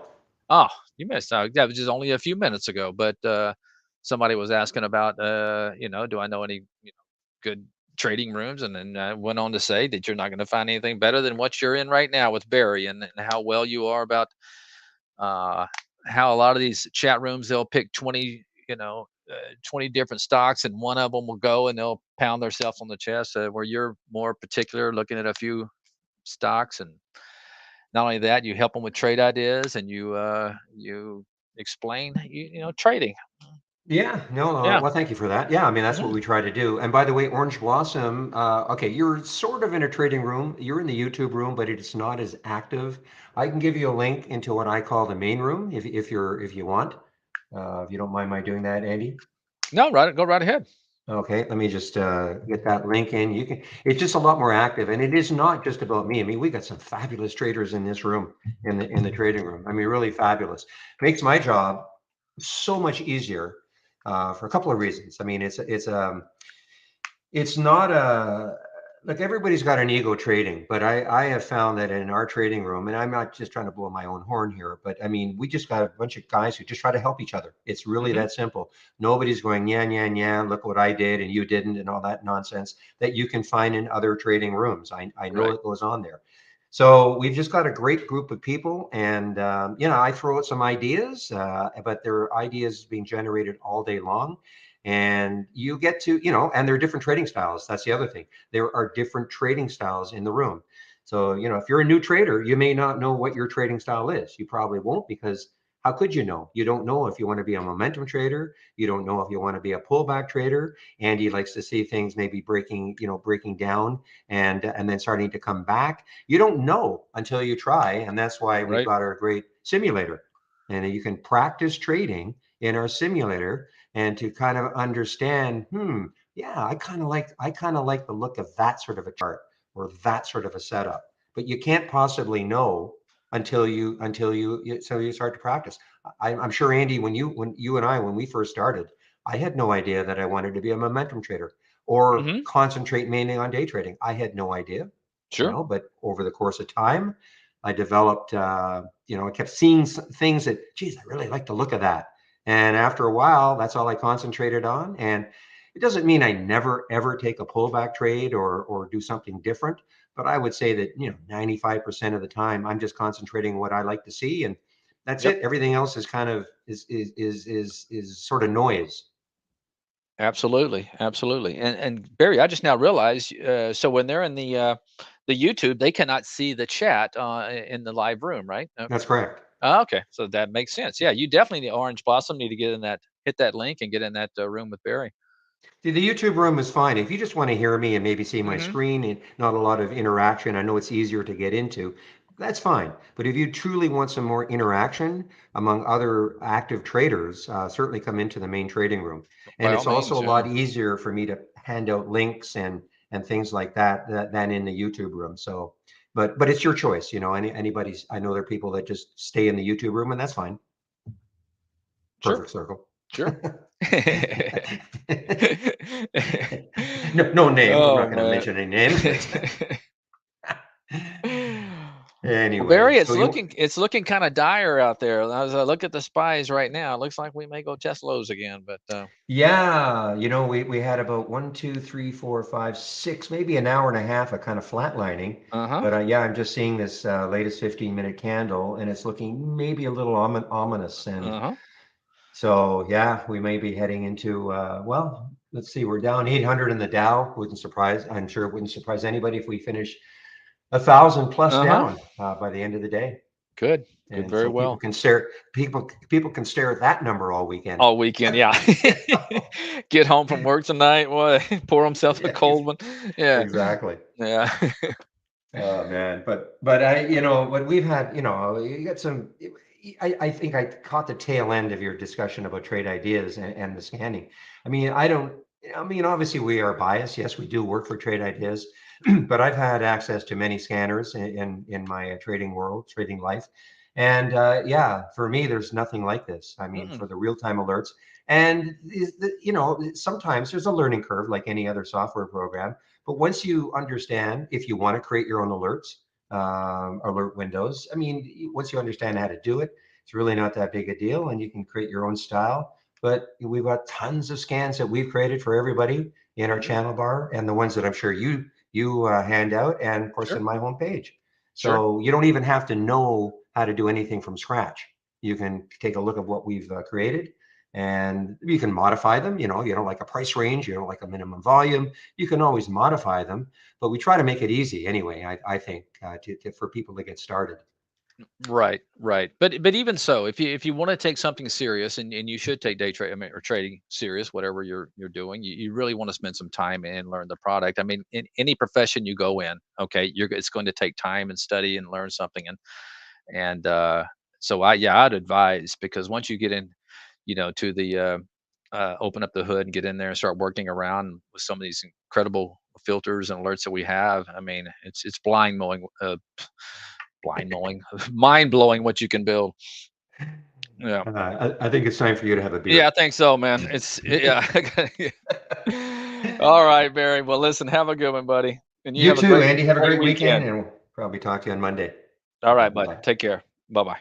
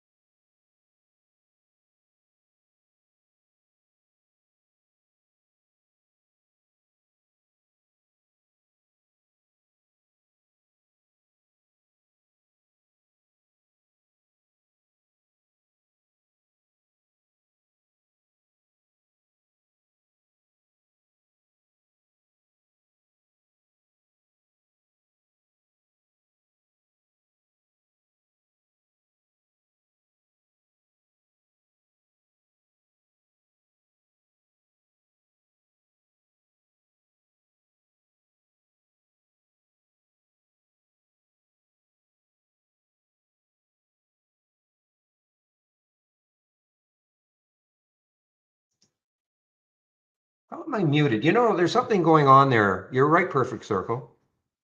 You're absolutely right. Something is going on that mutes me when I take over. That's what's happening. No, I know. I'm talking in our YouTube room. I missed just a wonderful explanation about bottoming tails and topping tails. I'm going to have to keep an eye on that. When I take over from Andy, it puts me on mute, or anybody. It must automatically put me on mute. So sorry about that, guys. But in the main room, everybody heard me.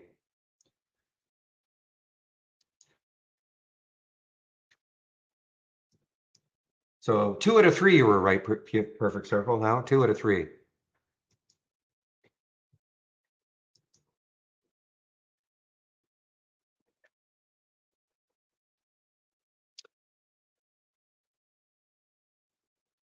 Yeah, this market looks like it just wants to keep drifting down now.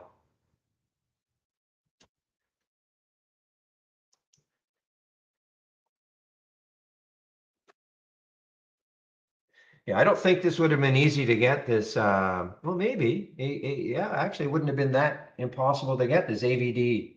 Just as I was coming off my break, AVD. This was on Zach's bounce scan, an amazing bounce. Now I don't American Vanguard Corporation AVD. I don't know what is this really? It's not really a stock. I mean, it is a stock. I mean, it trades like a stock, but it's more of an acquisition type company, not a SPAC, but AVD, yeah, I mean, the alert came from Zach Scan at 2246, like literally right there. And typically when we see these bottoming tails, it means it might have popped up immediately, but I'm looking at a 2-minute chart and there was time you could have got in if you wanted to. Now, again, for me, market moving down, I probably wouldn't have, but hey.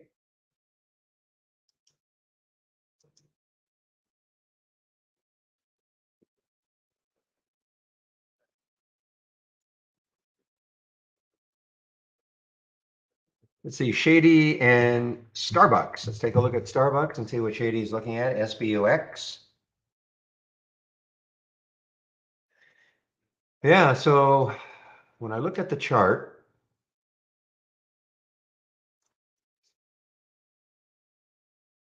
yeah, I mean the next low, wow, the next low is 72.87. Is that right? The next low is the next low is 75.15. That's, it's a little less than $1 away for Starbucks. And if it could crack that, then the next low is 72.87.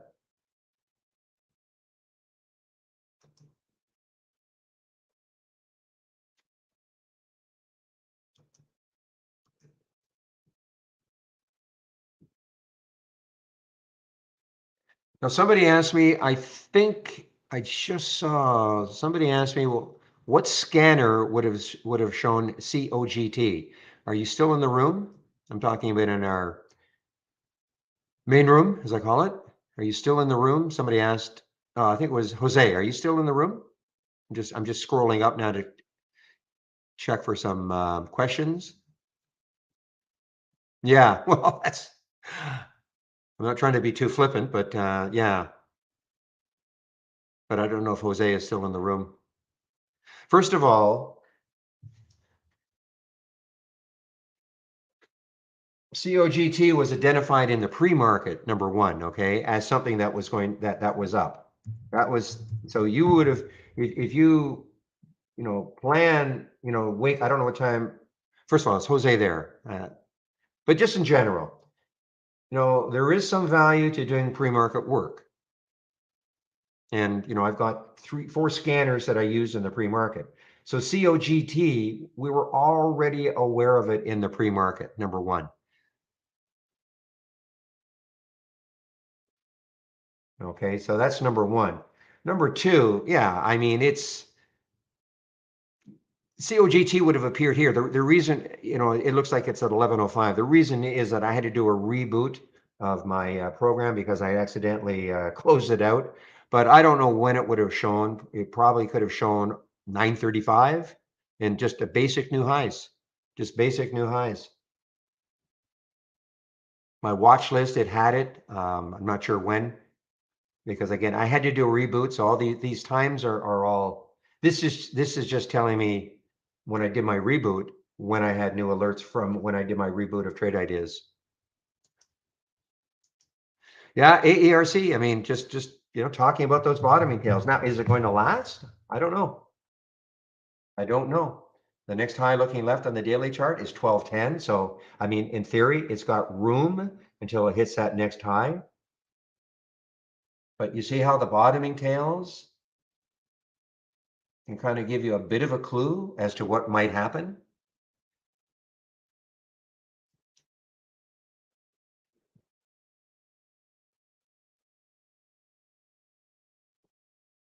And I see the RDBX is having another little run here, not the highs of the day, but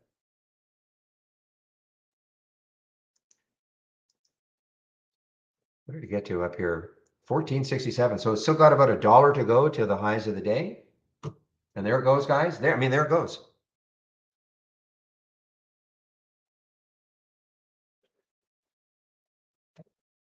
For how long? I don't know. We got, again, here's sort of the reverse. When you look at a 5-minute chart, you see all these topping tails. And that's kind of, eventually the buyer said, you know what, you guys can have it. Sellers, and then sellers knocked it down quite a bit.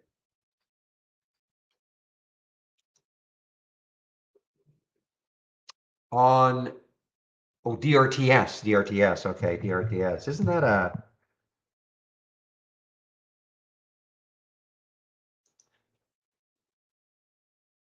whoa, no kidding.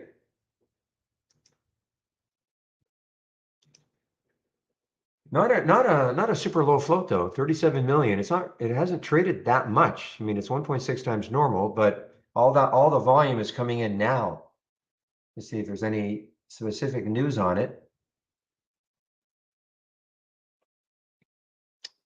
I mean, yesterday it had some news that the FDA gave it approval to begin a study, but I mean, it really didn't affect it that much yesterday. But all of this is like a massive, massive delayed reaction. Massive delayed reaction in the face of this, terrible down market.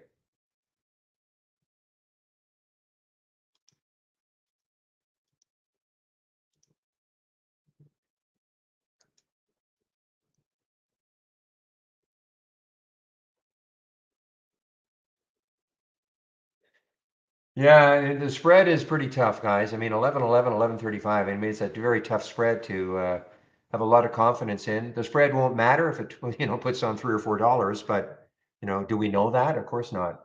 So, hello, Sam.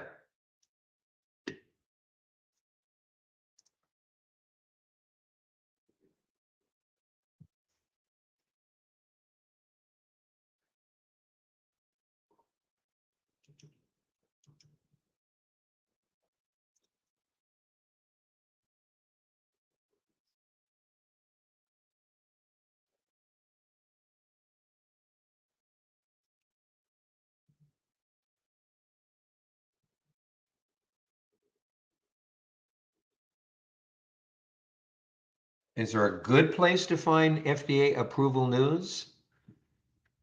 I don't know if there's a specific site. You might Google that, just see what you see, FDA approvals. You might want to just Google that and see. I don't have a specific site in mind.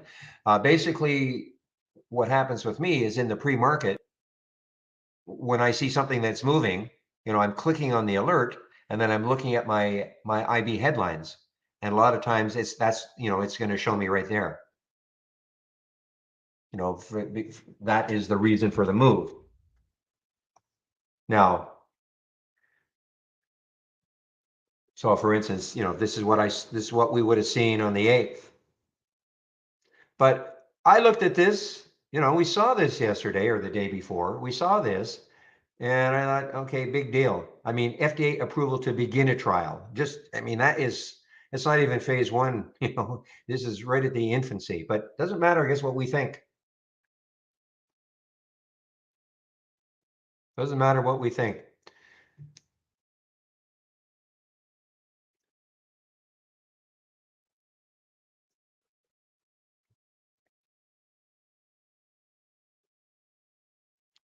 So for me, is if a stock has been active, during the day, and then all of a sudden it pause. So Sam, I guess I'm going to try to answer your question, and it starts to pause. All right, and it's just sort of doing nothing. And I said, maybe I say, you know what though, if it can take out a certain price level, I want to know about it. So I'll set a price alert. And then if it triggers, then I click on it, and then I see, did it do that on volume? Okay. Now it's not the absolute volume. It is in relation to previous candles. Usually I'll take a quick look at the 2 minute to see, you can just see right here. I mean, look at the volume increase for DRTS. But imagine if I were thinking about this one. I didn't know about this one at all when it was here. It wasn't doing anything. There was no volume. But imagine if this had been a super active trader at the beginning of the day, and then it was doing this. It was just flatlining, and I thought, you know what? I want to be notified if it takes out 868. So I set a price alert, and then if I get the alert, it'll show up on my price alerts chart or my price alerts window. Let me just show you what I mean. So let's just pretend, that DRTC, I set a price alert at I don't know, 850. And it popped up on my screen. I would click on the alert, and then I would see, okay, great. Got the alert, but was it on volume? And for me, it's not the absolute volume, but it's in relation to the previous candles. If it starts to stand out, then I know that there's some enthusiasm. If it doesn't stand out, then I don't care, if that makes sense. So it's not a matter of how much the volume is. It's in relation to the previous, and you'll see it. I mean, look at the 60 minute right here. Look at the 15 minute right there. Here's the 5, it started right there.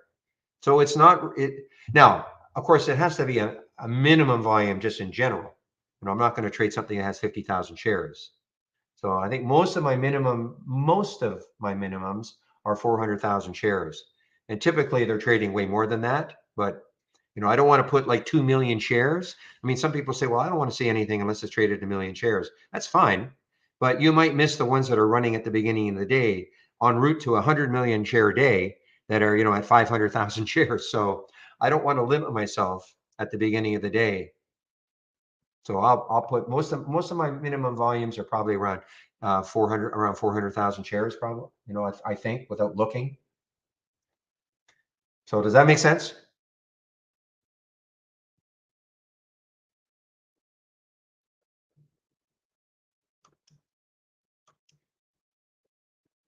The price alerts, I should really drum this in though. I mean, if you're not using our price alerts, and again, I don't mean you, Sam, but just in general, if you're not, I mean, I didn't know about COGT. I don't have to stare at the chart all day long. Okay. I had certain price alerts that were set. Let me just delete these now. The price alerts are awesome because you don't have to stare at a chart, and sort of, okay, I know I want to take this one, maybe if it gets up to 1160. So I guess I better watch this, watch this, watch this. Well, no, all you have to do is set, for instance, watch. If I set a price alert right up here, say 1162. Okay. And maybe on the way down, okay, I'll bracket it. 1134. Okay, now I minimize this. I minimize it. Hopefully it'll hit. What'll happen is if it hits one of those two prices, that price alert window will pop up on my screen. I might hit at the 1162. There you go. See how it popped up on my screen? I sort on the triggered time column. If you don't have the triggered time column, then I would add it. I sort on it, so I'll see the last alert right at the top. I put a sound alert on it also, just the normal way with the actions. And I do that because, again, I've got a wireless headset, so sometimes I'm away from my computer and I can hear the sound. It can come racing back. I have a unique sound on here. Every sound alert that I have on the different windows, of course, it's a unique sound, a different sound, so that when I hear a certain sound, I know which window to look at. And you just minimize the window. There's no point. You don't have to, tie up any screen space. You just minimize the window, which is even better because then it pops up if the alert happens. And then, so then my next step, great, I get the alert. Just because I get a price alert, it doesn't mean look at this, and then it dropped down. Doesn't mean I'm going to hop into the trade immediately. It just means, okay, I know I wanted to be alerted at that price. Let's see what it's doing. Did it do it on volume? Is the pattern still decent? For instance, I could have set let's just say I could set a price alert here at 11.50. And then the stock moves down, down, down, hits $8, and then maybe it starts to come back. Okay, to me, obviously that price alert at 11.50 for me personally means that it's kind of near the price. And I don't want it to pull, because if it pulls back so far and it does hit that price alert, it may be very, very extended. It's already moved a long way. So it doesn't necessarily mean, of course, I'm going to take the trade just because I get a price alert. That's what it is. It's a price alert. It's not called price. Take this trade right now.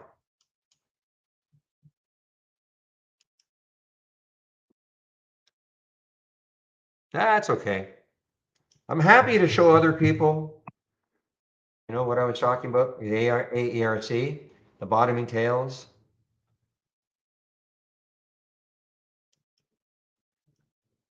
And if people took it based on what I was saying, great. That's all I care about.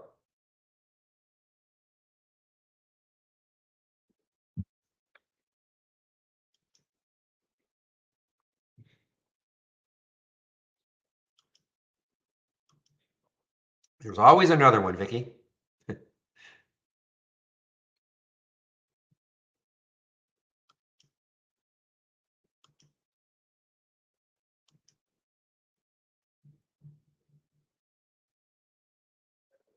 Now, keep an eye on the EFOI and the other one, AUVI. Are they following? I think EFOI is. I don't think AUVI. So AUVI is, sort of following. I wouldn't call it in a big way. And these are all, we'll call them all in the same sector with AERC and AUVI actually had a press release yesterday regarding their product in Pakistan. So they actually had a press release.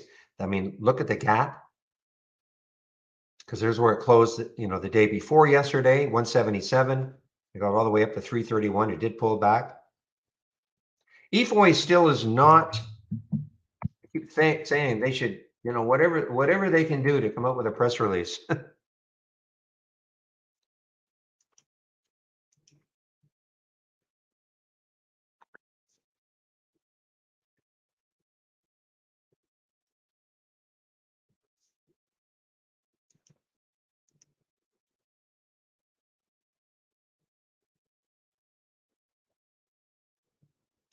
Yeah, this DBVT, I think it's still down for the day. Why you see it here, this is something that I took in the simulator yesterday, kept it in overnight, and DBVT, I think it's still down for the day, or yeah, it's still down for the day, but nice recovery.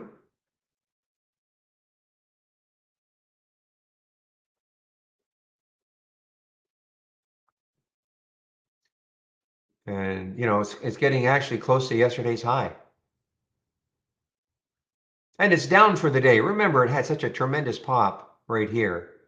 Right? Well, that's on the 60-minute chart.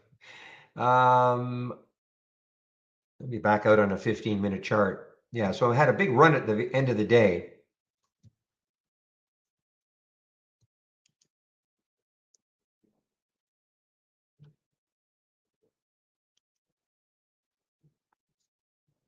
Well, I am going to stick a SPY alert at around 392. Why? Well, take a look at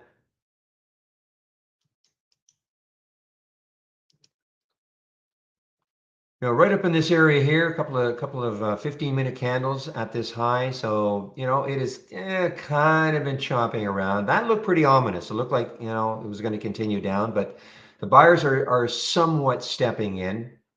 But for a true bounce, in my opinion, probably has to take this out right here, and then maybe we get a little rally for a while.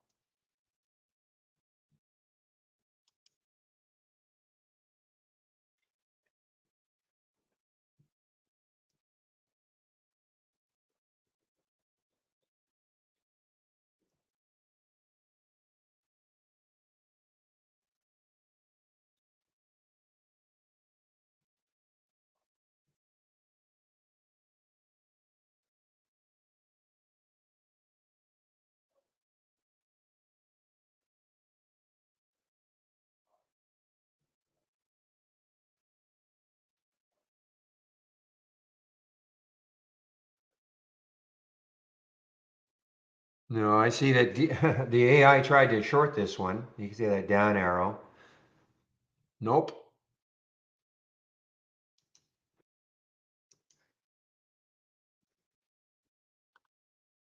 Um, it looks like it's, well, if you look at I'll bring that chart back up. I mean, this is just my interpretation, of course, but you know, if it takes out these two highs right there on that daily chart, on the 15-minute chart, see these two candles right there. So it looks like around 392. I mean, there's nothing, I'm not looking at pivot points or anything else. I'm just kind of looking at this chart thinking if it can take this out, you know, we might have a, you know, a little rally for a while anyway.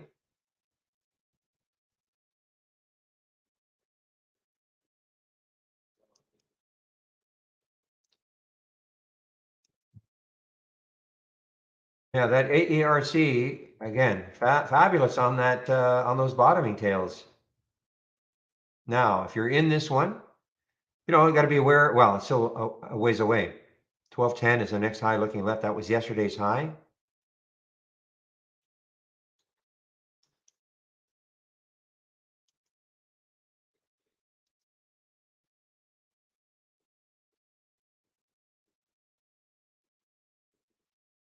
Ah, too bad. No shorts available for me for the DRTS. So this is the reverse. This is just the reverse. Not as many, but you know, look at these topping tails.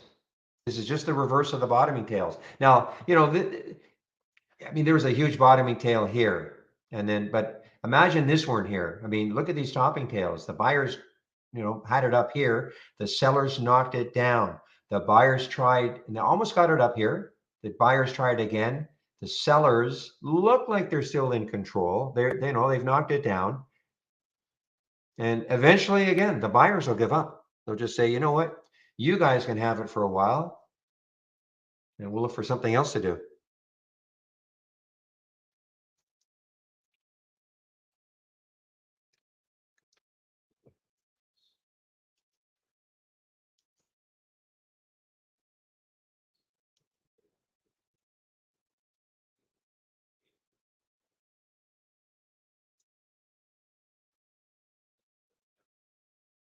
No, there's no way. Now, Michael, you know, I think is working on stuff like that with the Market Explorer, so we can actually do a percentage and things like that. But no, there's no custom. No, I mean, I know you know this. Well, maybe I don't, but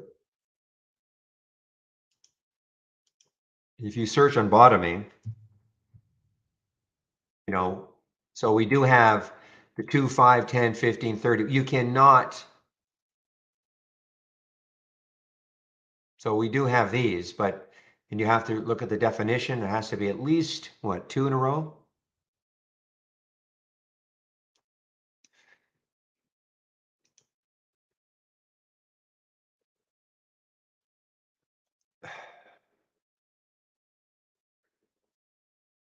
I think it has to be.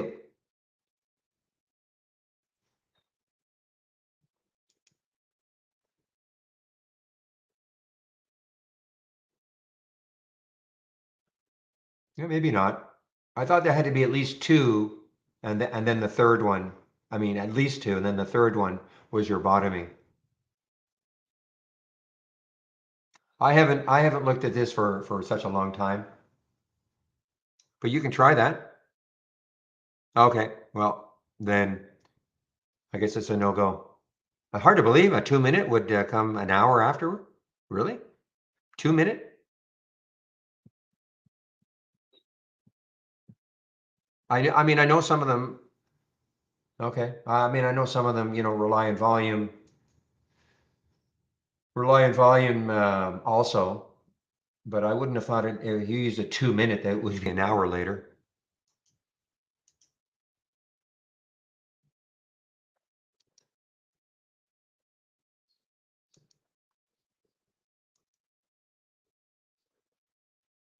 Okay, well, if you've tried them and they don't work for you the way you want them to, then you're as good a person to ask about that. Look at the SPY, guys. Yeah, I mean, look at the SPY. It's becoming, this is, This will be the second biggest green candle of the day. I think the 10:30, 15 minute anyway.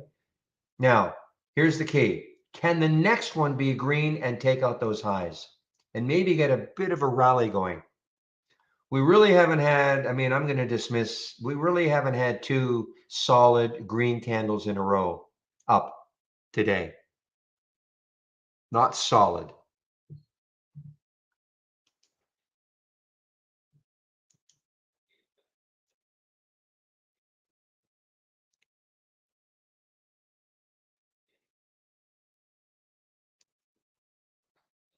Well, it could turn. It's certainly not yet. It would have to do a lot more than this. I mean, we're at 130 already. My favorite day would have been if that green candle had kept going. Okay, that would have turned into my favorite day. Excuse me, my favorite day, meaning a nice big gap down and then a recovery for at least an hour. Give me an hour. There's all right. So what Zach is saying, the 372 puts, so it doesn't look great for a bounce.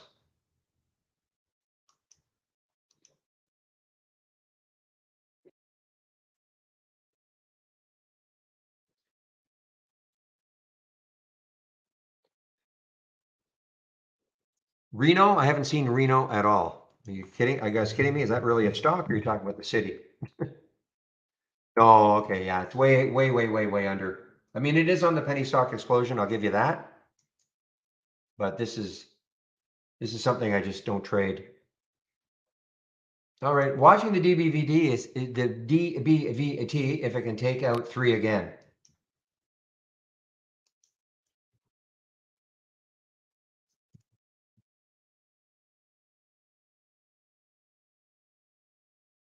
Let me just stick an alert up here and see if it takes out 3 again.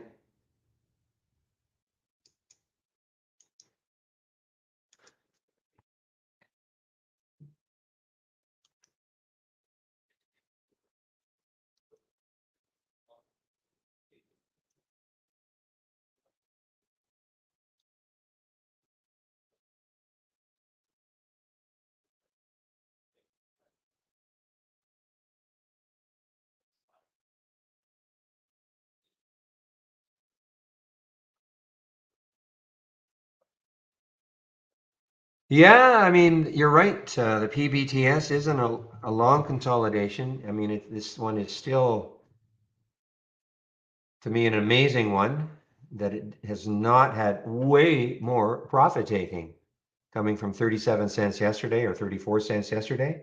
And I mean, obviously some profit taking, but not to the extent that I would have thought,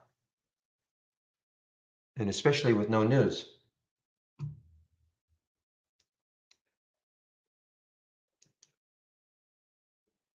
Ooh, DRTS, yeah, it came out of the halt, got halted on the way down, I think.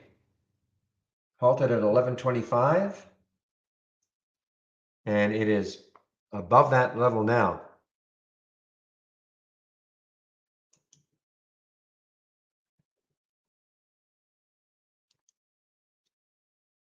You know there are traders out there that if it takes out $12, they're going to be hopping into it.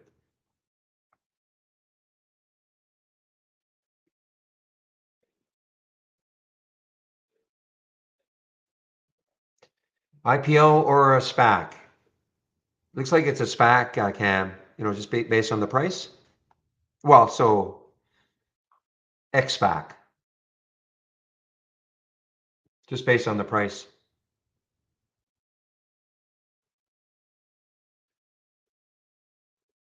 I mean, I may be wrong, but usually these ones are right around that 10 level.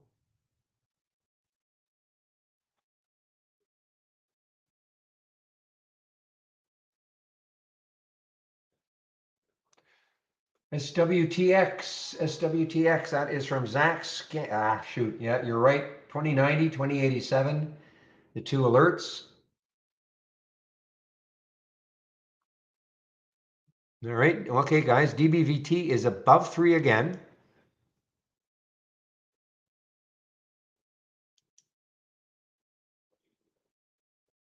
Yeah, I have to wonder. I mean, they were really grasping at straws on that one. Those two, Zach. I looked at that Fox D and Sell You and saying, why? Like, why? I mean, because the other ones we've seen have been, I would call them a little more legitimate based stocks, certainly price wise too.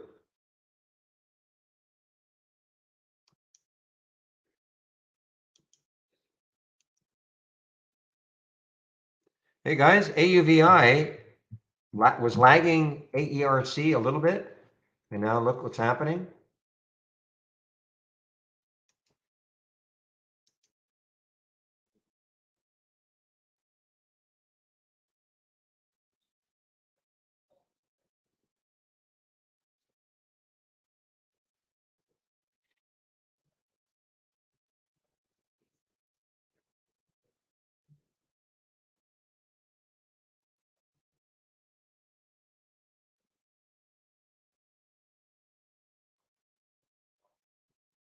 Now I got stopped out of the CRBU earlier. I mean, I did well on the short, very well on the short, and I actually took this one right around here on the potential pop. I got stopped out, but it's trying to run again. William, Mr.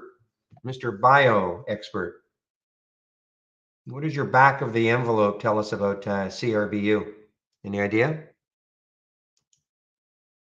So CRBU, no, got thumped, of course, on negative data. What does your back of the envelope tell you about this one? I mean, this looks like it wants to bounce now. And that is CRBU.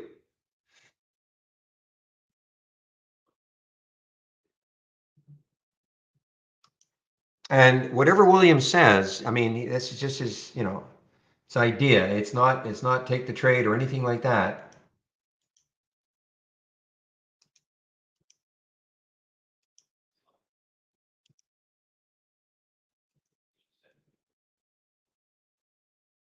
But this is having a bounce.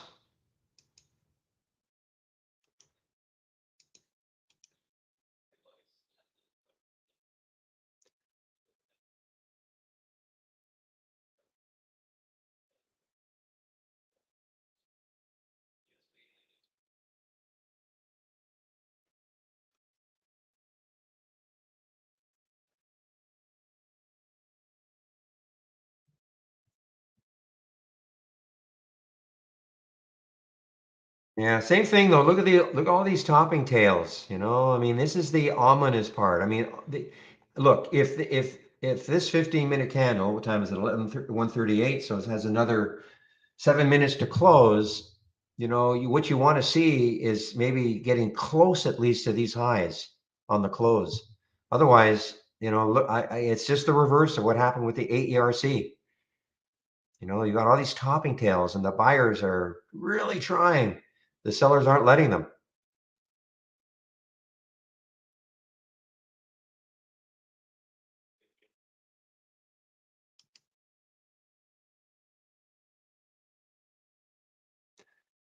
So what you're saying, so it's fairly priced right now. So it's at 620 right now. So you're suggesting that it is fairly priced right now at 612. Thanks, William. Now that doesn't mean it's not going to, jet from here, but that's, if you'd said seven, I would, okay.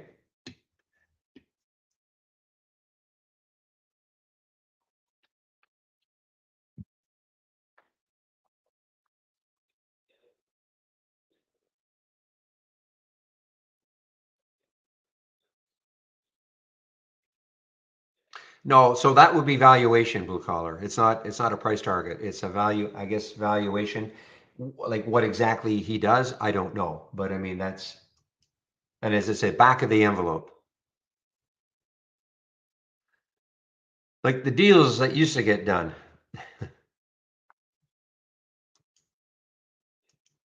Back of the envelope and a handshake.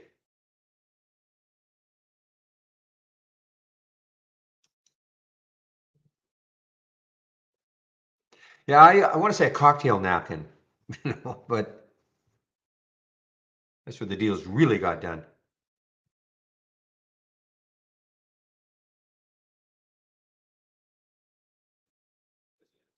Even I know what NPV means.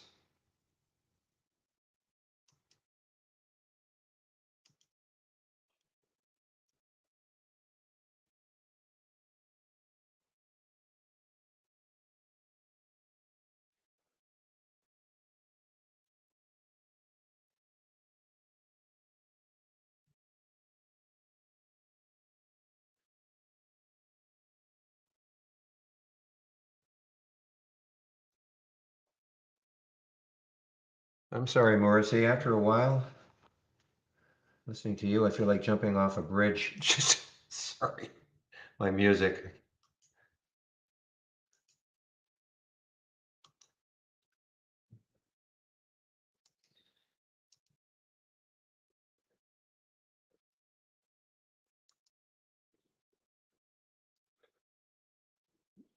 Dang that Husa.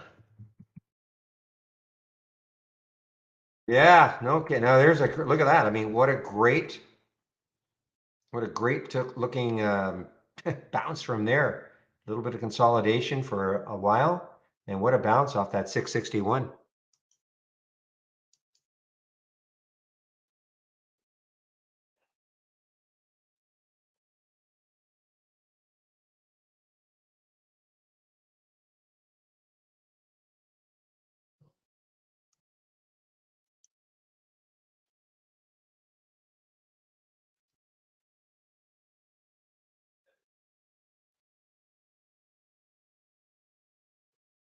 Okay, DBVT, I'm just keeping an eye on it in case it takes out three again. If it doesn't, I'm just not too interested.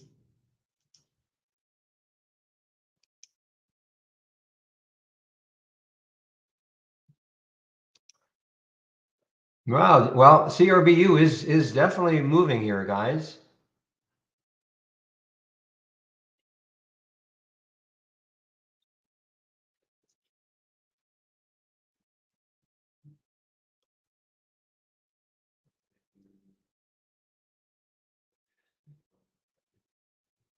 I see that repost that you did, Real, holding the VWAP.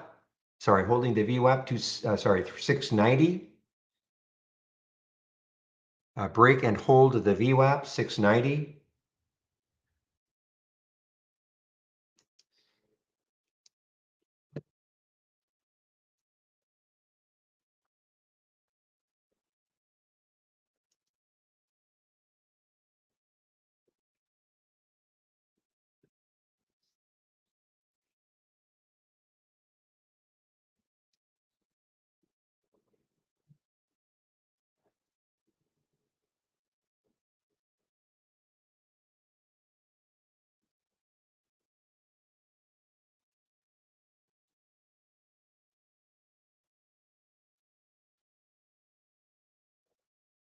Well, if anybody's got shorts for RDBX, this might be an interesting area. Look what's happening right here, taking this out right here.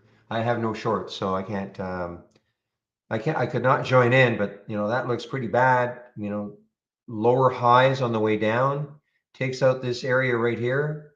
You could have a big, big drop. Not necessarily a big drop, but a drop.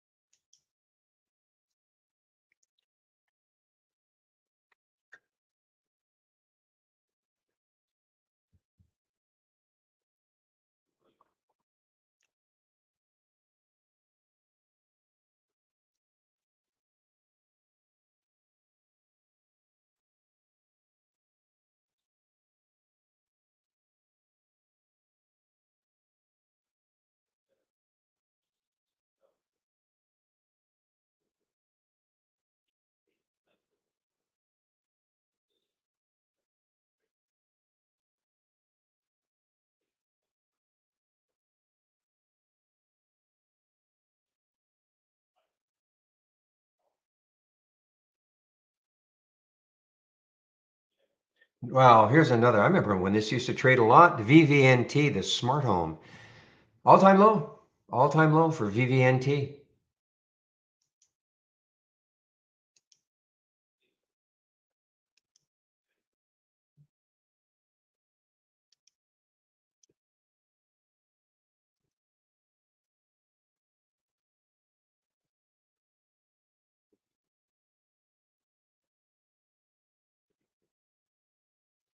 Just want to see if there's any news on this one specifically. It's not an earnings play. It's just nobody cares. Nobody wants a smart home these days. Kidding, of course, but I remember when this was a high flyer, a pretty high flyer, got up to $32.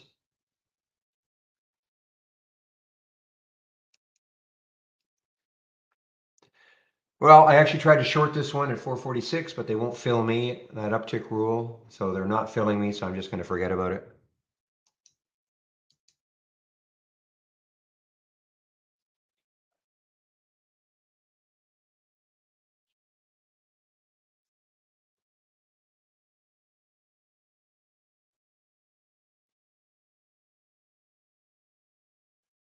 So the stock composite score, okay, first of all, the higher the number, in theory, the better, okay? So 42 is very low. Anything over 80 is pretty good. So what it does is it takes into account both fundamentals and technicals. It's a proprietary thing that we do. And so if you just think of it again, typically stocks that have a high composite rating will have strong fundamentals and also strong technicals, over the 20, 50, 200-day moving average, things like that. I'm not 100%. I mean, I don't know what goes into it exactly. Okay, guys, there's the SPY. There we go. Maybe we're having this rally that we've been kind of waiting for, as I've been waiting for. And then it looks at, again, the fundamentals. It has to be a profitable company, I'm pretty sure. Things like that, maybe month over month or quarter over quarter profitable. So for instance, we're not going to find too many right now, but in the strength alerts, my guess,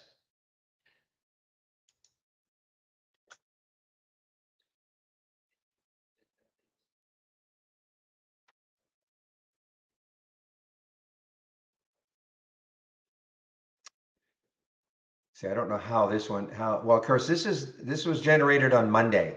Understand, this was generated on Monday. So, a lot has happened since Monday. Let me take a look at LH though. I'm going to have to type the symbol in here.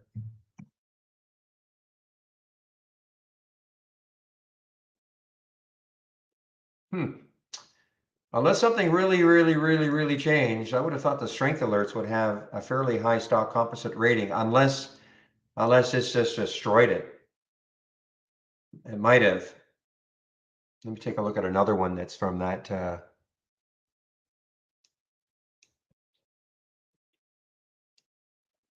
Imperial Oil. Let's take a look at Imperial Oil, IMO.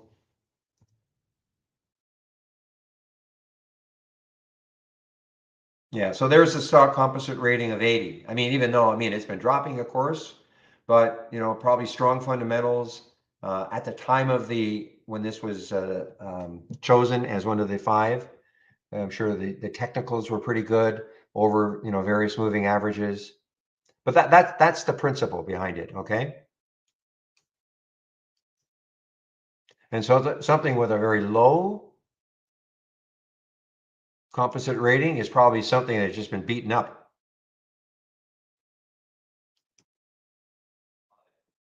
Bad technicals, bad fundamentals.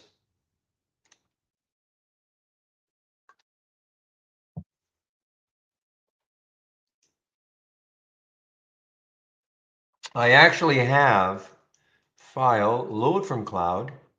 I think I created something a long time ago. I don't really follow it that much because, so composite load.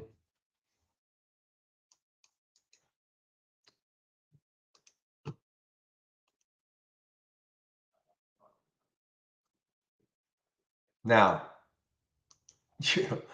oh, I thought that was, so for instance, PBT, what is it now? 98. So you just sort of look at PBT. Never mind what it's doing today, but just look at PBT and look at PVL. I'm sure it's going to be, yeah, look at PVL, but these are royalty trusts. Take a look at MNRL. You probably see some energy plays near the highs. Yeah, I mean, look at this one. Now, I don't have the fundamentals in my single stock window, but I'm pretty sure it's going to be strong, pretty strong fundamentals and strong technicals. Again, 93, and then MGY, 92.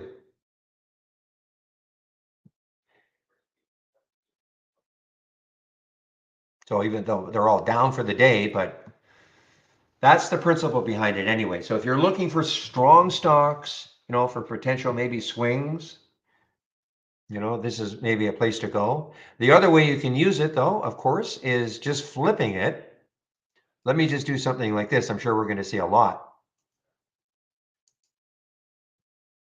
So let's do a maximum instead of the stock composite rating of 90, a minimum of 90, which means it's very strong. Let's see some very weak stocks. Let's put a max of, we'll start off with say 50. So we're going to see a lot. Here we go. So these are stocks, these will be beaten up stocks. I mean, look at Rewalk. So, I mean, this is maybe a way to identify if the market ever turns around at some point and you're looking for stocks that might start to rebound off the bottom. You might want to, use the composite, very low composite with other filters in place, of course. I mean, you just don't want to. So in this one, I'm looking, this is the price range. This is minimum number of shares, etc. But so you can use it to maybe find stocks that potentially at some point could start bouncing off the bottom.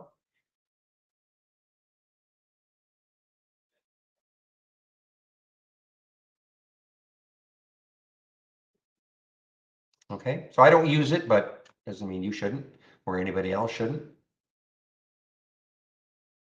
Let's find some like really low. I think we only, yeah, we go down to 30. So let me go to 35, 30 to 100. I'm not quite sure why we don't go down to 0, but that's the range, 30 to 100. So these will be stocks that are like, here we go. So these are the really, really beaten up stocks, both fundamentally and technically. I mean, look at Vero. Party. I mean, you remember Party? Remember when Party was up here? $11 at least, last year. So again, if you're looking for bottom fishing plays, stick an alert somewhere. Maybe if Party ever could take out 183 over here, stick an alert, see if it happens at some point in its life. I mean, and most of these are just really penny stocks. So, if you want to, let's just do this instead of, you don't want to look at penny stocks. So we'd have to up this at least maybe to 40, make it 40. And then I'm going to make it $1. Let's see if there are any. There we go. So here, instead of looking at the real junk, okay, the ones that are under $1, at least you can see some of these.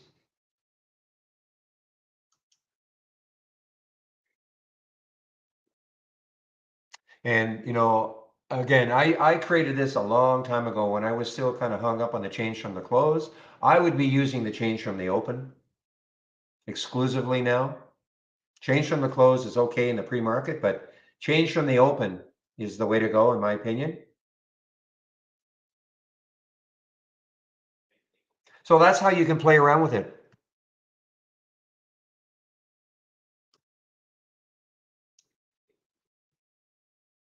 Let me add that. Just want to add that just for fun and see what happens.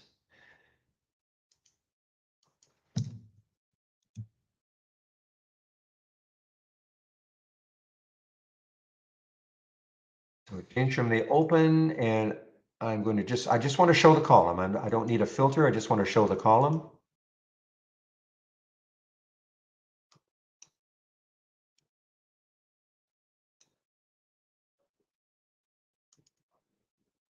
Okay, so now we have a very different way of looking at it. Okay, so here's the CVT. It's starting to move.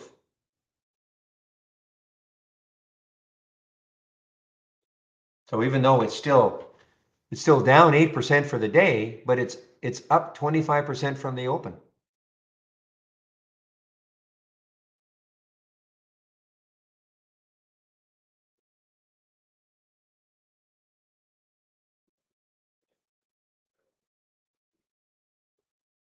User, let's take a look at user. It's actually up for the day a little bit, and it's up 7.7% from the open, 3.2 from the close, from yesterday's close.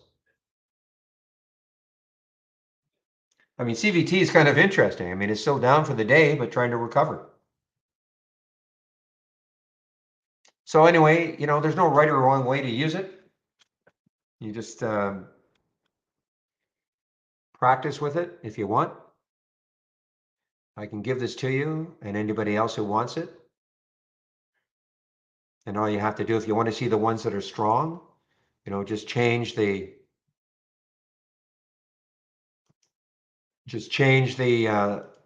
this value here.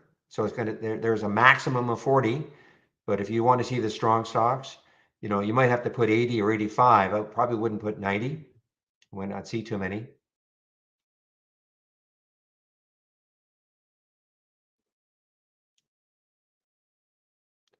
So again, that's up to you. So yeah, I'll give it to you. Let me do this, okay? I'm going to, and then this is the original look.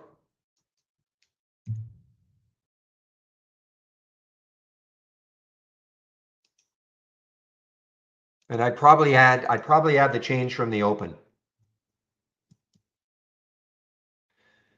I never traded options. I think you're talking about my option scanner. I haven't been using it ever since the market started to, get very choppy and moving down. Okay, it really wasn't producing as well. So, it's like anything else. It had a fabulous about a 3 or 4 month run, and then we had different market conditions. Rev is halted. Ooh, on the way down.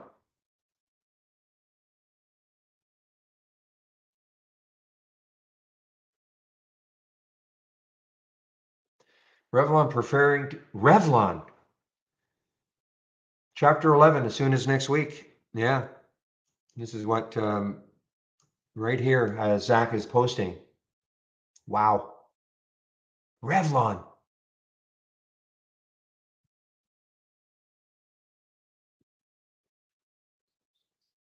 Mm-hmm.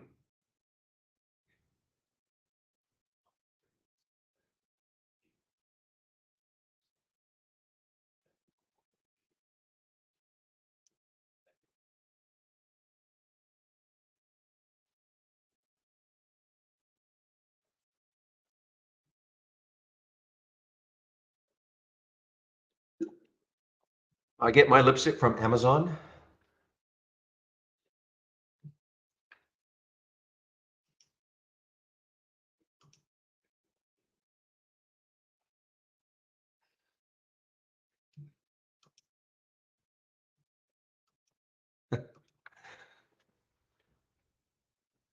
Yeah, Revlon.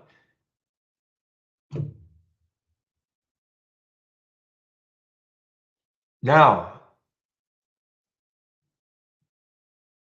okay, so it's not, okay, technically it's not bankruptcy. Okay, it's chapter 11, okay? Technically it's not bankruptcy. I think, there is a difference. I mean, it's chapter 11.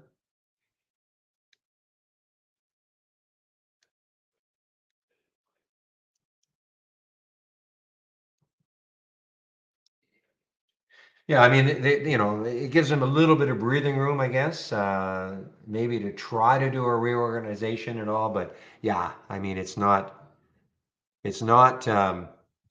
usually doesn't work, but technically, they're not saying we're going bankrupt. We're going to do a chapter 11, try to reorganize, maybe pay off some creditors, 10 cents to the dollar, whatever, if they agree. I'm just making that up. Of course, I have no idea what Revlon is doing.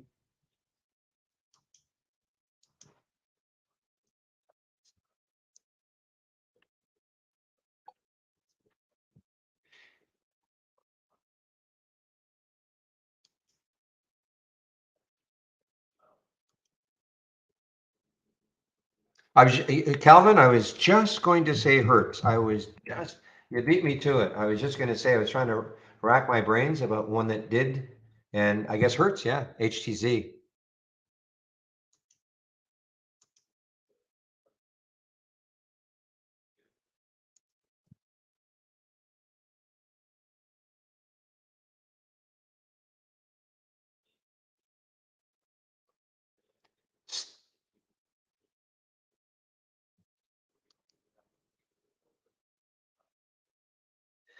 You know, here's a really strong one still, almost an all-time high. It's showing up on Zach's scan, ACLX. It's showing up on his scan as a topping, almost an all-time high again. I guess the all-time high was 2 days ago at 24.71.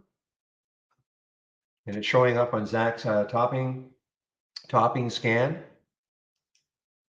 Not a good spread. Well, the spread is tightening a little bit here, but that spread was, about 40 cents at one point. As you would expect from a stock that's $24 with 13 million in the float.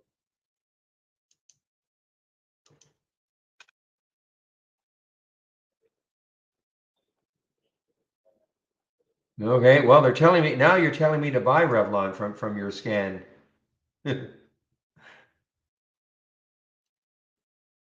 Sava?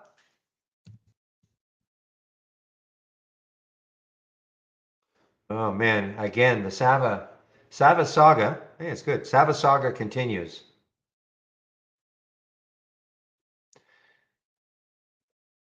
Hmm.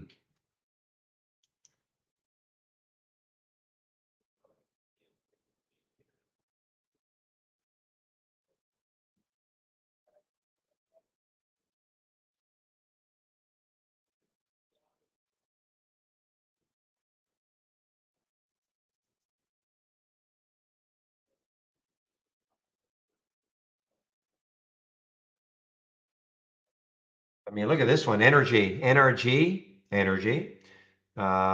Big down day showing up in Zach's bounce scan. All right, Revlon now showing up on my 10-day daily breakdown. Not shortable for me. I don't know if it was briefly, but it's not shortable for me now.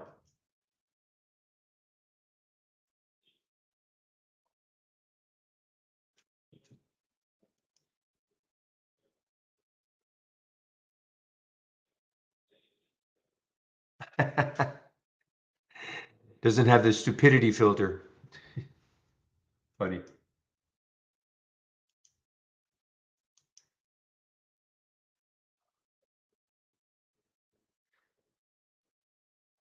Is this halted? ACLX halted?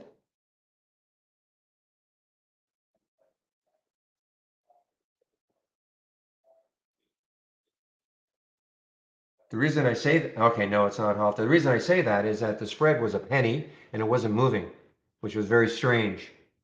It was 23.87, 23.88. Now the bid has just dropped.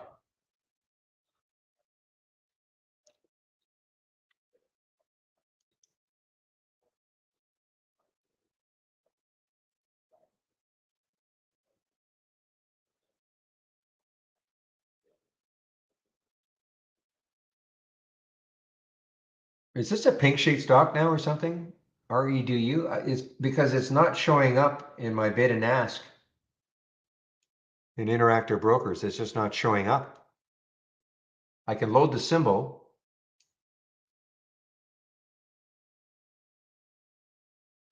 Which is really strange. The symbol loads, but no data on it.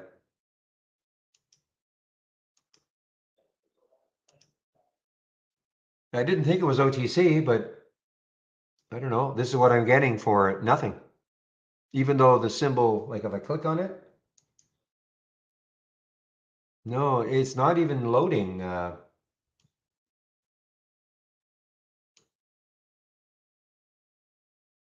Oh, I'm sorry. I clicked on the wrong one. So the symbol loads, no data. Interesting.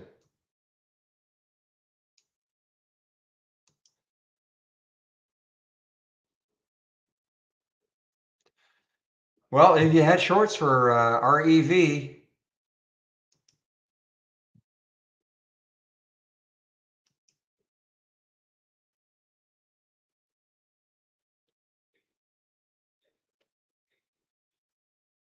I mean, this showed up right here at 283.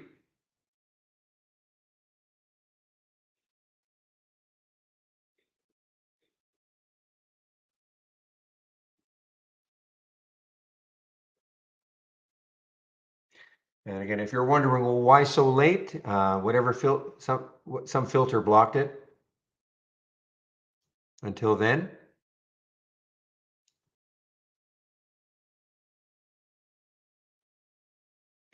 Okay, give me a moment, please. I'll be right back.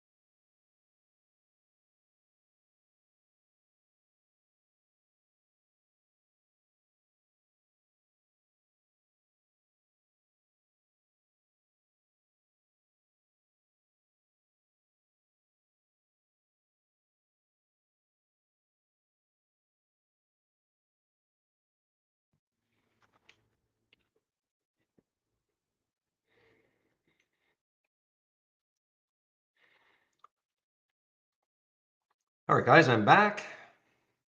That's interesting. You mentioned fresh. This is when I thought I was going to break one of my rules and take that short right here.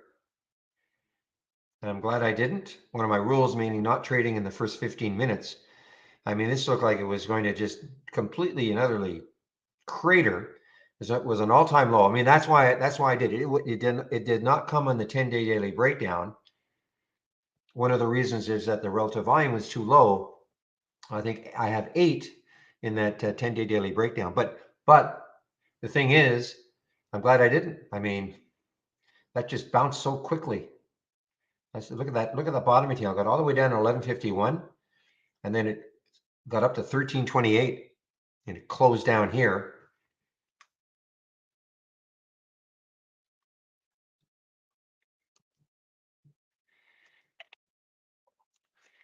I almost have to look at these 10-day daily breakdowns. If there's no news associated with it, I probably won't take the trade. So there usually has to be some pretty bad news to cause a 10-day daily breakdown and make it an all-time low. In this particular case, there wasn't, but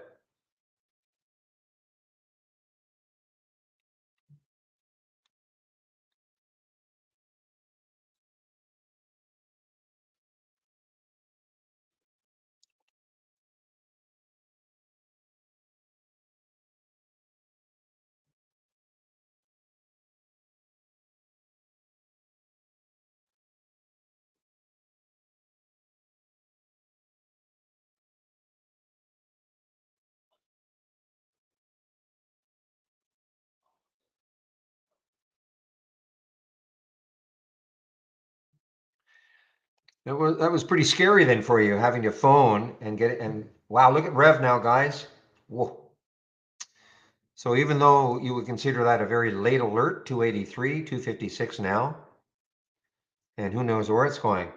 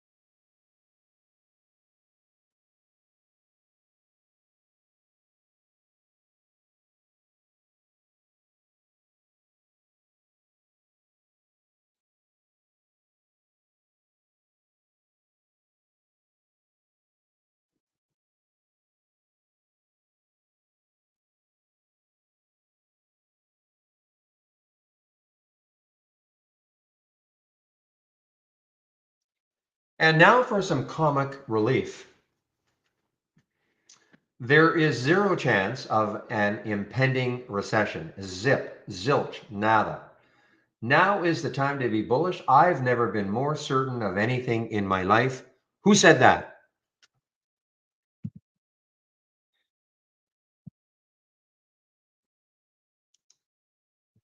An alcoholic. That was funny. You got it. Dwayne wins. That is a Kramer comment today. That is a Kramer comment today.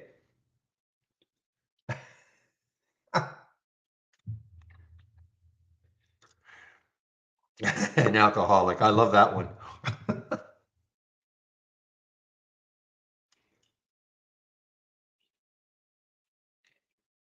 I'm just reading and just following some stuff the guys at Trade Ideas are talking about, other traders.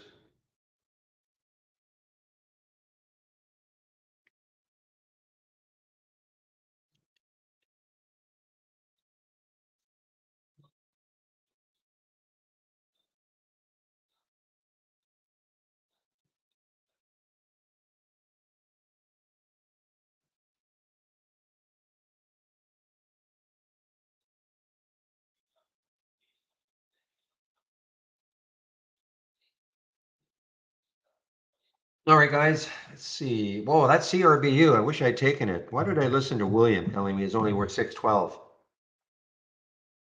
Heck does he know?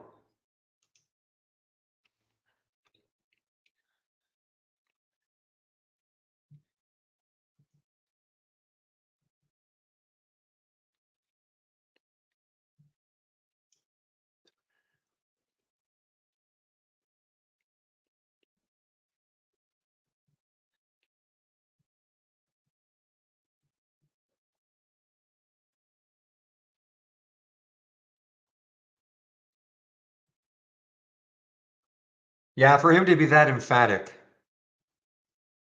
I'm just teasing you, William. You know that.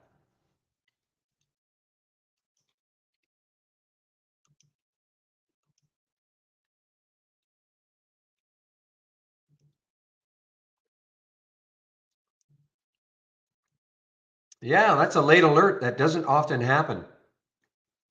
That is a very late alert.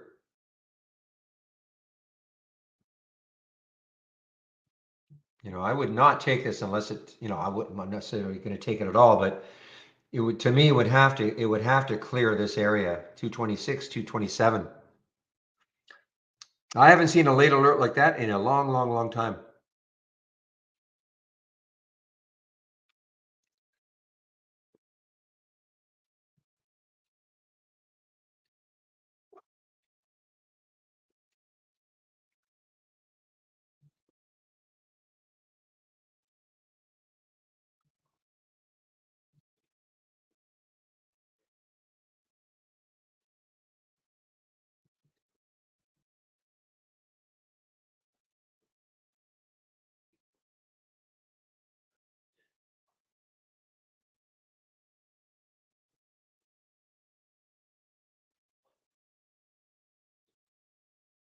Hopefully you guys can hear me chewing that. All right, guys, about 45 minutes to go until I kind of put myself on mute for a bit. The room will be open until 3:30, and then Chris will take over in our YouTube room between 3:30 and 4:30.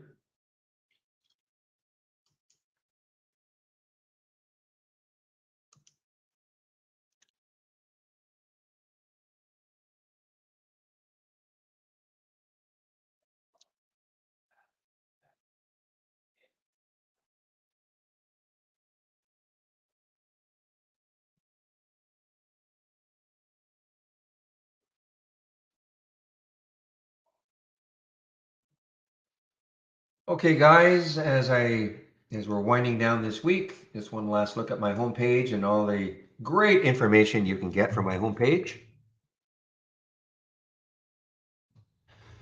Mildly promotional.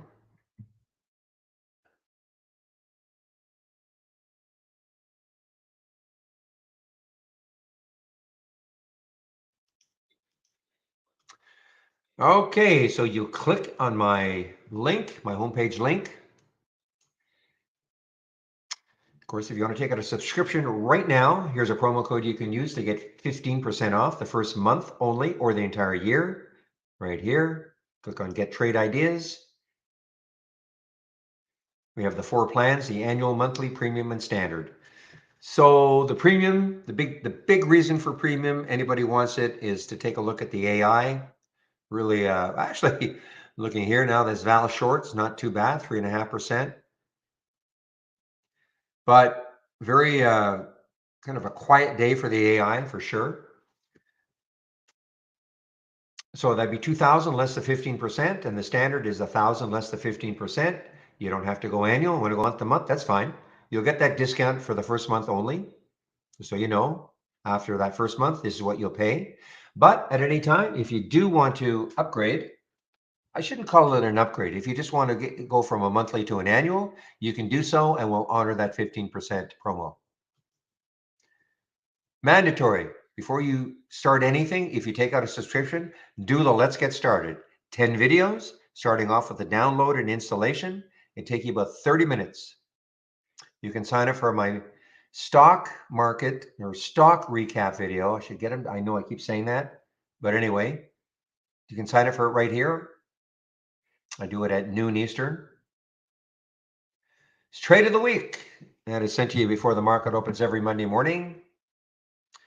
This is the stock of the day video. In fact, I'm going to note Rudy. This is Rudy at Trade Ideas. He looks after my homepage.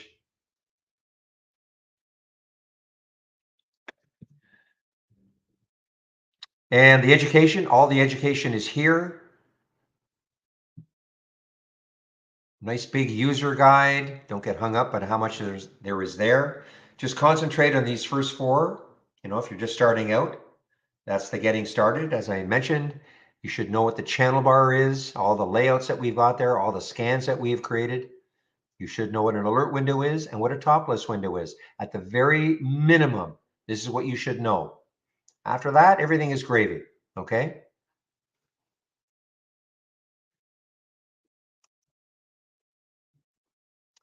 And as I said, Chris will be in our YouTube room at 3:30. So before I do leave and shut down the main room, I'll put the YouTube link in. You head over there. Chris will be there between 3:30 and 4:30. And the daily webinars, you can sign up for them all here. And the Back to Basics. Again, Michael Noss, the Trade Ideas put this together. Starts off with what is a stock? So if you're new to trading, a great resource, all right? And it's free. Meanwhile, Rev continues down.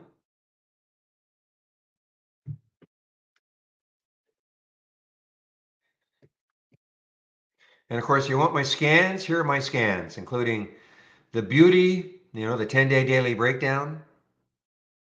I mean, even the 10-day daily breakout worked for certainly the COGT, but the 10-day daily breakdown to me is a really, really powerful one, especially in a market like this. And Zach's bouncers and toppers is what I use in the pre-market.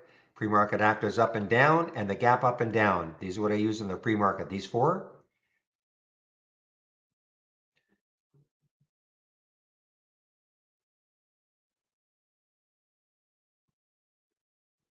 Okay, just a minute. I want to get Rudy to make some changes, so I have to have this up and running.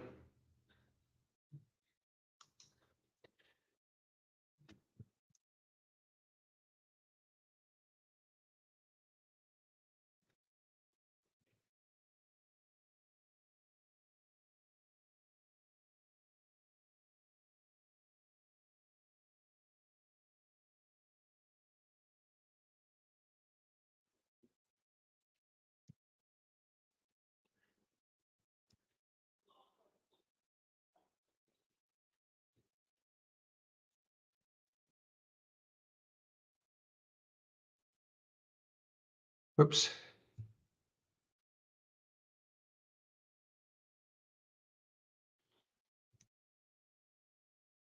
Just give me a moment here. I think something screwed up. Oh, here we go. Okay.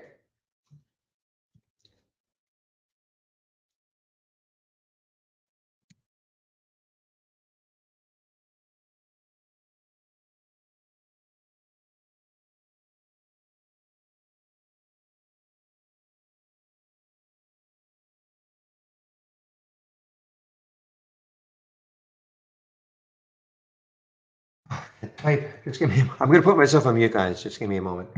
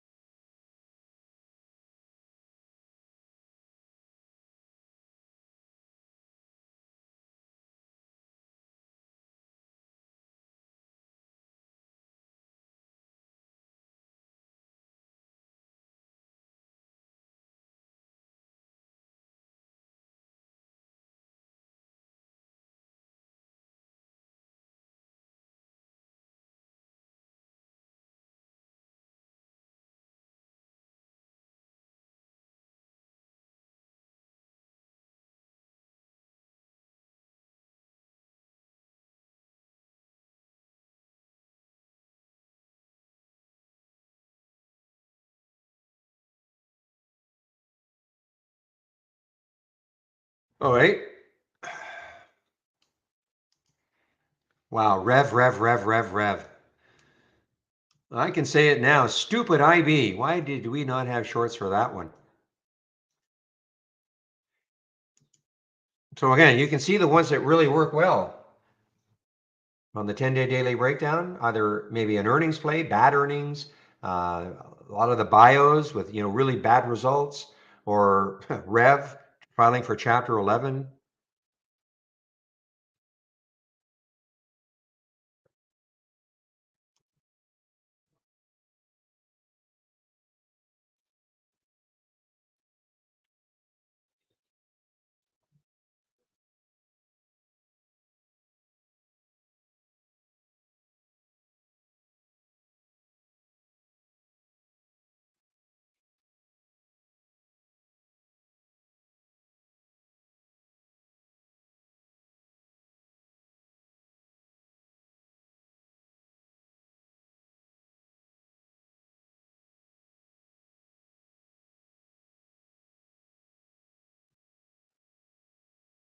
Little move here for Path. We're talking about Path for a few days now.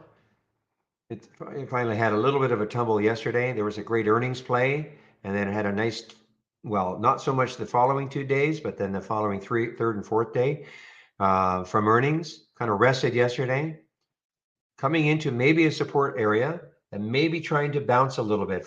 Okay, Path, P-A-T-H, with the market, Path with the market.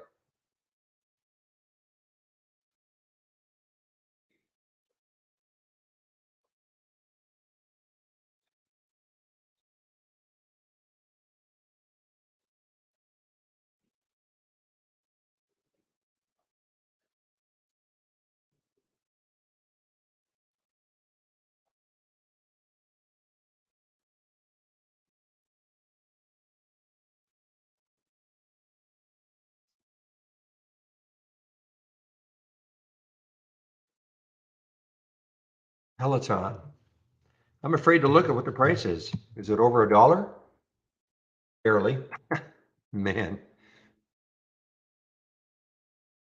Not seeing as many ads on TV for Peloton.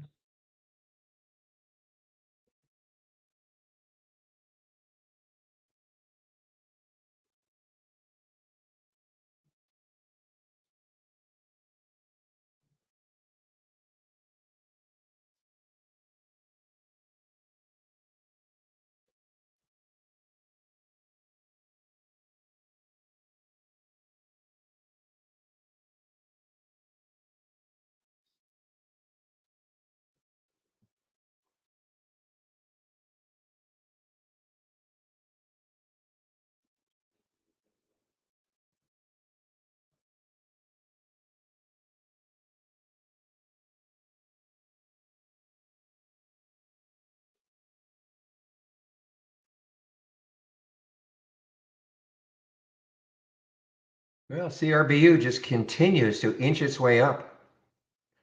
The high of the day was 717, so in theory, there is still room. Well, AERC, I mean, it's really choppy, but it is making higher lows.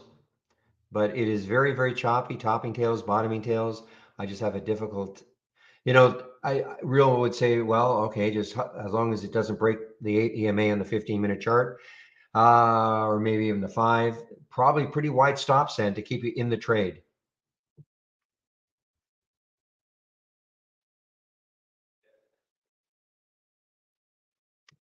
Yeah, I have RDBX thumbnail, so every now and then I do take a glance at it.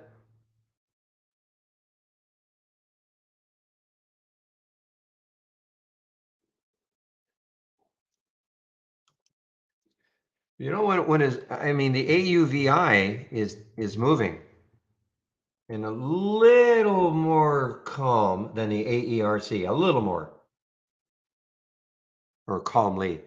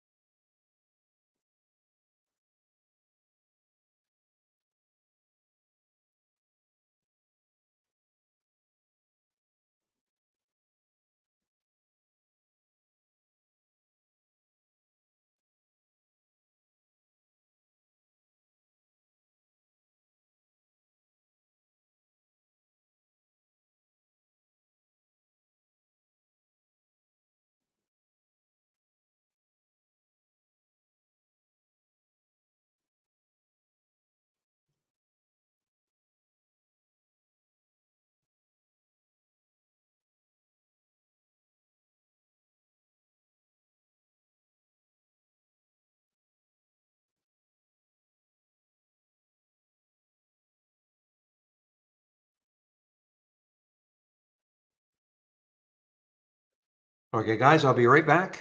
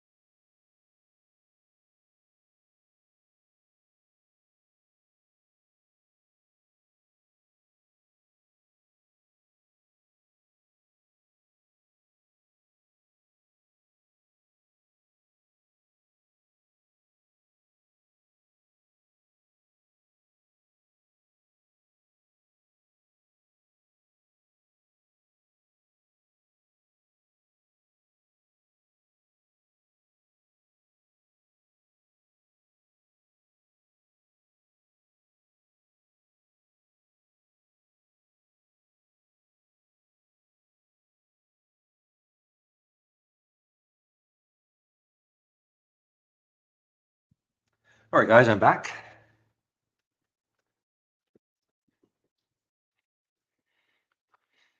Yeah, RDBX looks really poised now, over 13. Real was mentioning it just before. The higher is way up here at 1485. So let's see if this can get rolling again.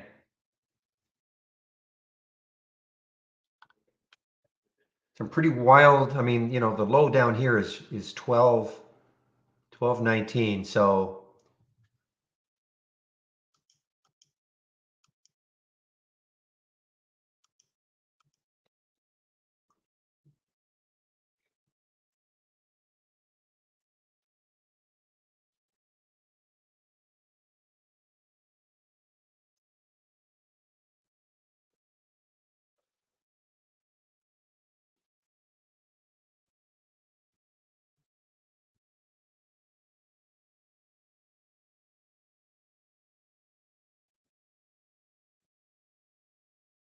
bit of a spread issue sometimes on the RDBX.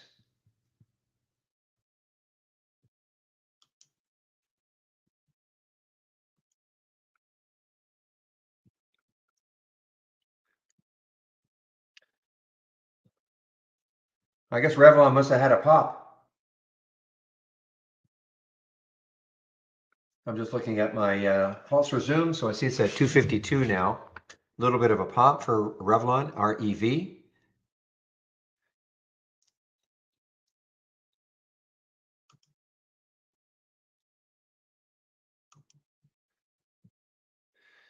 EFOI is acting pretty nicely, guys. EFOI, EFOI. That's pretty nice right there. A nice break right there.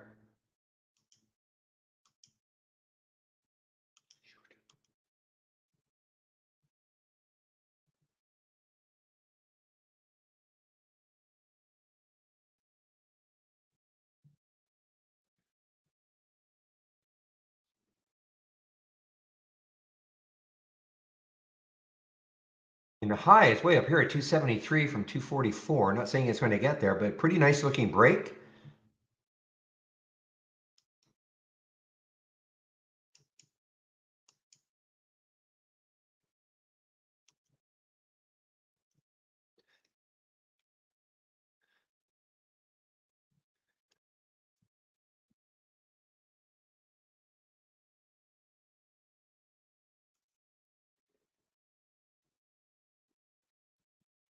Okay, RDBX, are you going to zip?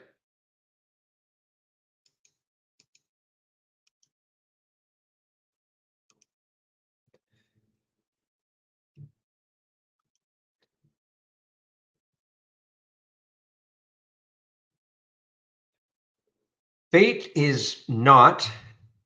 Now, it may have been earlier. Let me just see. No, it'll never make it. The relative volume is too low.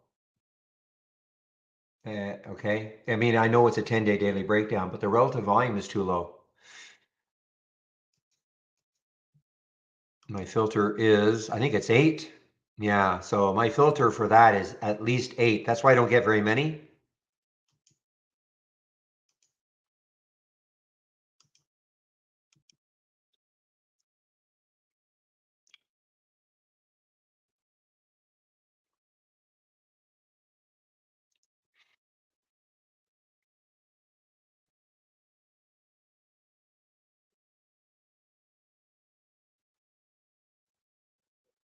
All right, guys, starting to wind this down. It's 2:40 right now, so maybe another 15 minutes or so on the mic, and then I'll put myself on mute. The room will be open until 3:30.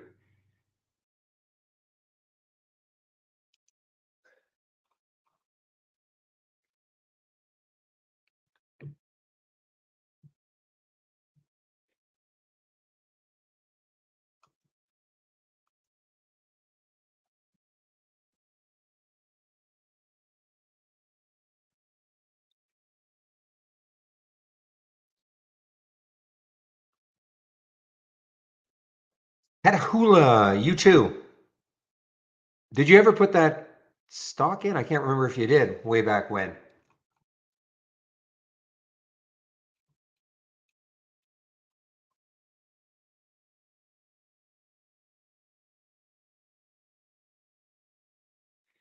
I don't think you did you? You didn't put that, the symbol? You mentioned that you had a stock that might be interesting. Or you would have had a change of heart?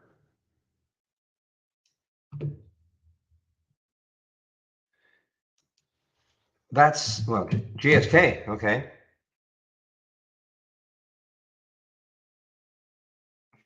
GSK.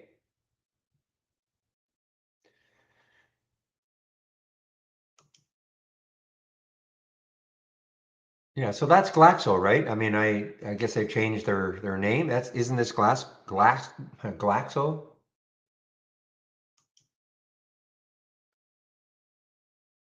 Yeah, Glaxo. Okay, the old. So what did they do? Change their name?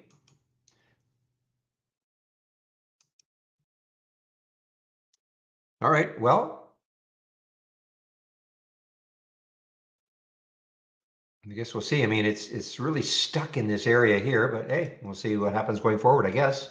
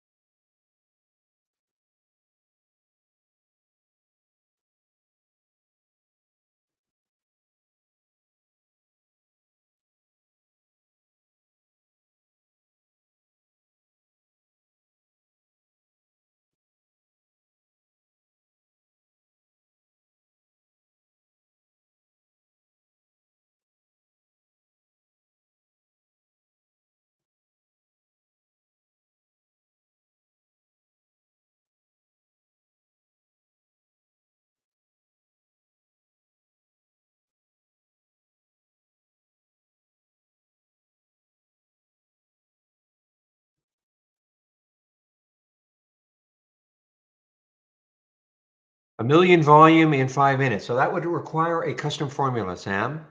It's simple, but it does require a custom formula. I can give you the code that you would use. Then I can direct you to,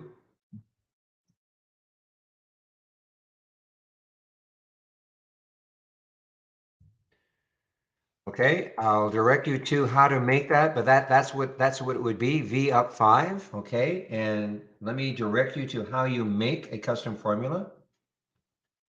Very simple. And and you see what I put, it has to be exact, V underscore up underscore 5.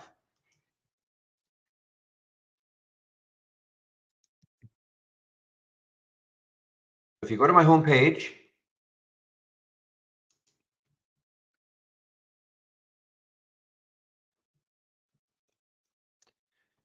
and go to the education section, go to the guide, and where it says custom formulas, okay? Where it says custom formulas, read that. I think there might be a video and stuff.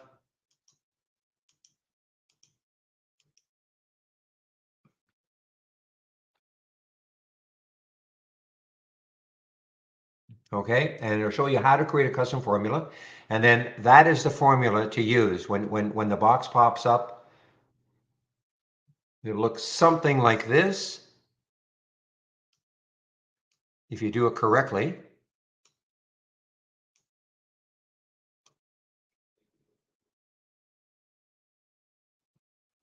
Give me a moment.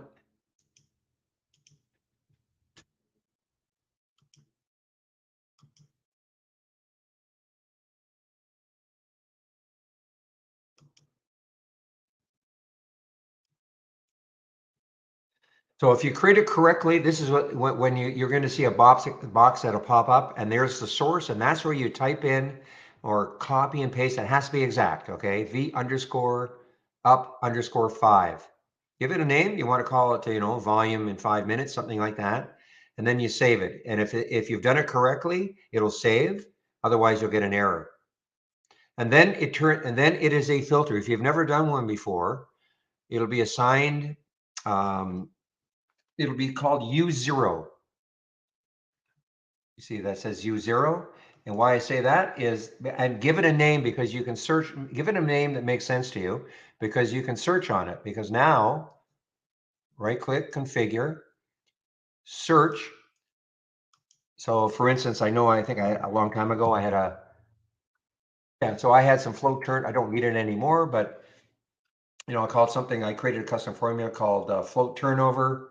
And so when I type in float, it brings me right to the custom formula. Okay. So if you named it, 5 million volume burst or something, or 1 million volume burst or anything you want, and you type that in the search, you'll be brought right to it.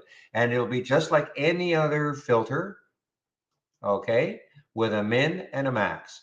And so here, if you want a minimum of 1 million, you can just type in 1M, okay? And then you're ready to go, okay?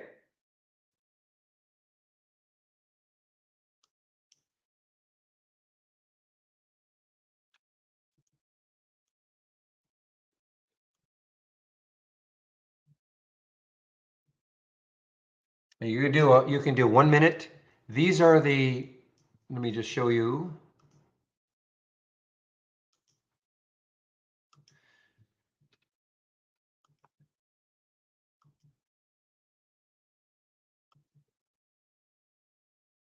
This is where this all comes from, okay? This is the formula editor overview. I can give you this link also. And this is, this is advanced. Hardly any of our customers do custom formulas, but I'm just going to scroll down to the bottom, keep scrolling. These are the data points you can use, and you'll see right there. See where it says V up 1, V up 5, V up 10, V up 15, 20. So the volume in the last 1, 5, 10, 15, or 30. And that's expressed in shares. Okay? Let me know if it worked. Oh, red box. Yes. Oh, what a way to end the week.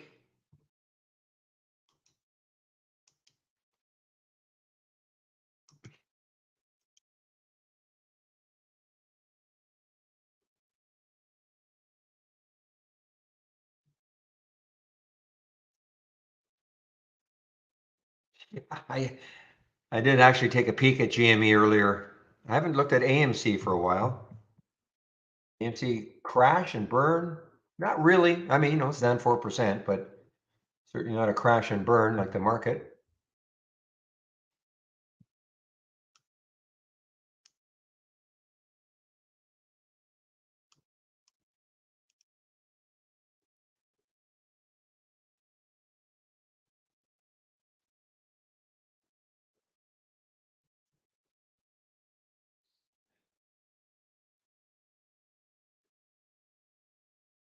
So Shady, yeah, I just showed you that. There's no filter, you have to create it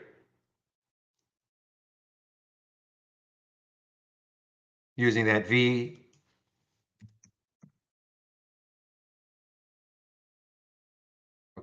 up, V underscore up underscore 5. So if you know, I think you know how to, I know you know how to create a custom formula. So that would be the formula. And then minimum volume in the last 5 minutes, you just put whatever that min you want it to be.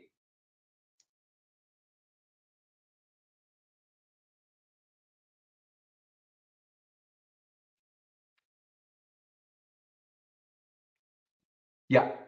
So we have the different time frames, 1, 5, 10, 30, and 60.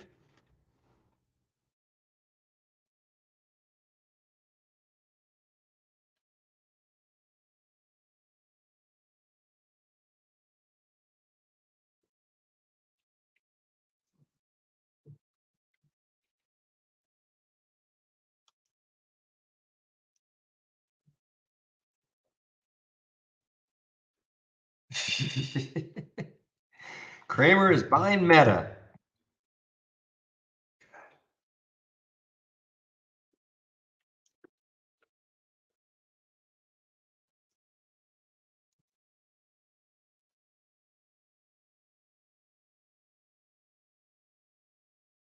Oh, I'm sorry. I read, is there a filter for minimum volume in the last 5 minutes? I'm sorry. That's what I read. Yeah, that is the filter for minimum volume in the last 5 minutes. Yes. Sorry about that.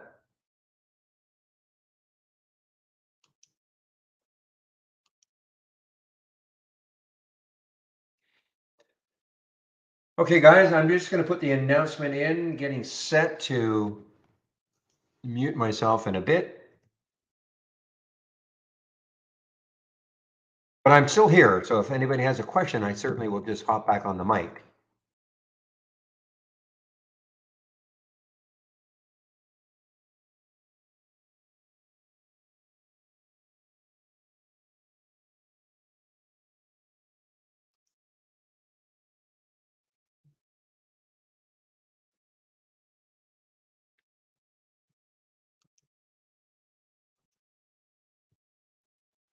Ah, you're more than welcome, Mr. Blind Trader.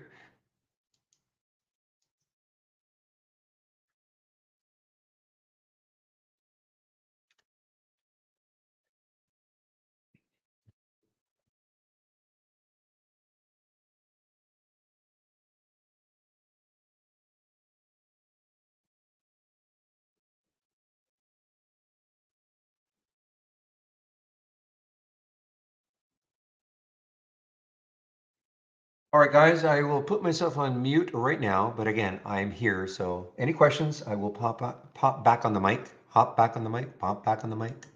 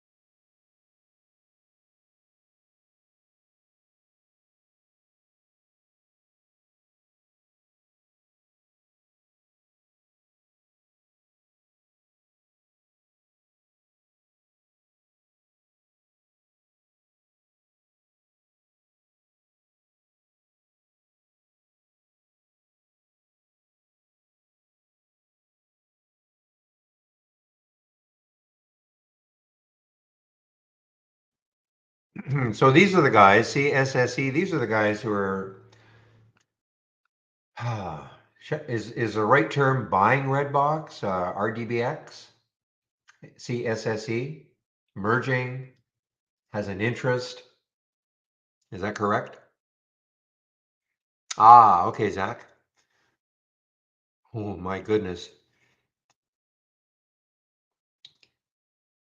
If that's the case, Redbox is still holding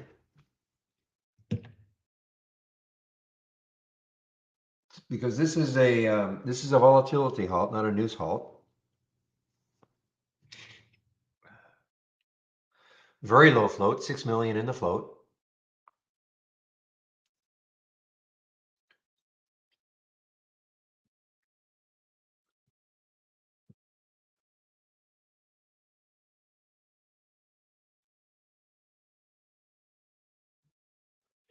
Okay, I'll get myself back on mute.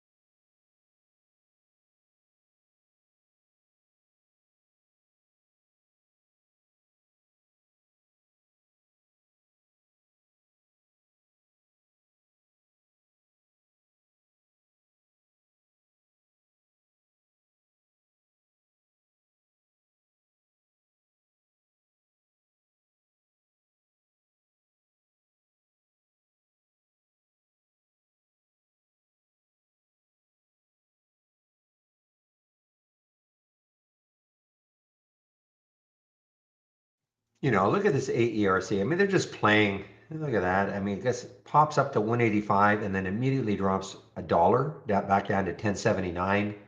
This is such a look at this. What a messy, messy, messy one to try to trade, in my opinion, anyway.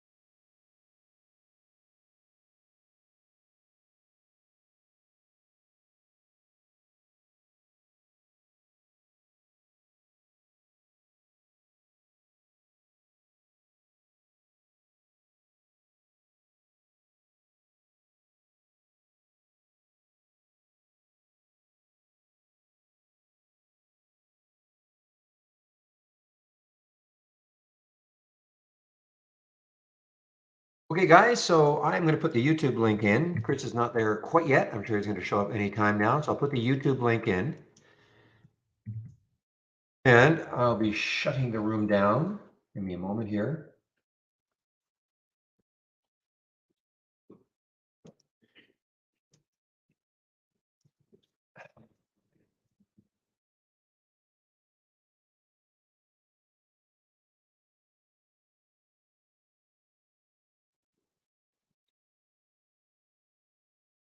Okay, everybody, I'm watching this red box maybe for a late charge, taking out the, believe it or not, the high of the day. But anyway, just going to get my script in here.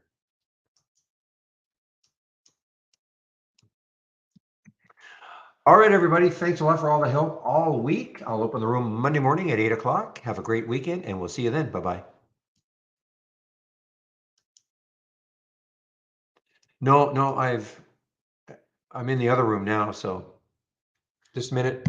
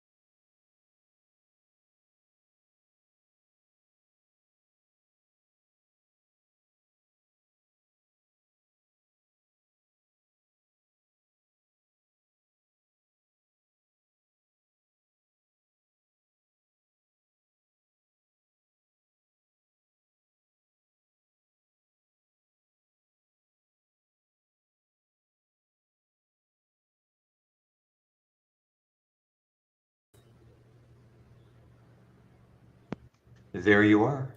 Here I am. You had an interesting day. Barry, interesting is not Yeah. quite the word. If I didn't have my head about me, I'd have probably broke every electronic device in my apartment. So the first thing is, now this is a new Mac computer you've got, right? Well, I was starting with my desktop still that I have, and the camera that I was using, they said is not acceptable to use. And so I said, okay, well, I can switch to this MacBook. And they're like, okay, just come right back. And the MacBook would not recognize their software and kept thinking it was a virus. And their tech support, walked me through how to, undo everything as far as the firewall goes, and just kept refusing. They're like, yeah, it just looks like your MacBook just won't sync. I said, well, what do other people that are on Macs do? And they're like, they had no answer for me. I said, well, what do I do now? I said, I have two computers here, and you tell me neither one will work, which is just amazing to me. And they said someone will call you with a solution in 48 hours. Man, unbelievable. So you might be able to take the test next week. Is that what you're saying? I guess the only thing I run into is I have a very packed week next week. So Right. Okay. I just have to try to make it work anyways. But I was looking forward to it being over. and Oh yeah, getting no kidding. some much needed rest, but was not the way today. Well, I'm sorry to hear that, Chris. I was pulling for you, and then I read that and I said, "My gosh, how can that be?" Yeah, what are you gonna do? Happy Friday. Happy Friday. Yeah. Okay. So, all Well, right, well, I'll cede yes. the reins to you, so you can have your fun hour, Thanks, and we'll Barry. talk to you on Monday, I'm sure. Sounds good. We'll see you then. Have a great Okay. weekend, Bye Barry. bye. So happy Friday, everybody. You get a little inside scoop of how the day went here for me. For those of you that are familiar with the situation, I was to take my level 1 CMT exam today. Only there's a situation with cameras and software, and I'll just leave it there for that. So I'll be honest, I haven't much looked at the market. I know that I guess CPI came in hot today. Market rolled over from it. Kind of a little up to speed, but I didn't really pay attention to much else other than that. So just had some scans, these scans running for a little bit now, for an hour or two. So there's not a whole lot. There's not a whole lot for me to comment on, I don't suppose. You can always take a tour of what was happening. This ACLX had an interesting move here.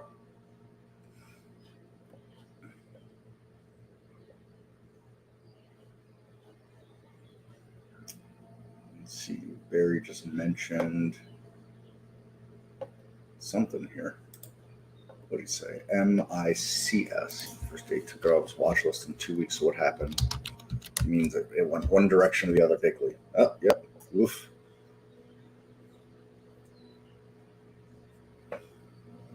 Nice 66% move right there to this point anyways. Not that little pullback.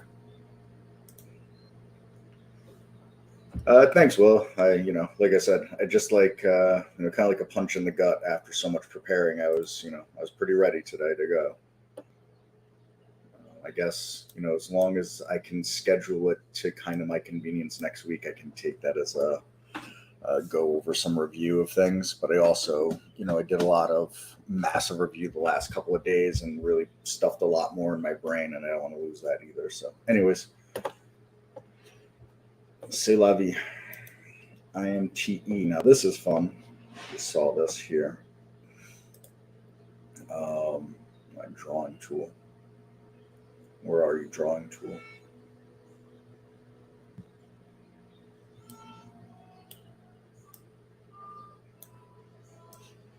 So, this had a nice move back here.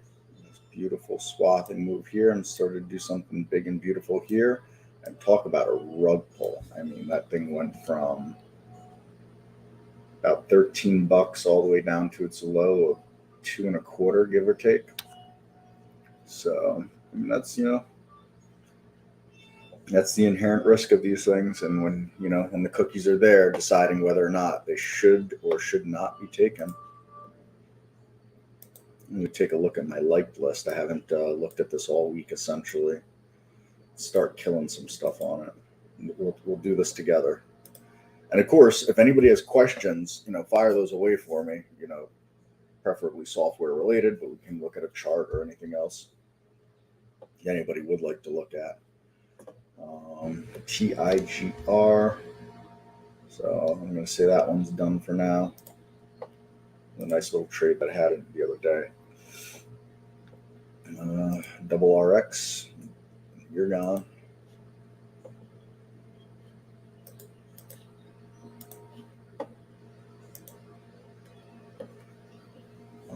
CISO. I had a couple of nice trades in this one. That looks like it's over.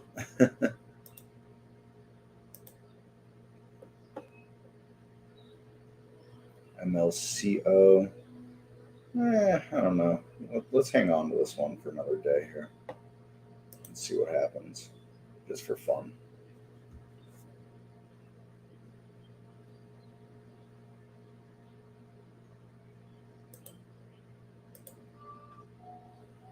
We'll leave that. Da. Trade ideas is just going completely wacky.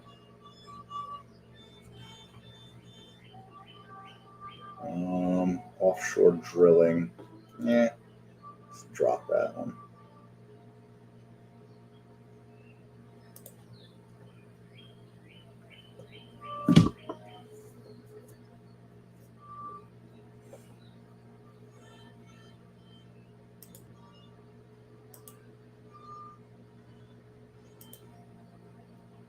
TTI. Yeah, we'll leave it. Charge point. Nah, let's leave charge point. FTCI.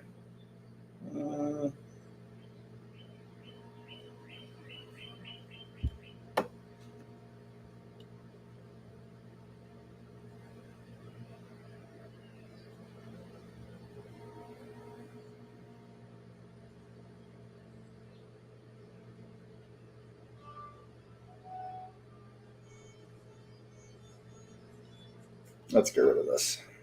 Sorry, I was hemming and hawing on noticing those two wicks, those two shadows up top. But I think that means it's time for you to go. VERU. Nah, I think that party's over for now. At least for me, anyways. We're going to leave NEX. HCM. Probably had that up from when China stocks were doing well the other day.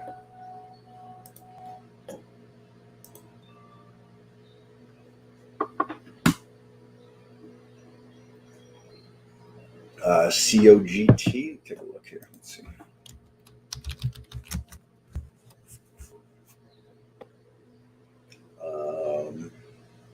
Shooting star candle. I mean, it's kind of an anybody's guess thing here at this point. You know what I mean? Gapped up, well over any of these resistance levels here. Selling off coming into the end of the day here. My trade ideas are just going completely bonkers right now. Oh, this beta version.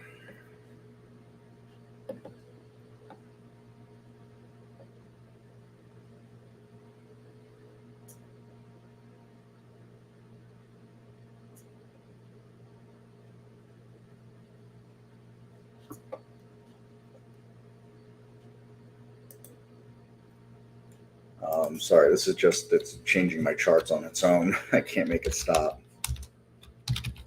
Try to get back that chart again. COGT there. Let's see if this can stick for a minute. I mean, I suspect it's going to have a lot of volume, and tomorrow, or what is going to be Monday, obviously, will it be as much as today? I'm not sure that it will be that, but you can see here how the volume is fading all day along with the price. And so I'd say for today, at least the party's over. I'm guessing they must have had some kind of news. I don't know if the news is sustainable, and I'm not a news trader in that sense. So, but I would also note that this basically ran into, well, that's a terrible line. Let's use this instead. Ran into trouble right there just before it got to that line, even at the top of that candle. So again, no happy accident that happened. So that's what I'd be looking at there. The fact that it couldn't even do that, get through that. I wouldn't say couldn't even. I mean, that's a massive move today, all on its own. So, probably end up being a good day trading vehicle Monday. Now, whether it's a good day trading vehicle from the short side, long side, or who knows, even both. I mean, today it would have been great from both sides. I mean, if you got any piece of this move in here, would have been great. And if you got any piece of this move in here, it would have been great. So, for whatever that's worth. There's no clear defined anything about that. The trend was down up until today. If you're looking for a longer term trend. ENSV. Interesting. Support in gas, oil. You know what it is, though? These small priced oils are tough. Because it means they're some kind of, blah company essentially. And, we can see after earnings, that fade after earnings just, moved up with the price of oil and everything else. So this thing is just going nuts. This is hysterical.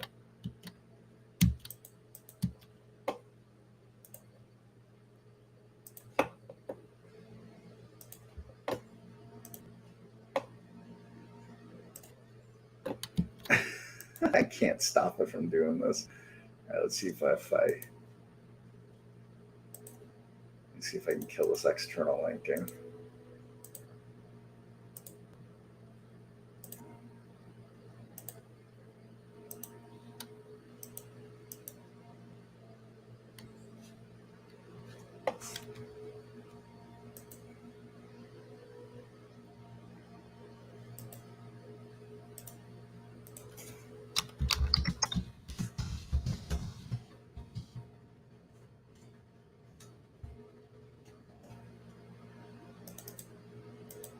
I'm going to have to just shut down.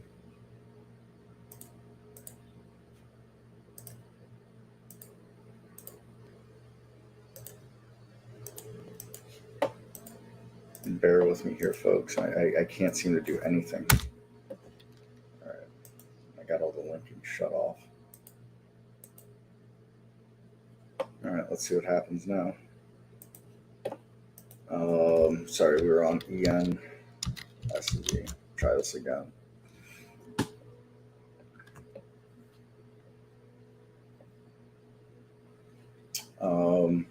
Trying to find this around the bottom trend, if you will. You got this resistance to get through all through there. You're gonna have all these bag holders here. We're gonna be dropping shares on everybody as the price comes up. So at what point that that supply gets exhausted, who knows?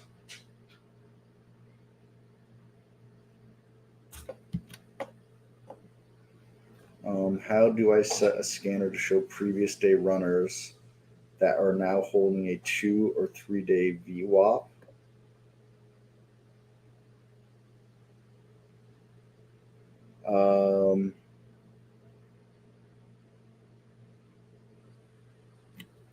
Yeah, let's try to do this on the screen here. Let me see. I'm trying to think.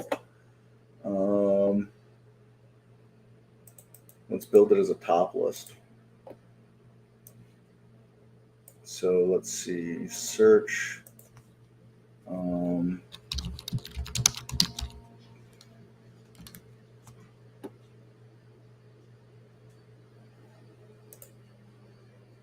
So change previous day.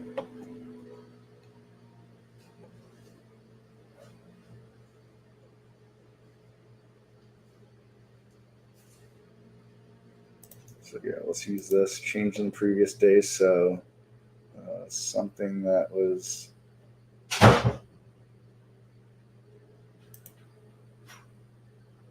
something that was up the day before. I don't know. Let's start with a minimum of 3% here, and then you want. Do you want VWAP 2 or 3? VWAP.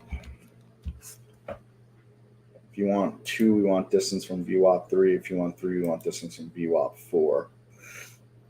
So let's go with 3. Oops. So add that filter. You're saying, are you holding? So you want to see it at least there. We'll give this a price range. I don't know, we'll put 8 to 100 unless you've got a different price range you want. Minimum amount of shares traded today, I'm going to put 225000, unless, again, you got something you want.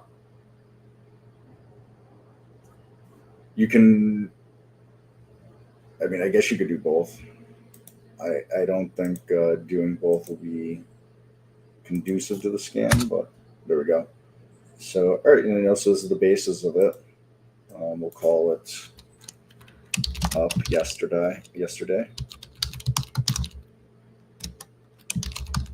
Holding ADWAP.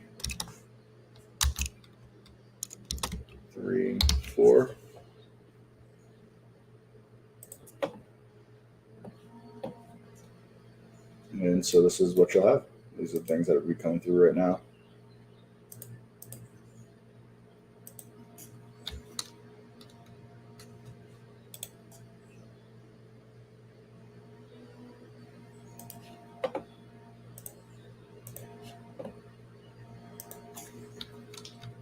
This is all stuff that's above that VWAP, and it was up yesterday.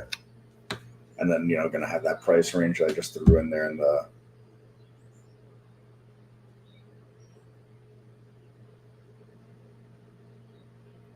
but not on the same scan. Oh, got it. So we just removed the VWAP 3 from this for now.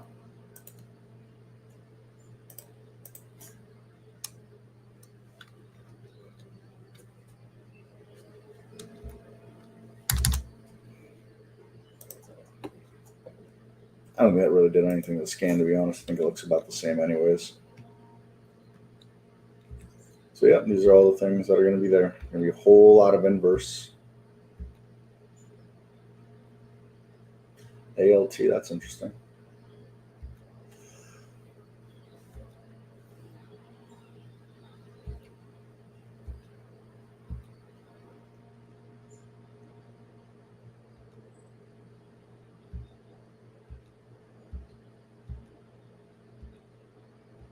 So I mean, it's almost all inverse stuff right now, because obviously with the market down, you know, pretty good size yesterday and a pretty good size again today, you're not going to have exactly very many stocks that are up today, that were up yesterday and up today.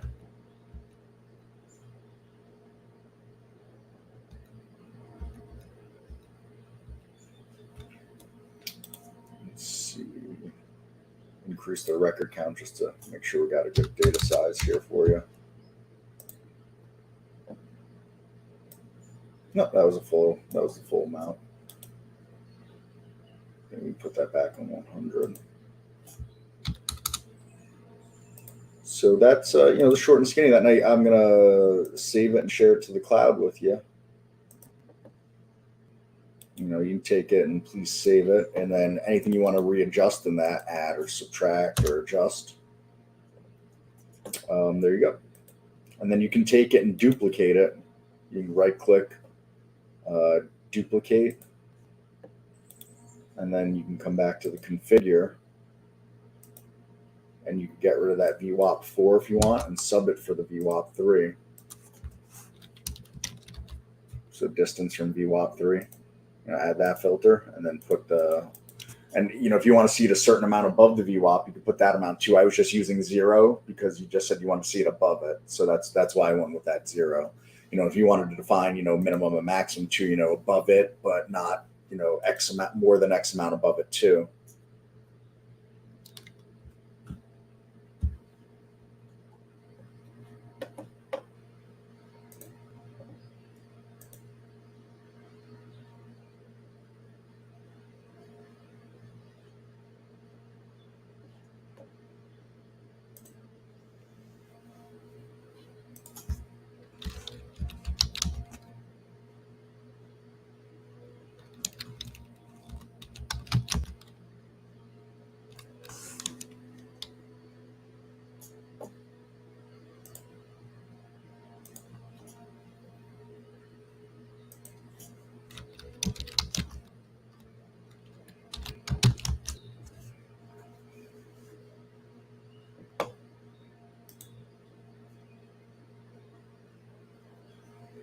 Which one's responsible for previous day move up? Configure. And change from previous day. So this is taking yesterday and comparing it to the day before, essentially. So if you right click the icon and you go to help, this is what you'll get. And give you the official explanation. So these filters compare the close from the previous trading day to the close from the day before that. In short, these let you pick stocks which were up or down by a certain amount yesterday, using negative numbers to find stocks that were down for the day. And so I just arbitrarily picked 3% up. I mean, you know, you go with 1%, you go 5%, you know what I mean? I'm not sure how much you want to see them up by. but essentially, you know, this is the template of what you asked for to work with. And, you know, you might have a different price range you want to see or shares traded you want to see. You know, you might want to, I don't know if you want any other moving averages in there, anything like that, but this is just the, you know, get you started type of thing to get you in that direction that you were looking for there, Orange.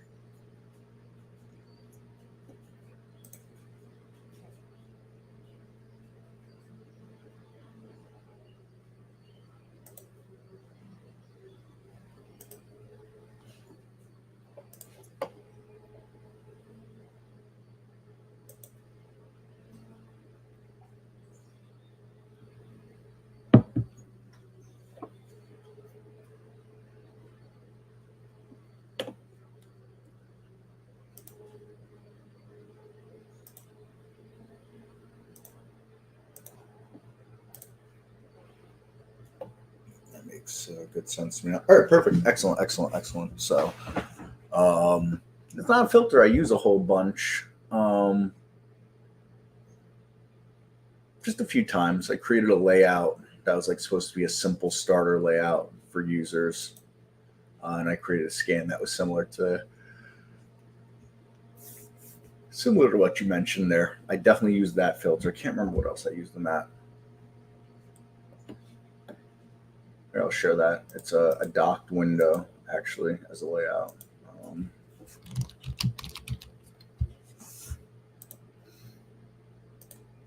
In case anybody wants, it's just a real simple layout with a few charts, single stock window, and a couple of alert windows. Very simple stuff. But, you know, on a day like today, because it's more of a long looking scan, probably not great on a day like today, obviously, but I don't think there's going to be a ton of long looking scans that are going to be great anyways. MMX, what are you? Whoa, holy cow.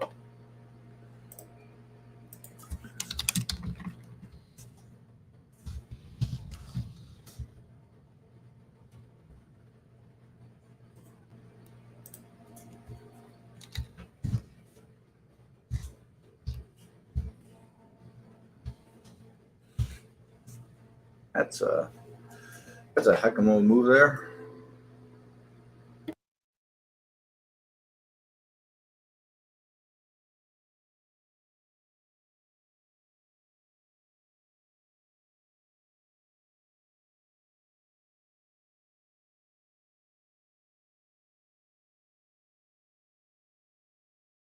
What kind of stock are you? Profile, non-metallic mining. Engaged in the acquisition of mining royalties and stream, blah, blah, blah, blah, blah. No idea. Okay.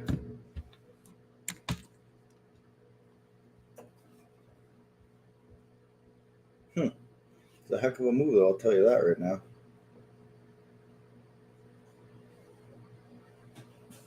Looks like Trade Ideas completely froze. Perfect.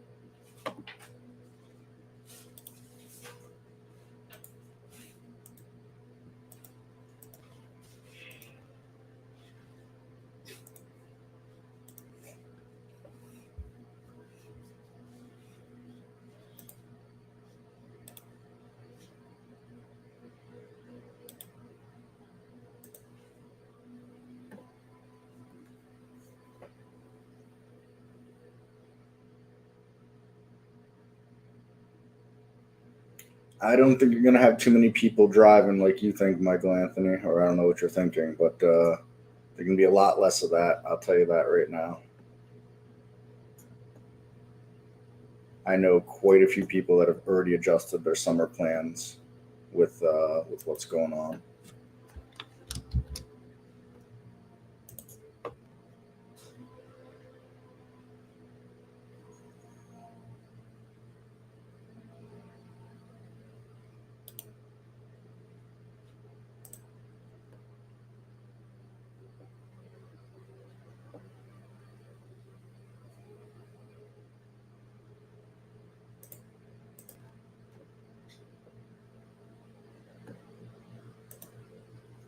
And SPY is headed right back to the low of the day, too.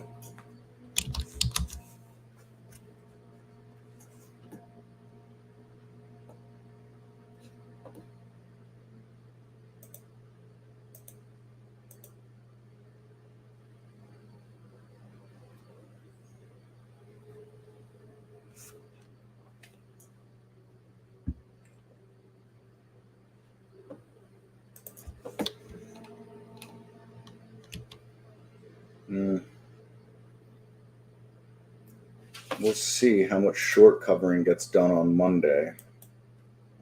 I mean, it's a pretty sizable move to go from here to here in 3 days, but I got a feeling the Bears are really going to be pouncing on this for another day or two, and I won't be surprised if by Wednesday we take this out pretty handily right here.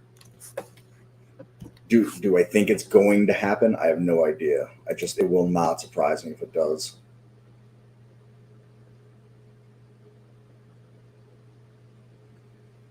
Yeah, yeah, exactly.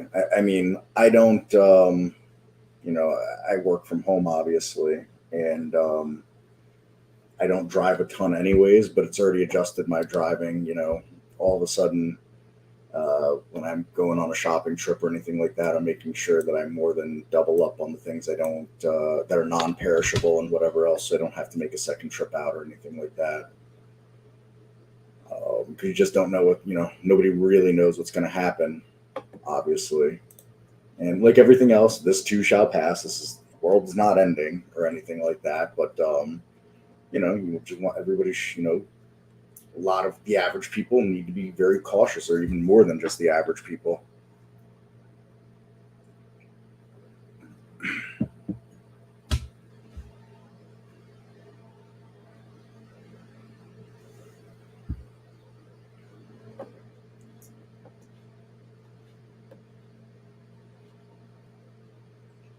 So I would say that go to these scans here.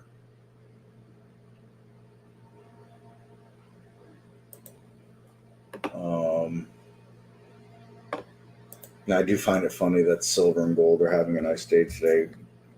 Nothing changed. I think anybody in their right mind already knew it was coming out today. Knew it was going to be bad, and it had been bad for a long time. And the fact that that these were doing this for the last couple of months is amazing to me.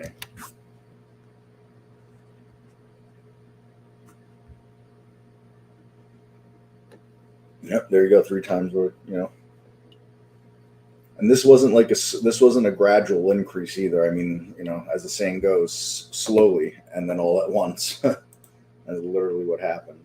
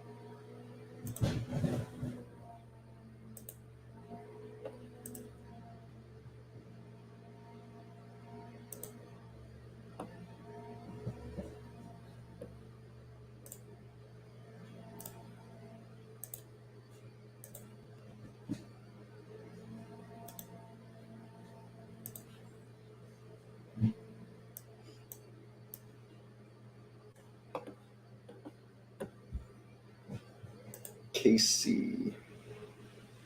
That was a Chinese stock. Kind of hanging in there. Whoa, wait a minute. That's really hanging in there. What a move here at the end. That's something. Huh. Can't say you see that every day. The market's ripping to lows on the day. And that makes a big move like that. Huh. I don't know what that was all about.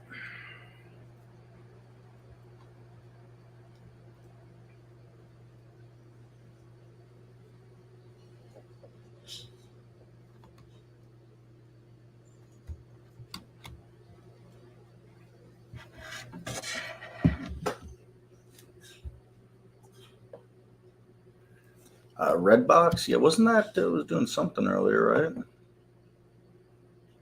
I feel like it was the first stock that I saw when I logged in after my testing debacle today.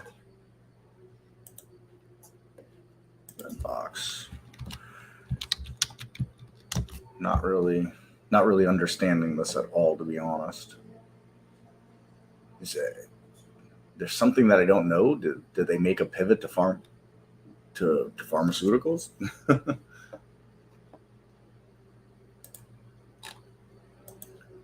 curious. So this is getting up there. Weekly chart. Almost at where I was calling my target for, not too far off. XLE. Maybe Netflix will buy them. Netflix will make the pivot back to in-home machines like that.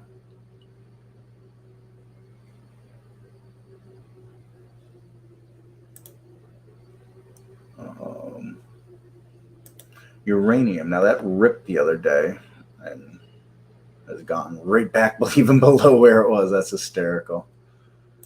As the saying goes, easy come, easy go. I mean, that big move that it made the other day, and it's below there now, below the open of that day. Ain't that something? Natty Gas, inside day today. Doji.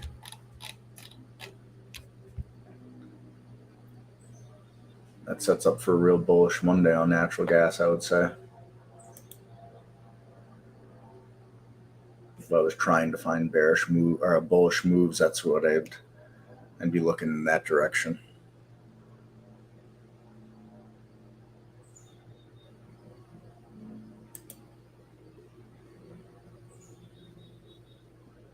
Telecommunications getting crushed. Looks like, a lot of these charts look just like a SPY chart, essentially. Hammer candles, those are tough. Let me see something. I think we have maybe we have a symbols list daily. Yeah, we have this symbols list that'll find.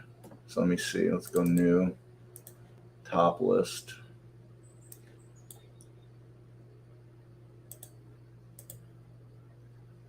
Let's see what these things look like in here. Hammer.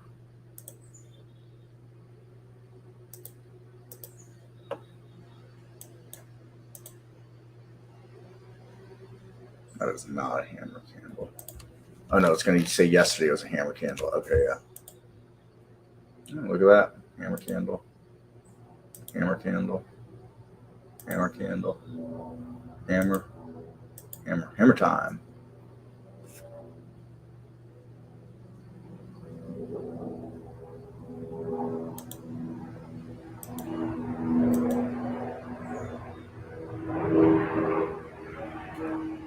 So you can use that symbols list. I don't think you're going to find a whole lot, but it's going to show the hammer candles yesterday. As far as finding one for today, I don't know if there's really a way to do that. That's tough. I don't think we have an ME scan for that.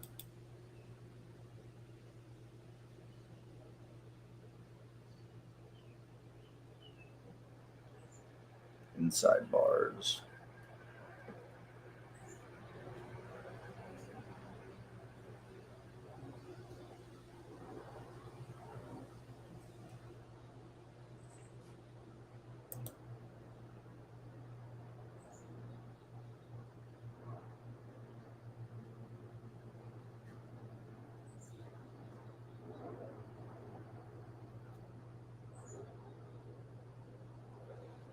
Trying to think of how we can do this.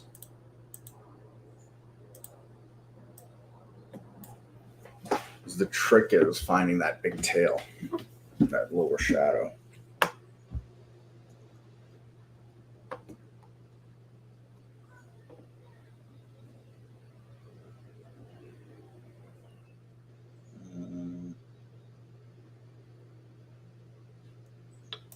First things first, let's give this some metrics here.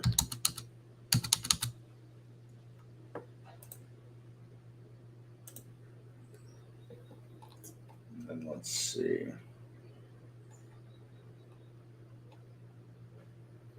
Position. Now, whatever we create, if it does find any, it's going to find ones that don't look anything like it also. So there's no way to say only show me hammer candles like this. But you know what? I should also check for you though, real quick. Hold on. Configure, search. We might have them as an alert.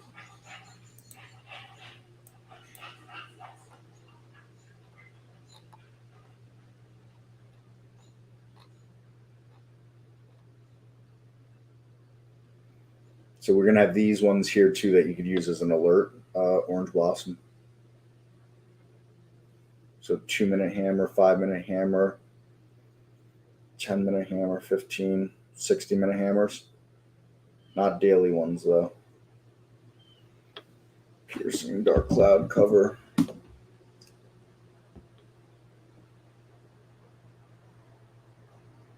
And the borrow fee. Just insane. But as the saying goes, remain irrational longer than you can solve them.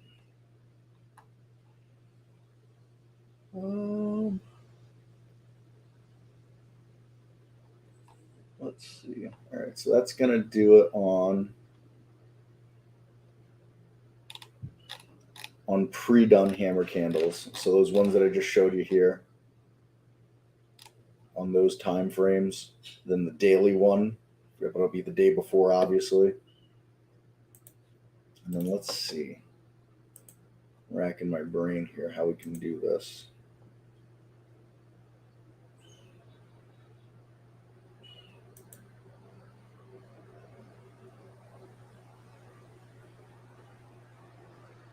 The heck?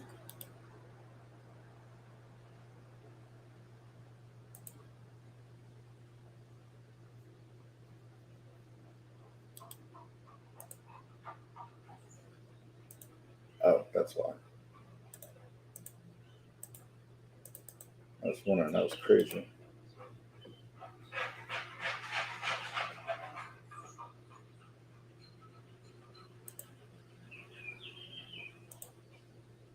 All right, the task at hand here. Let's see if we can build something for hammer candles.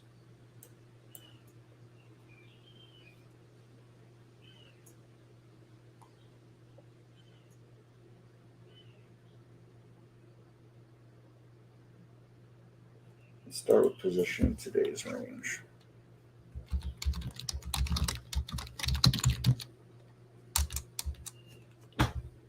Position and range. And that filter.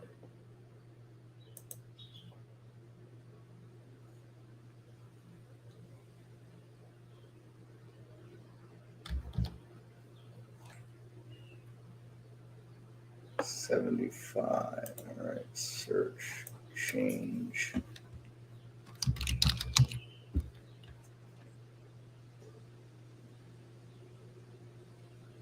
Change over the last 120 minutes. And that filter, let's see, it's got to be up over 3% over the last 120 minutes. Let's just see what this returns. All right, so it's the reverse of what I want.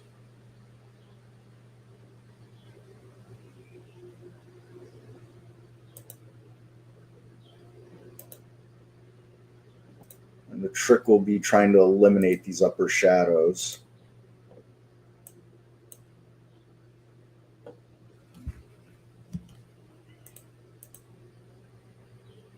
As we can see, it's going to, attempt to find stuff that's like this.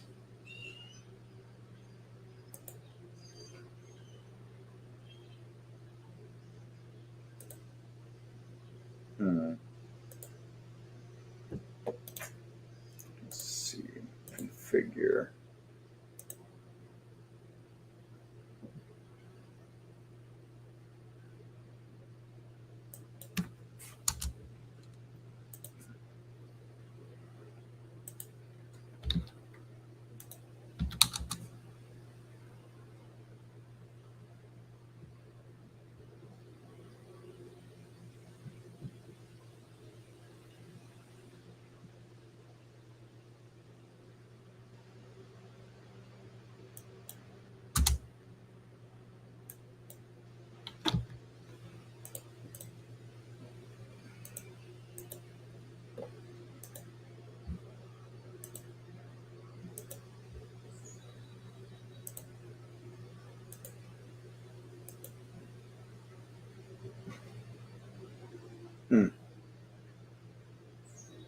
Why would it return me those? That doesn't make sense to me. That doesn't make any sense at all.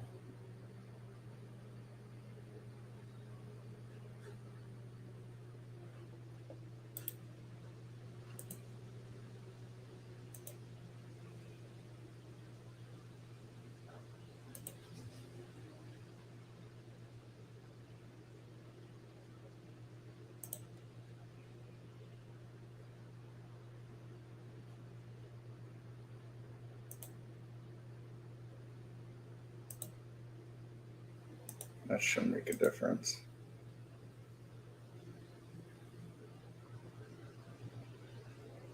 No, we don't do pattern recognition well.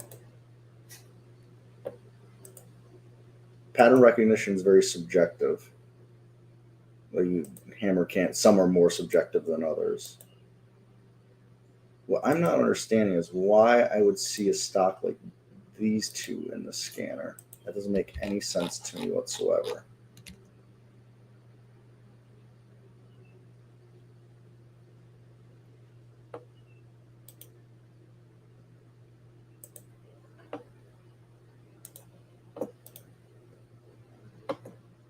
I mean, I don't think there's going to be many hammer candles today regardless. I don't think there's going to be almost any hammer candles.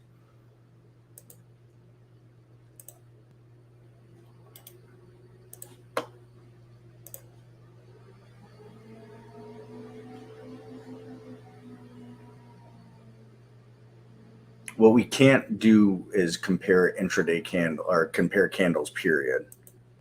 And that's what kind of messes with us.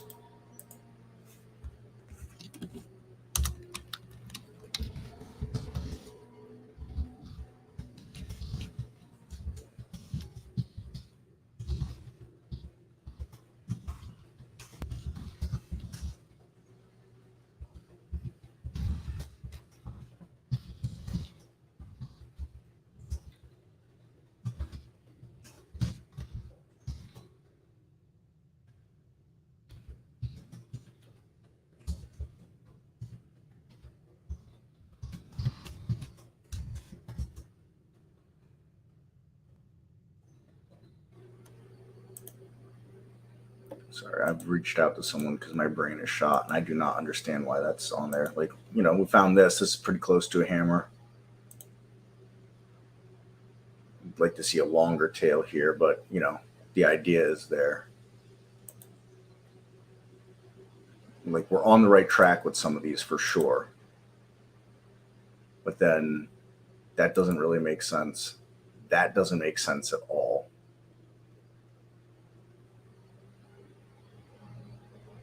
Yeah, that doesn't make sense. But this one doesn't make any sense at all.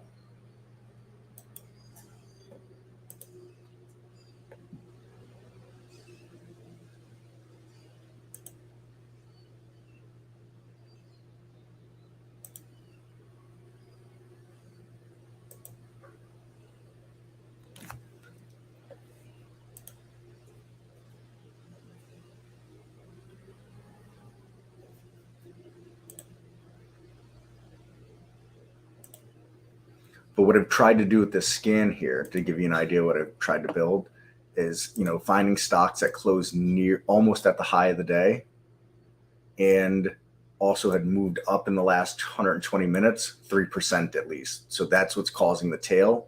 I'm trying to find this here. That was the idea behind what I did. Now I knew there might be a little bit of an upper shadow here because I'm at 95%. And I knew that this shadow could be bigger or larger,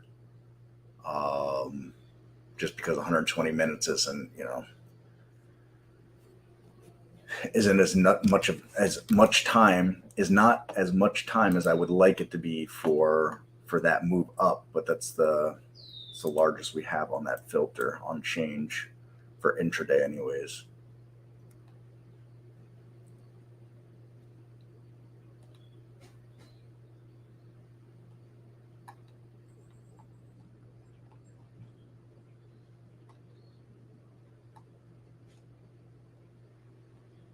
I'm just looking to see if there's something else that might.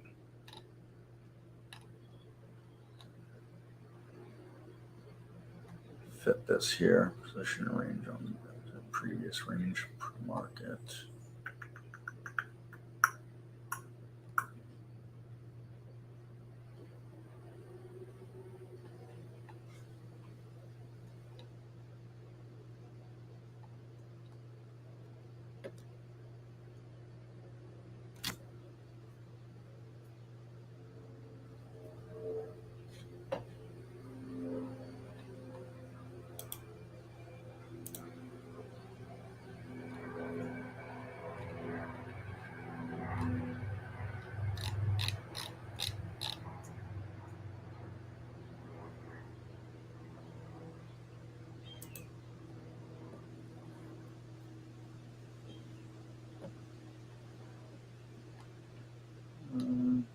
No, these SMAs, they don't make any sense for this.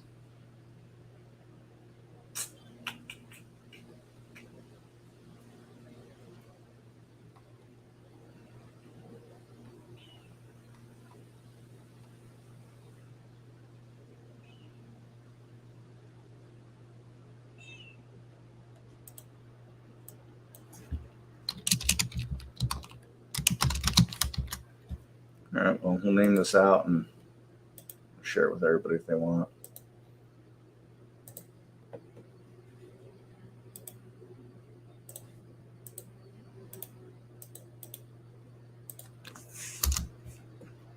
There you go.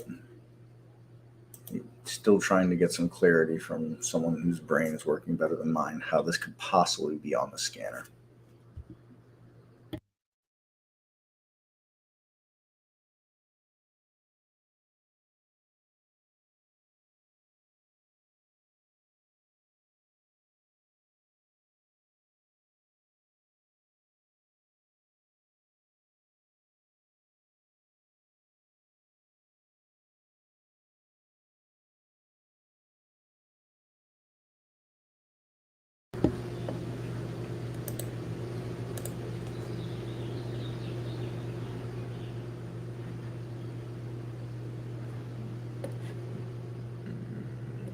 Yeah. Anyways, TI strength alerts is going to be slim pickings for that this weekend here. Let's see. I think we can do Dow ultra short. US dollar bullish fund.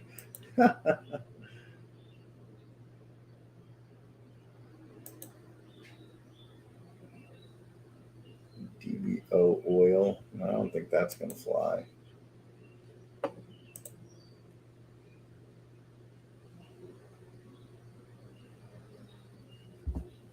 Yeah, you're welcome, Orange. I think that scan that I just shared out on days where it would be more conducive to having hammer candles, you're going to find quite a bit actually on there. You're going to find ones that don't meet it, obviously, or some will meet it nicer than others. It just, today's just not a hammer. Yeah, I mean, look at this. SPY. I mean, this is not exactly this is a shooting star day almost. I mean, we closed on the low of the day. Real ugly.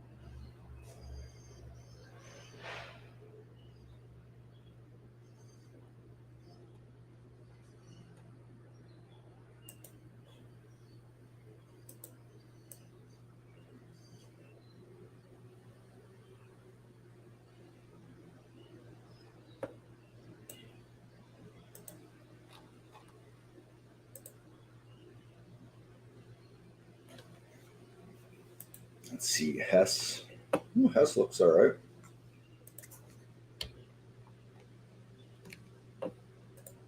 USO EDU.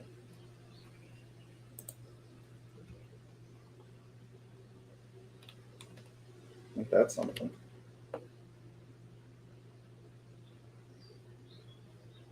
Things I did not have on my bingo card of the day. MMP. All energy. Do I see anything good? Some of these energy stocks look okay. This looks like trash. I mean, look at this chart. Look at that chart, and this thing traded 2 million shares today. I mean, like, you could see all the trades were done right in those candles, and there's like probably little ticks of like half a, 5 shares, 6 shares, 10 shares. Anything good? I guess Hess. I still wouldn't call that good. I don't like that. But I mean, look at the market and look at Hess today.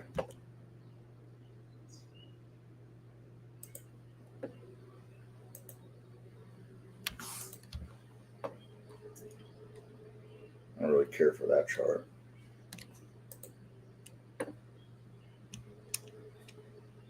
That looks pretty good.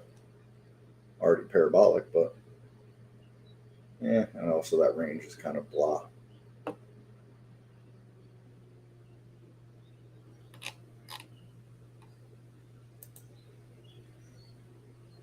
HDSN held up okay, all things considered.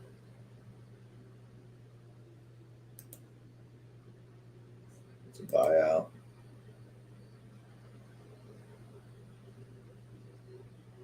PPL, that looks like trash. Looks like trash. That don't look so good now. BST, this is energy, right? Yep, electric. I don't look so great. That don't look so great. Nope. We'll see on VET. A good friend VET.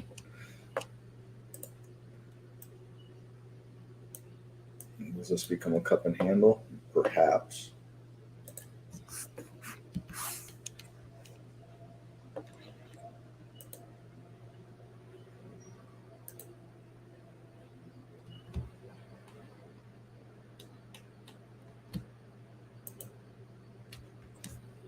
I mean, the thing is now moving into, back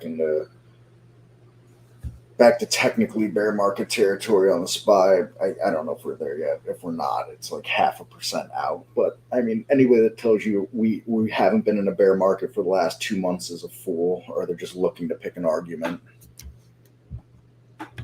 We've been, there have been parts of this market that have been in a bear market for over a year.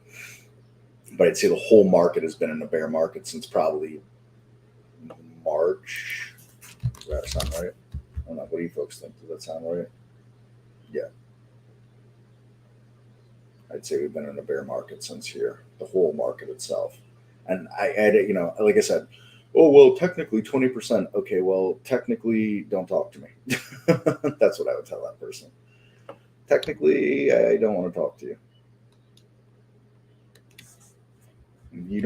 Anybody that wants to tell me we're not in a bear market, well, then start buying SPY. Start buying the indexes then, if we're not in a bear market. That would be my answer to that stuff. Less and less safe havens are cropping up. And today on my Chinese friends, what do they do today? Wow, they held up all right today. Even a gap up on the K-Web. All right. Maybe it's going to be a Chinese kind of year. The FXI do. Same thing. All right. I'll keep my eye on China. I got my eye on you, China.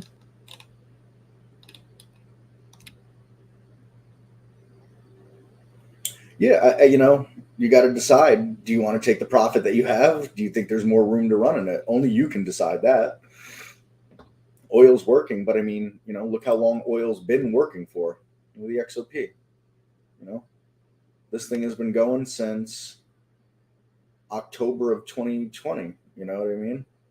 This has literally been on a beautiful run since October of 2020. Look at the XLE. Again, you know, you'd argue the same thing here. Since November of 2020, when this thing took off, you had a big sideways move here. Now the XOP looked a little nicer through here than this did. This thing's really taken off since then. So does it have more in it? I don't know. I suspect it does. But you never know when some big bad government's going to come out and decide to slam the energy companies because they're making money. Like I said, you know, becoming fewer and far in between these places to hide. So, all right, everybody, that's going to be a wrap for me for the week. I'll be back for, I believe, a double dose on Monday. We'll see how that all plays out, depending on how they reschedule my exam for me. As always, you know, make sure you take care of your brain. Get out, walk, journal, audio journal, write it, whatever you got to do. Type it. Take a few minutes, unplug from the screens, get your head straight. Get that fresh air and that sunshine when you can. So, all right, everybody, you have a wonderful, wonderful weekend wherever you are on this crazy world. And we will catch you back here on Monday. Take care, everybody. Bye-bye.